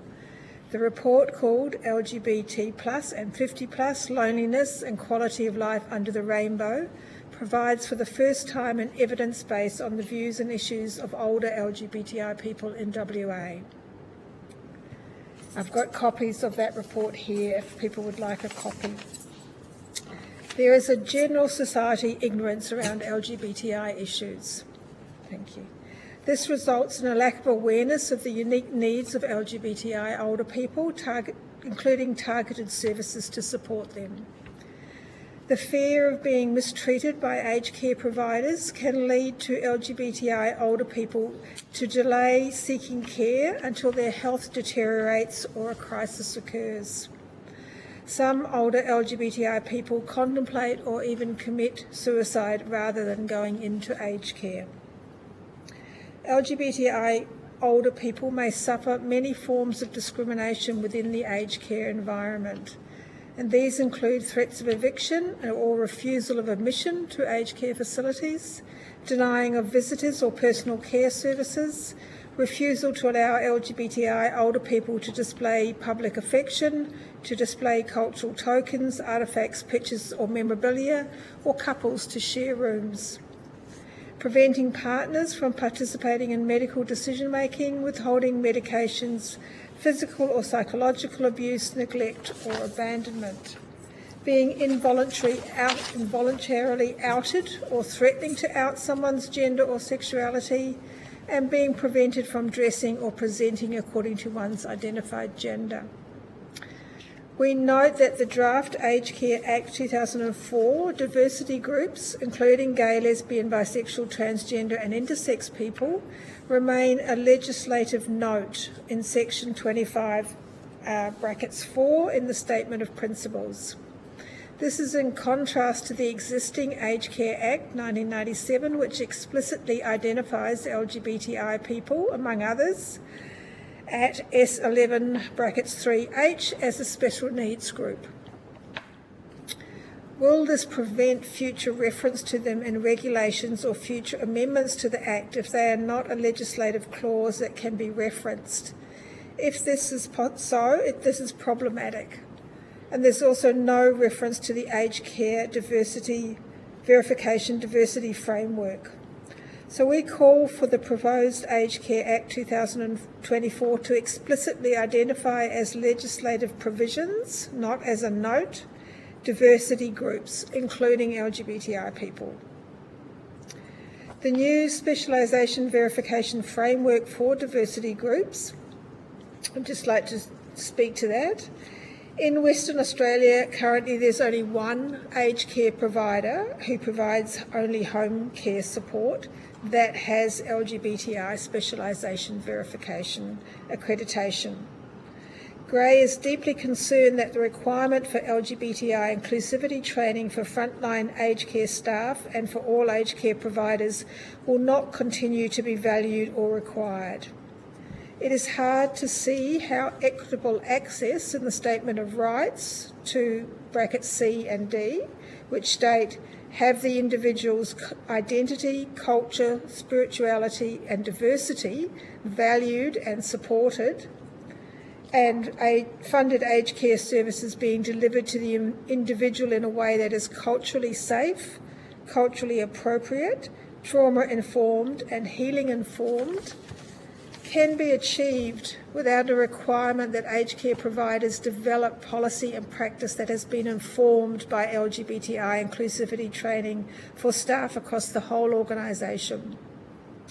We know staff turnover in aged care organisations is very high, and that the majority of frontline staff in particular come from culturally diverse backgrounds and countries where LGBTI recognition and rights may be significantly less than here in Australia. Gray calls for the Aged Care Act rules to address the matter as a matter of priority, the need for aged care providers to undertake specialisation verification accreditation as a way to meet their diversity obligations, which entitle older people to quality and safe funded services under Section 23, brackets 3C, and in the function of the System Governor, Section 339. Gray proposes that rules under Section S554, System Governor, must publish information about funded aged care services, that the content of such rules should require information to be published about whether aged care providers have completed any aged care specialisation accreditation, and if so, in respect to which diversity group. The other area we're concerned about is early onset ageing being included. We note that the eligibility under the proposed framework only covers individuals who are over 65 unless they are Indigenous, homelessness or at risk of homelessness. We are very concerned that the blanket exclusion of people who are part of other cohorts who may experience early ageing, for example, people with HIV can experience early ageing due to their stereo status. So we call for the eligibility under the framework to extend to people under the age of 65 who experience early ageing as a result of a health condition. Thank you. Thank you, Ms. Crystal. I'm sorry. It's all right. Thank you very much for your evidence today. I wanted to pick up on one of the issues you raised in relation to discrimination in aged care settings, also in the context of the Statement of Rights. I note, for example, that in 2013 the Commonwealth Labor Government amended the Sex Discrimination Act to include LGBTI Australians, and also in doing so removed the exemptions for religious organisations for them to be able to discriminate in aged care. So I'm interested to unpack the extent to which the kind of discrimination you described is occurring and should be addressed not only through the Sex Discrimination Act but through that Statement of Rights, and also the extent to which it's a lack of training that you've also highlighted, an accreditation that isn't giving LGBTI Australians the confidence that they can access aged care services without the discrimination you described. Okay. So yes, an aged care provider cannot directly refuse an LGBTI person into their premises, but we come up around a couple of things. An aged care provider can still, in their employment of staff, not necessarily be inclusive of LGBTI people on their staff. So that in itself sets a tone. The other part is an aged care provider who is a faith-based service deliverer. Their actual environment can be for the person who may have come from an upbringing where they have been subject to conversion practices or experienced negativity around a particular faith-based provider, will not want to actually attend or go into a facility under those circumstances. So directly coming into an organisation where there are symbols that represent that faith can be extremely triggering for an older LGBTI person. So that in itself, the environment that they're going into can be very traumatising. The other concern we have is that if there isn't training delivered to frontline staff, and if the organisation as a whole is not willing to be inclusive of LGBTI people, we set up an environment where the messages we're sending to LGBTI people are negative in themselves. We're not sending a positive message that says you are welcome here, we understand your historical background, we understand the experiences that you might have lived through over the last 50 years, we respect that and we are willing to engage with you. We're not necessarily saying everyone has to come out and tell us all your story, Yeah. but we are offering a safe place for you. I'm interested in how you think, so clearly from that statement, cultural visibility and identities important in an aged care setting. Do you, I guess if there's one provider here that has been accredited, what does best practice look like in terms of essentially you've got a wide variety of people with different beliefs and values living together, you know, be they fundamentalist Christians or LGBTIQ+? What does best practice look like when bringing people together, and at which point do we say,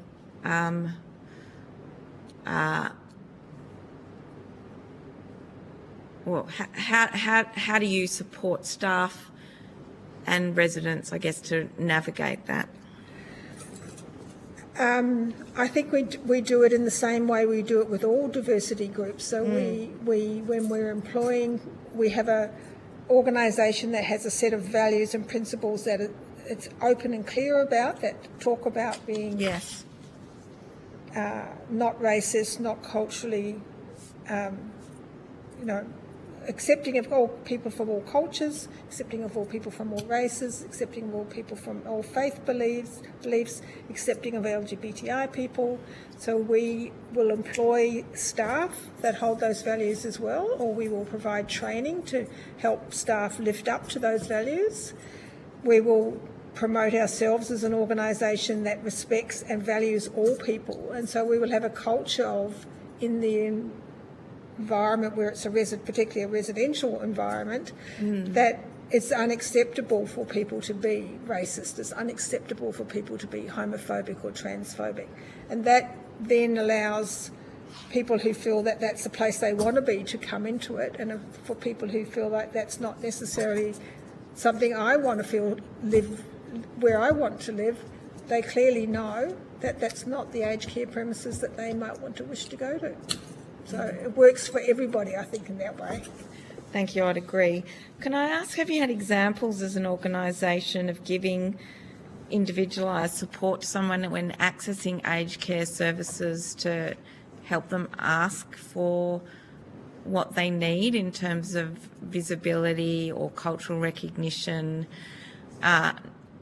noting that, yes, we want a good standard for everyone, but people's lives, even within the LGBTI community, are quite diverse, and to recognise someone's rights, you have to dig a bit deeper and get to know them to really know what that looks like.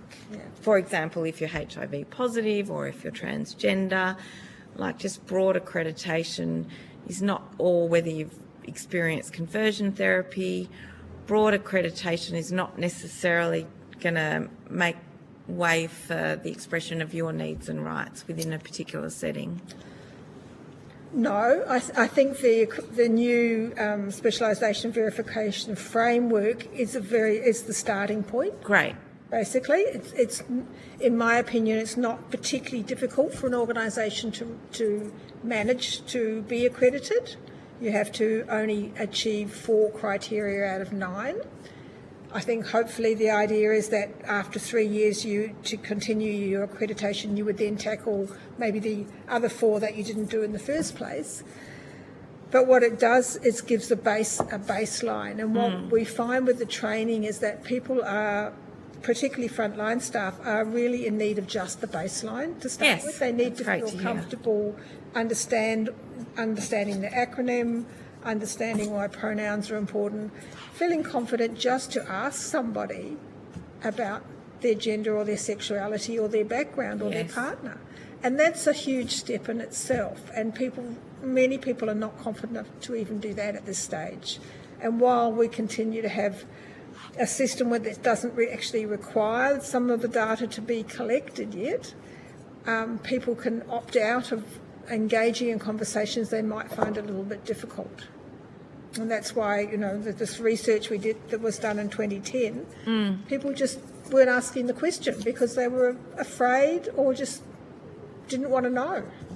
And in the context of, therefore, the existing exemptions to the Sex Discrimination Act that includes staff, how does that overlay, therefore, with, I guess, the onus to make sure that staff are well trained and are able to respond to the needs of LGBTIQ plus people?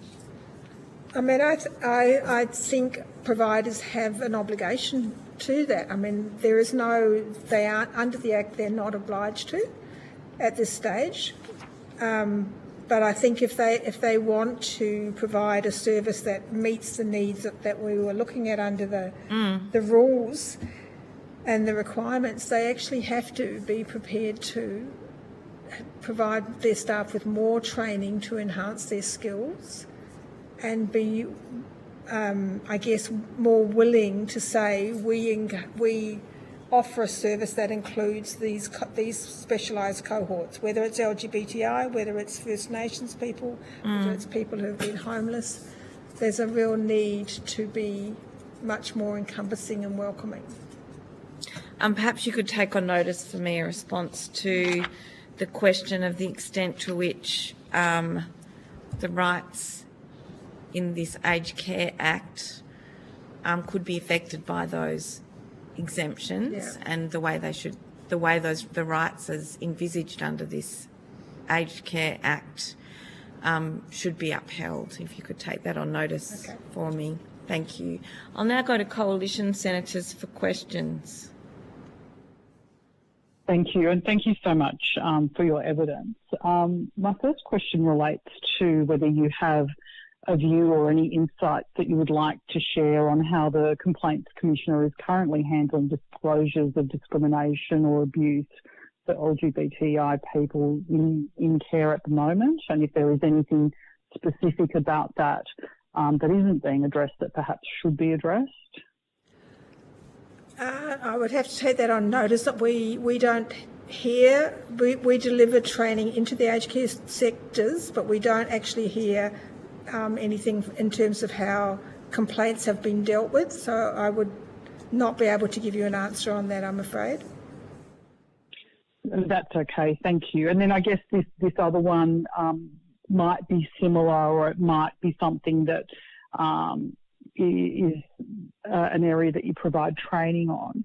And it's very much in relation to the substitute decision making. Is there anything in terms of the aged care reforms to better account for the unique family structures of LGBTI individuals, many of whom obviously have a chosen family structure instead of biological relatives support, and how we can actually manage any of those conflicts between the two? Again, it's a really tricky area. It's particularly an issue here in WA around our guardianship laws at the moment as well, that only refer to biological family members.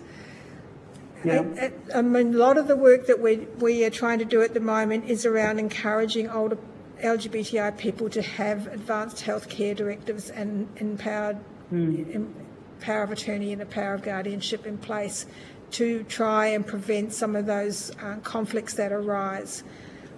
We do hear anecdotal stories of how difficult sometimes things become for an older person when biological family steps in and sidelines their partner of 40 years because they don't have the required paperwork in place.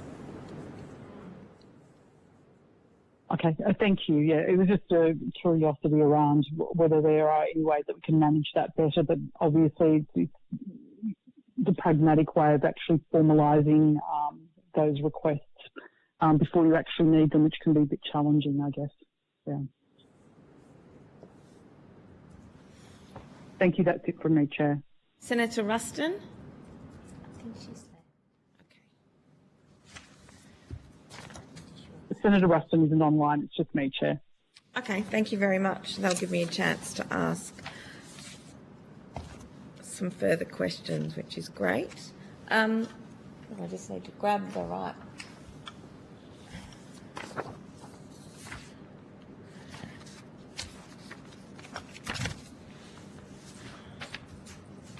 I've lost my glasses, Ketty, so I'm oscillating between my various pairs from the chemist because I'm without my multifocals. So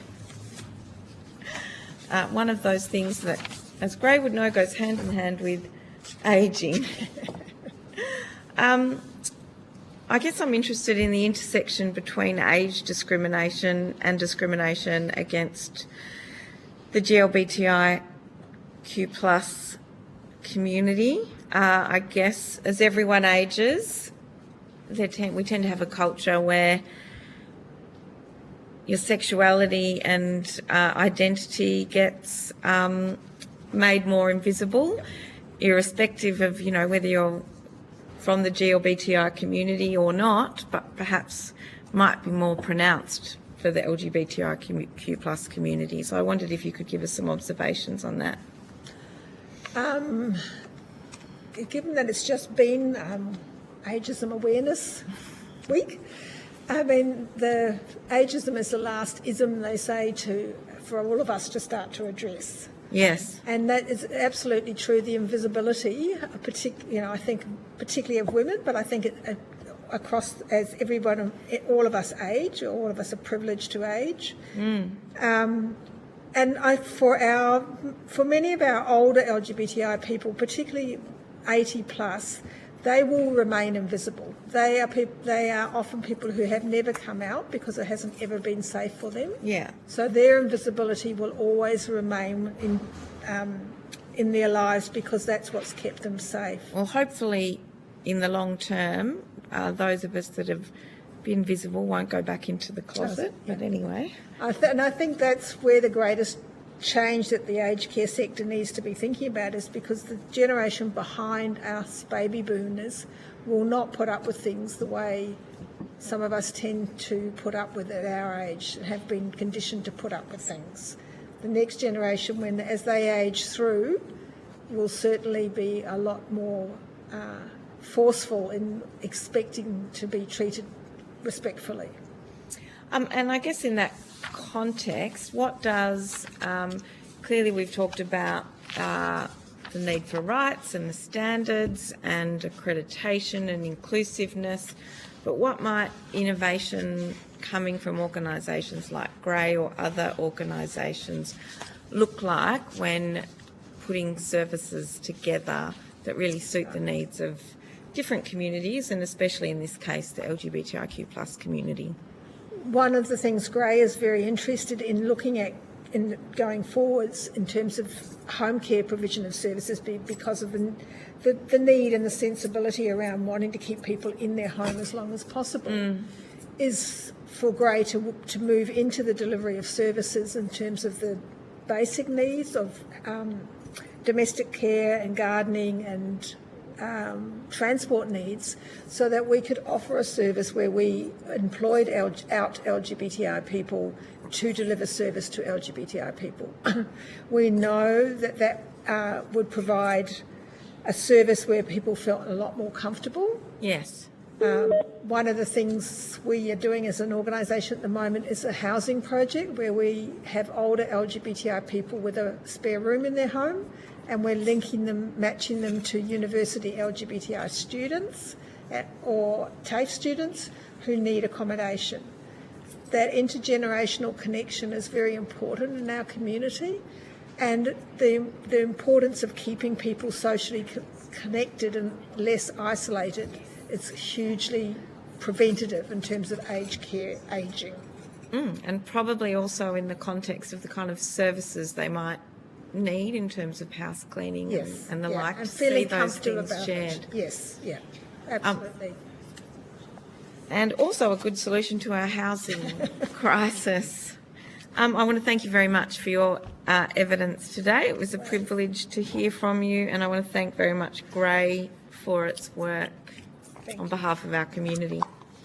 And we'll now take a 5-minute suspension and we'll resume with the United Workers Union.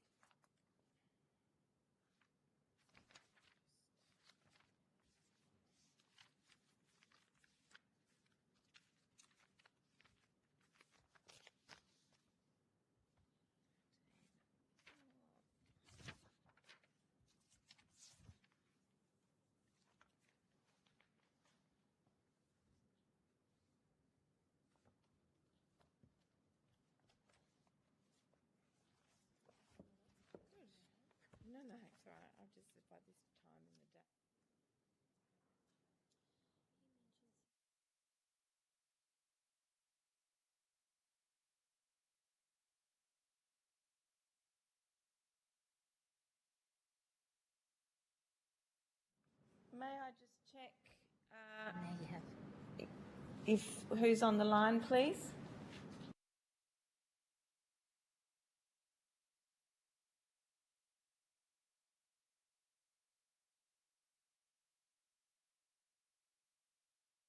Now welcome representatives from the United Workers Union. Thank you very much for your evidence today and in coming to appear before the committee. I understand you've received information on parliamentary privilege and the protection of witnesses giving evidence to Senate committees. So I now invite you for the Hansard record to please state your full names and the capacities in which you appear. Carolyn Smith, Executive Director, United Workers Union, Aged Care and Early Childhood Education and Care. Thank you, Ms Smith. Catalina Gonzalez, National Deputy Director, Aged Care, United Workers Union. Thank you very much for appearing today. I now invite you to make opening statements. Thank you, Senator Pratt. And look, we really appreciate this opportunity to speak on behalf of our thousands of members who work in aged care across the country. They work in many areas as enrolled nurses, as carers, in food preparation and serving, cleaning, lifestyle, kind of really almost the gamut of work across aged care. We also just want to acknowledge the traditional owners of all the different lands that United Workers Union members live and work on around the country. You have our written submission, and I'm sure you're pleased on a Friday afternoon that we're not going to read that entire written submission, but there are particular points that we really wish to, I think, highlight from our written submission, and then obviously we're really happy to take questions.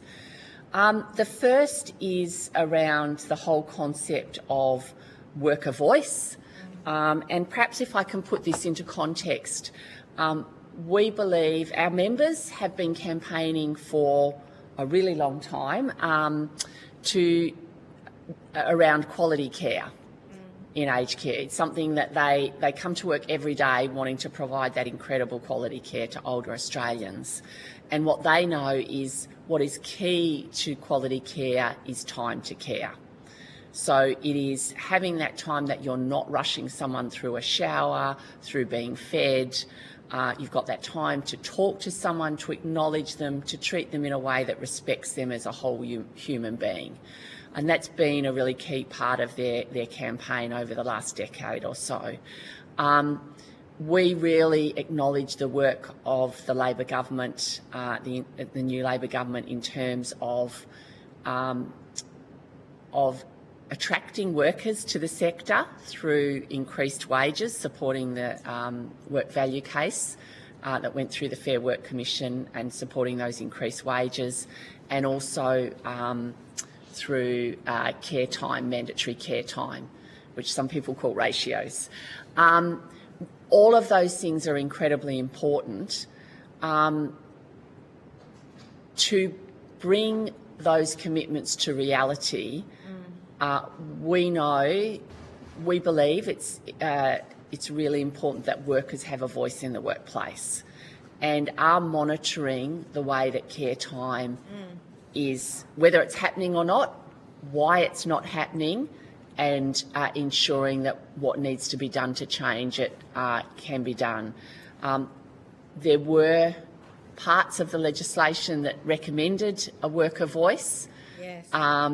We understand that's potentially not going to be in the final act.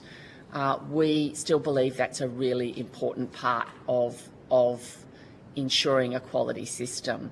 And if I can give an example, well, I think the first thing is currently providers are receiving the money to fulfil care time, but they are not fulfilling care time. And, from information we've received from the department, unfortunately, there's a really significant difference between for-profit and not-for-profit providers in terms of the care time. So not-for-profit providers are fulfilling the care time at double the rate of for-profit. Government has given time for providers to transition to these requirements, but I think some providers are having a bit of a lend. Yeah. Having a worker voice in the workplace will allow workers to be talking to their providers about why that care time's not being fulfilled and what can be done. And it might be as simple as offering more shifts to workers who are actually happy to work it, or changing the shift patterns so that people can pick up more shifts. There might be some really simple solutions. We also think it's really important because, unfortunately, we believe that the current reporting of care time probably overrepresents the actual care time that's being provided. We hear from workers that they that the kind of job titles they have been changed. So many people who work in kitchens or in cleaning now have carer in their title so that they can be included in the calculation of the care time. They get that in their pay as well? Yeah, that's an interesting question. And so, we just really would be requesting that does go back into the Act. Because we think without a voice, accountability and transparency gets compromised. Sorry.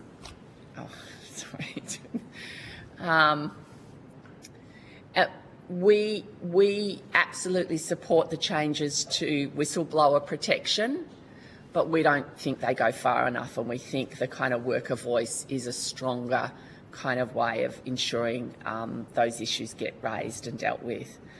The other issue I just wanted to highlight was that of the responsible person. Mm-hmm. And again, our members, I think, highlighted and campaigned for better quality in aged care. It was our members who raised the issues publicly that led to the Royal Commission. They absolutely support that issue. But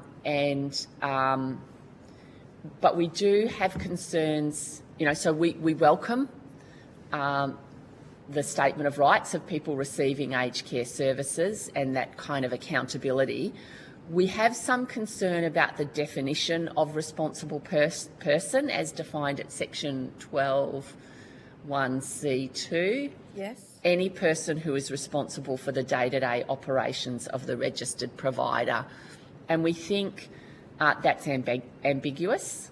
Yes. We think that even in some particularly understaffed facilities or over a night shift, etc., you might find that in a particular part of a facility, that might be a personal care worker, and they do not have the control of the environment and of what's going on to ensure quality care, but they might find themselves falling under that definition. So we're not asking to water down that responsible person provision, but a clarification that you're not responsible if you don't have responsibility. If you don't have control, that you shouldn't be held responsible. The next issue I just want to raise is around the Code of Conduct. Thanks.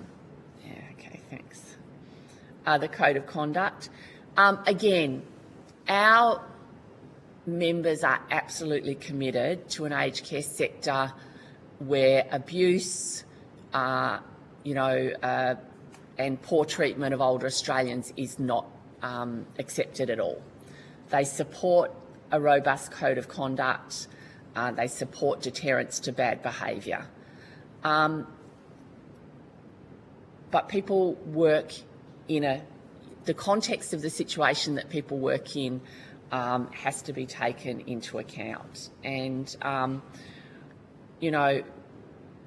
the civil penalties of 250 penalty units or up to $78,250 is incredibly high for a worker who's earning $28 an hour, and again does not have that control over their work. We think the context that we think is really important to emphasise too is the fact that the aged care workforce is an incredibly diverse workforce, very, very culturally diverse. They are looking after people who perhaps come from a different era in Australia, our members report to us daily experiences of racism.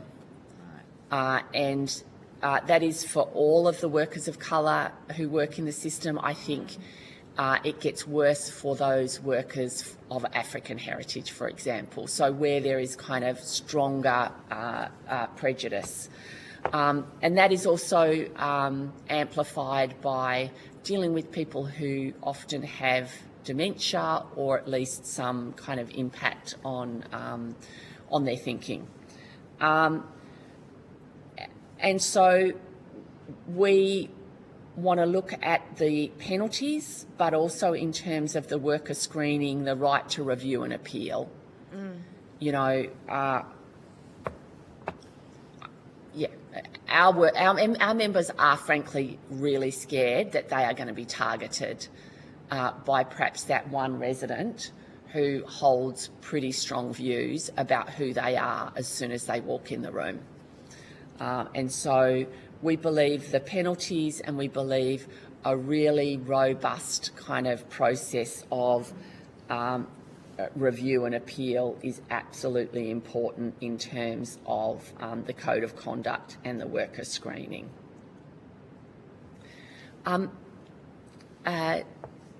Senator Pratt, that's all we really wish to address up front, but we're really happy to take questions.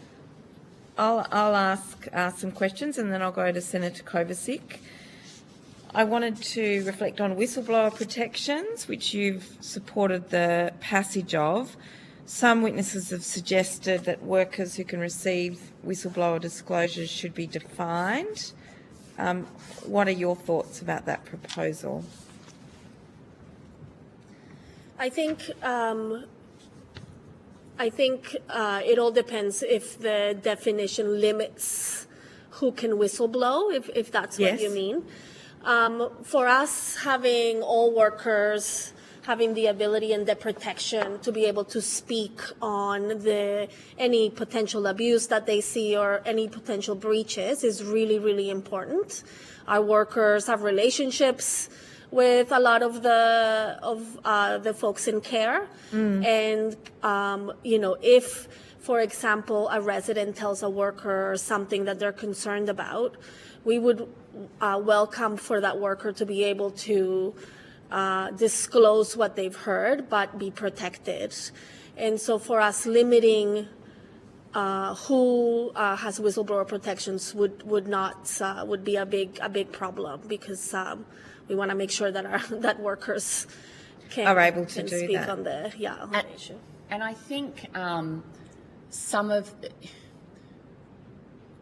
the unexpected workers are the workers who are potentially going to have that information. And I would just sort of look at the split that we saw during COVID with the COVID payments, where direct care workers got the COVID payments and our members who worked in food service and cleaning didn't. And, you know, what we argued again and again was those workers have real and important relationships with the older people that they care for, that sometimes it's the person who is bringing the cup of tea who either observes something or is disclosed something. So we think it's not just direct care workers who have a really important relationship with older Australians. So, and in that context, it may even be more likely because they're not they don't have that, they might not be delivering intimate care needs, so you might feel less vulnerable talking to someone who has been delivering those other kinds of services. So thank you for that. Can I ask, in terms of care minutes, and your submission reflects on the issues that you've raised in your opening statement, what can you tell us about provider compliance? And you have touched on that. What is the issue there as far as what your members tell us about that, and how that is significant in the context of this aged care, this new act?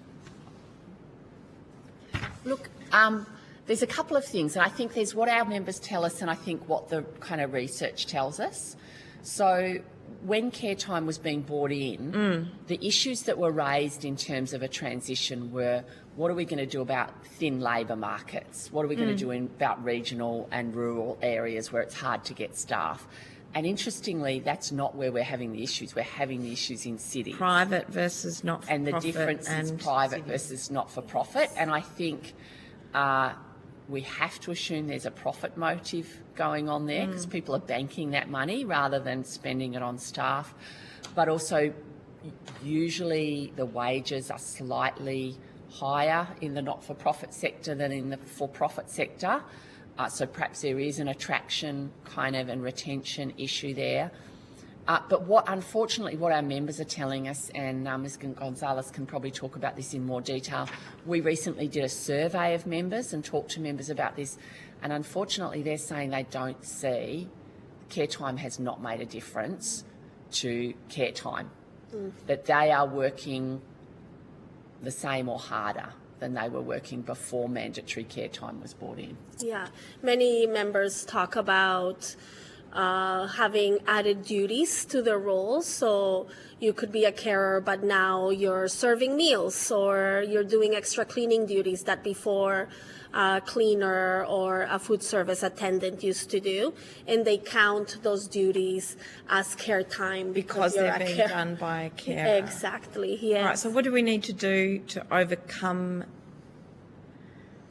that? I think there is some part of why we wanted worker voice was to be able to have workers speak that truth and be able to then come up with solutions around what's being reported and if what's being reported is correct and not correct.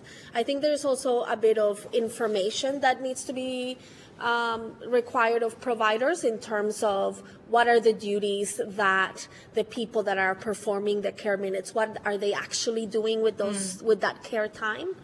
And can I ask you, out of my own ignorance in the context of how care time is currently defined, how much of that care time is actually face to face with the person that someone is caring for, be it serving a cup of tea, be it getting them out of bed or giving medication or a shower, versus cleaning their room when they're not there, for example? Yeah, so I don't have like a percentage, but all care time is about personal one-to-one care. Yes.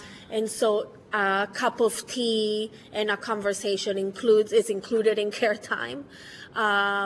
And how can we be sure that cleaning when someone's not in their room is not being treated as face-to-face? So I think that's part of what needs to be reported by providers. What are the actual duties that workers are performing that are included in their care time targets? And although that is information that they should have in their care plan, what workers need is access to that information so that they can then hold provider accountable and say, you've counted this portion as care time when it actually isn't. Thank you, that's helpful. Your submission calls for the removal of civil penalties, and you did note that in your opening statement. When looking at why, you gave an example in relation to, for example, that was about being the responsible person overnight, for example, when you don't actually have control of a premises. Can you give some context around your examples in relation to civil penalties and their removal? Well, look, obviously we do now have RN 24/7, which is another really great initiative. But having an RN 24/7 in a really big facility, some facilities now that are being built are 200 bed facilities. And so there may be an RN on site, but the person who is responsible, in a kind of immediate sense, might be the carer who's working overnight.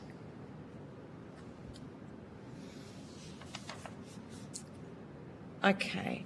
And I guess one of the examples that was given in evidence today about inappropriate care was an aged care worker trying to give someone a suppository orally, and I guess I'm interested in, and that really had family trying to negotiate and say, no, that's not right, and the aged care worker arguing back about that. Now, clearly, I'm not necessarily asking for, I guess I'm interested to hear about the standard of training and support that someone is given before they're given these kinds of significant responsibilities that might in other instances be really oversighted if you're in a hospital by an RN, or the extent to which, you know, we're able to attribute liability in these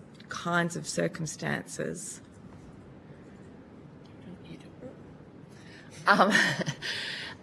Yeah, look, we have some real concerns, and the range of support and training and information is really broad.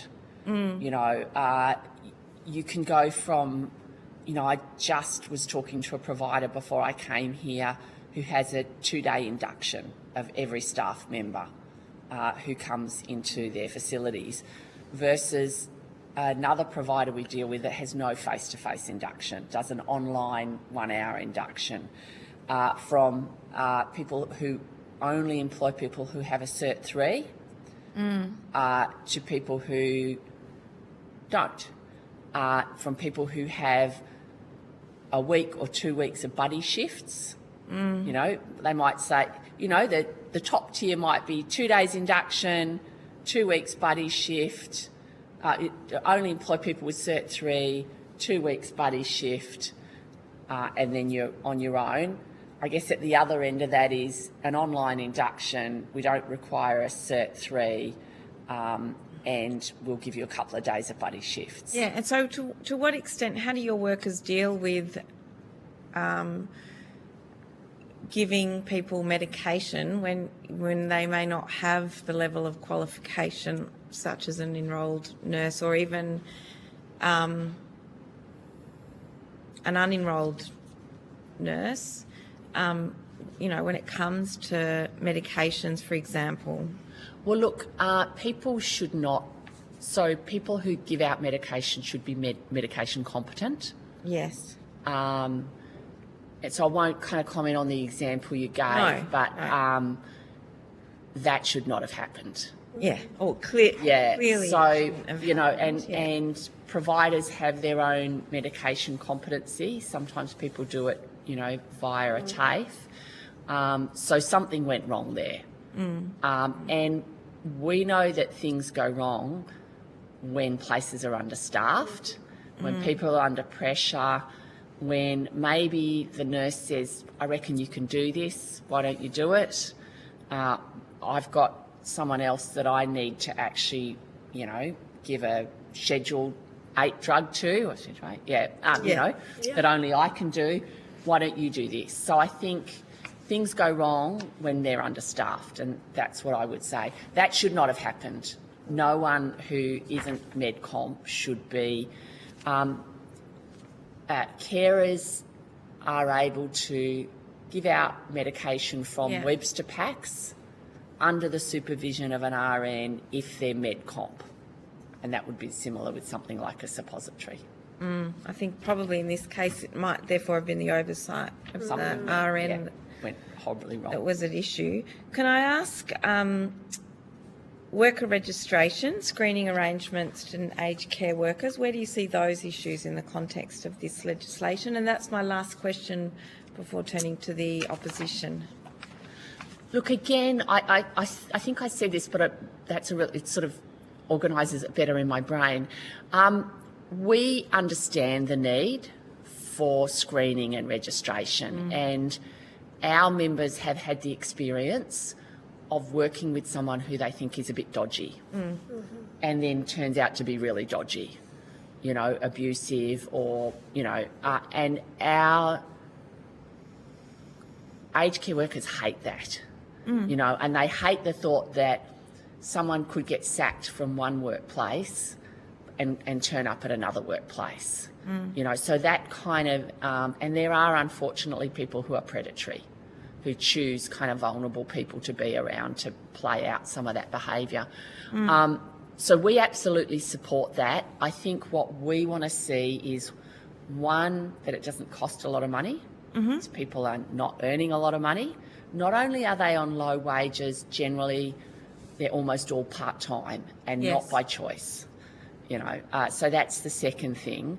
And the third thing is just really with the level, the English language requirements, again and again, and, you know, we see in some of the migration stuff that people have a higher level of requirement for English language if they're migrating than if they're here, you know.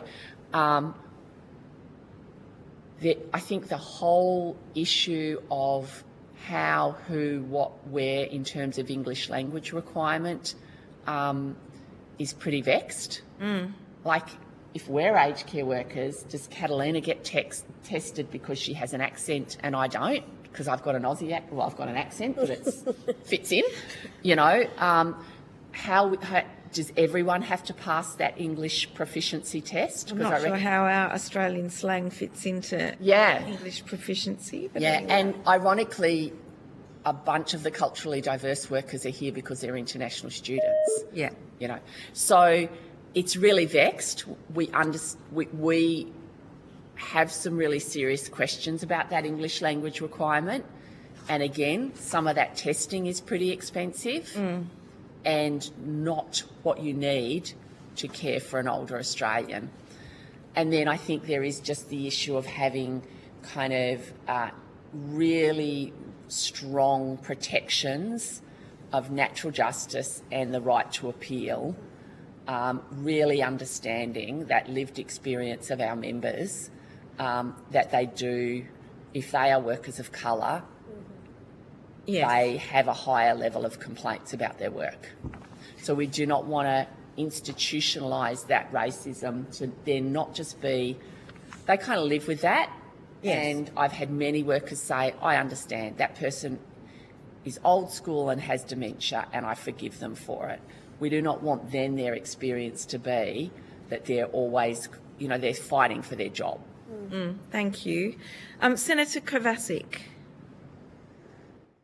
Thank you so much, and thank you for your evidence so far.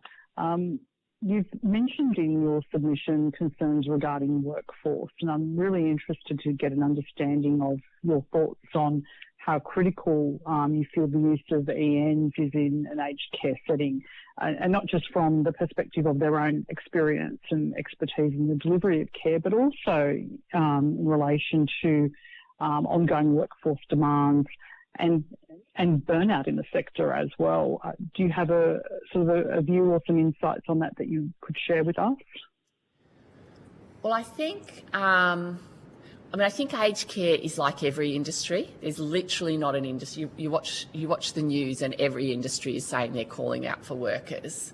I think that eased significantly with the wage increases. We saw that kind of churn start to kind of ease off.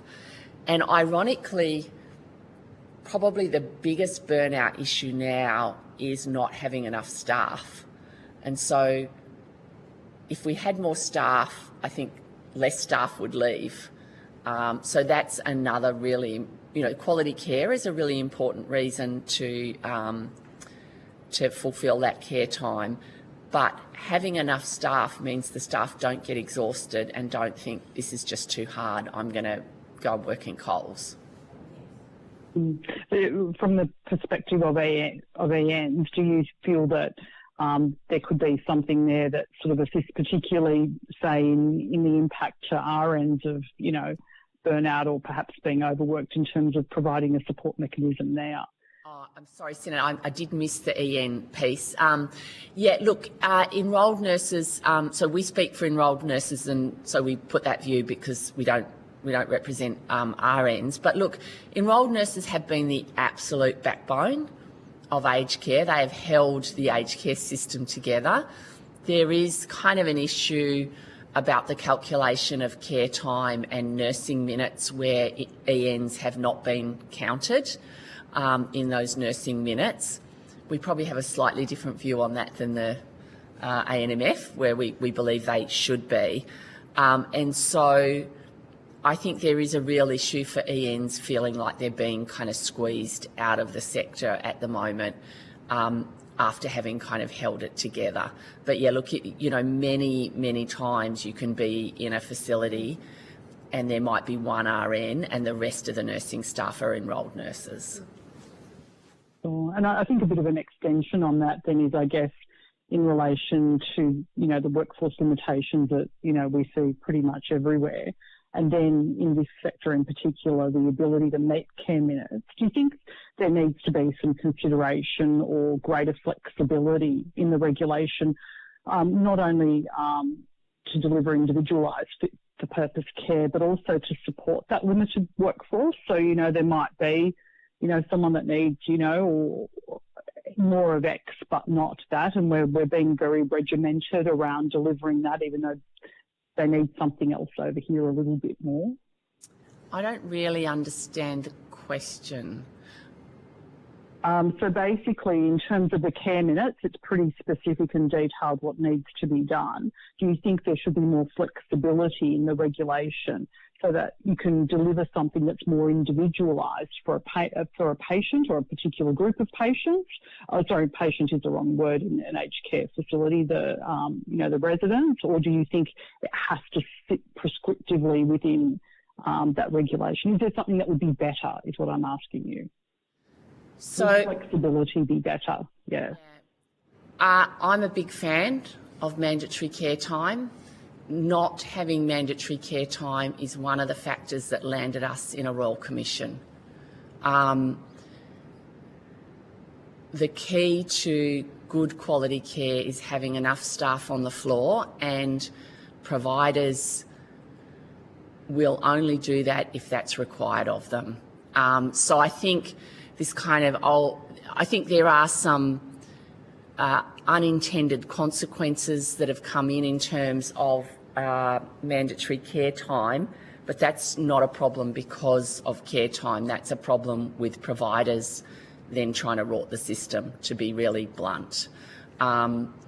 We need a system that requires a certain number of staff in facilities, and that's what our members tell us again and again and again, that is absolutely key to quality care. So I don't think we need to make mandatory care time more flexible. We need to make sure we're fulfilling it. Right, okay.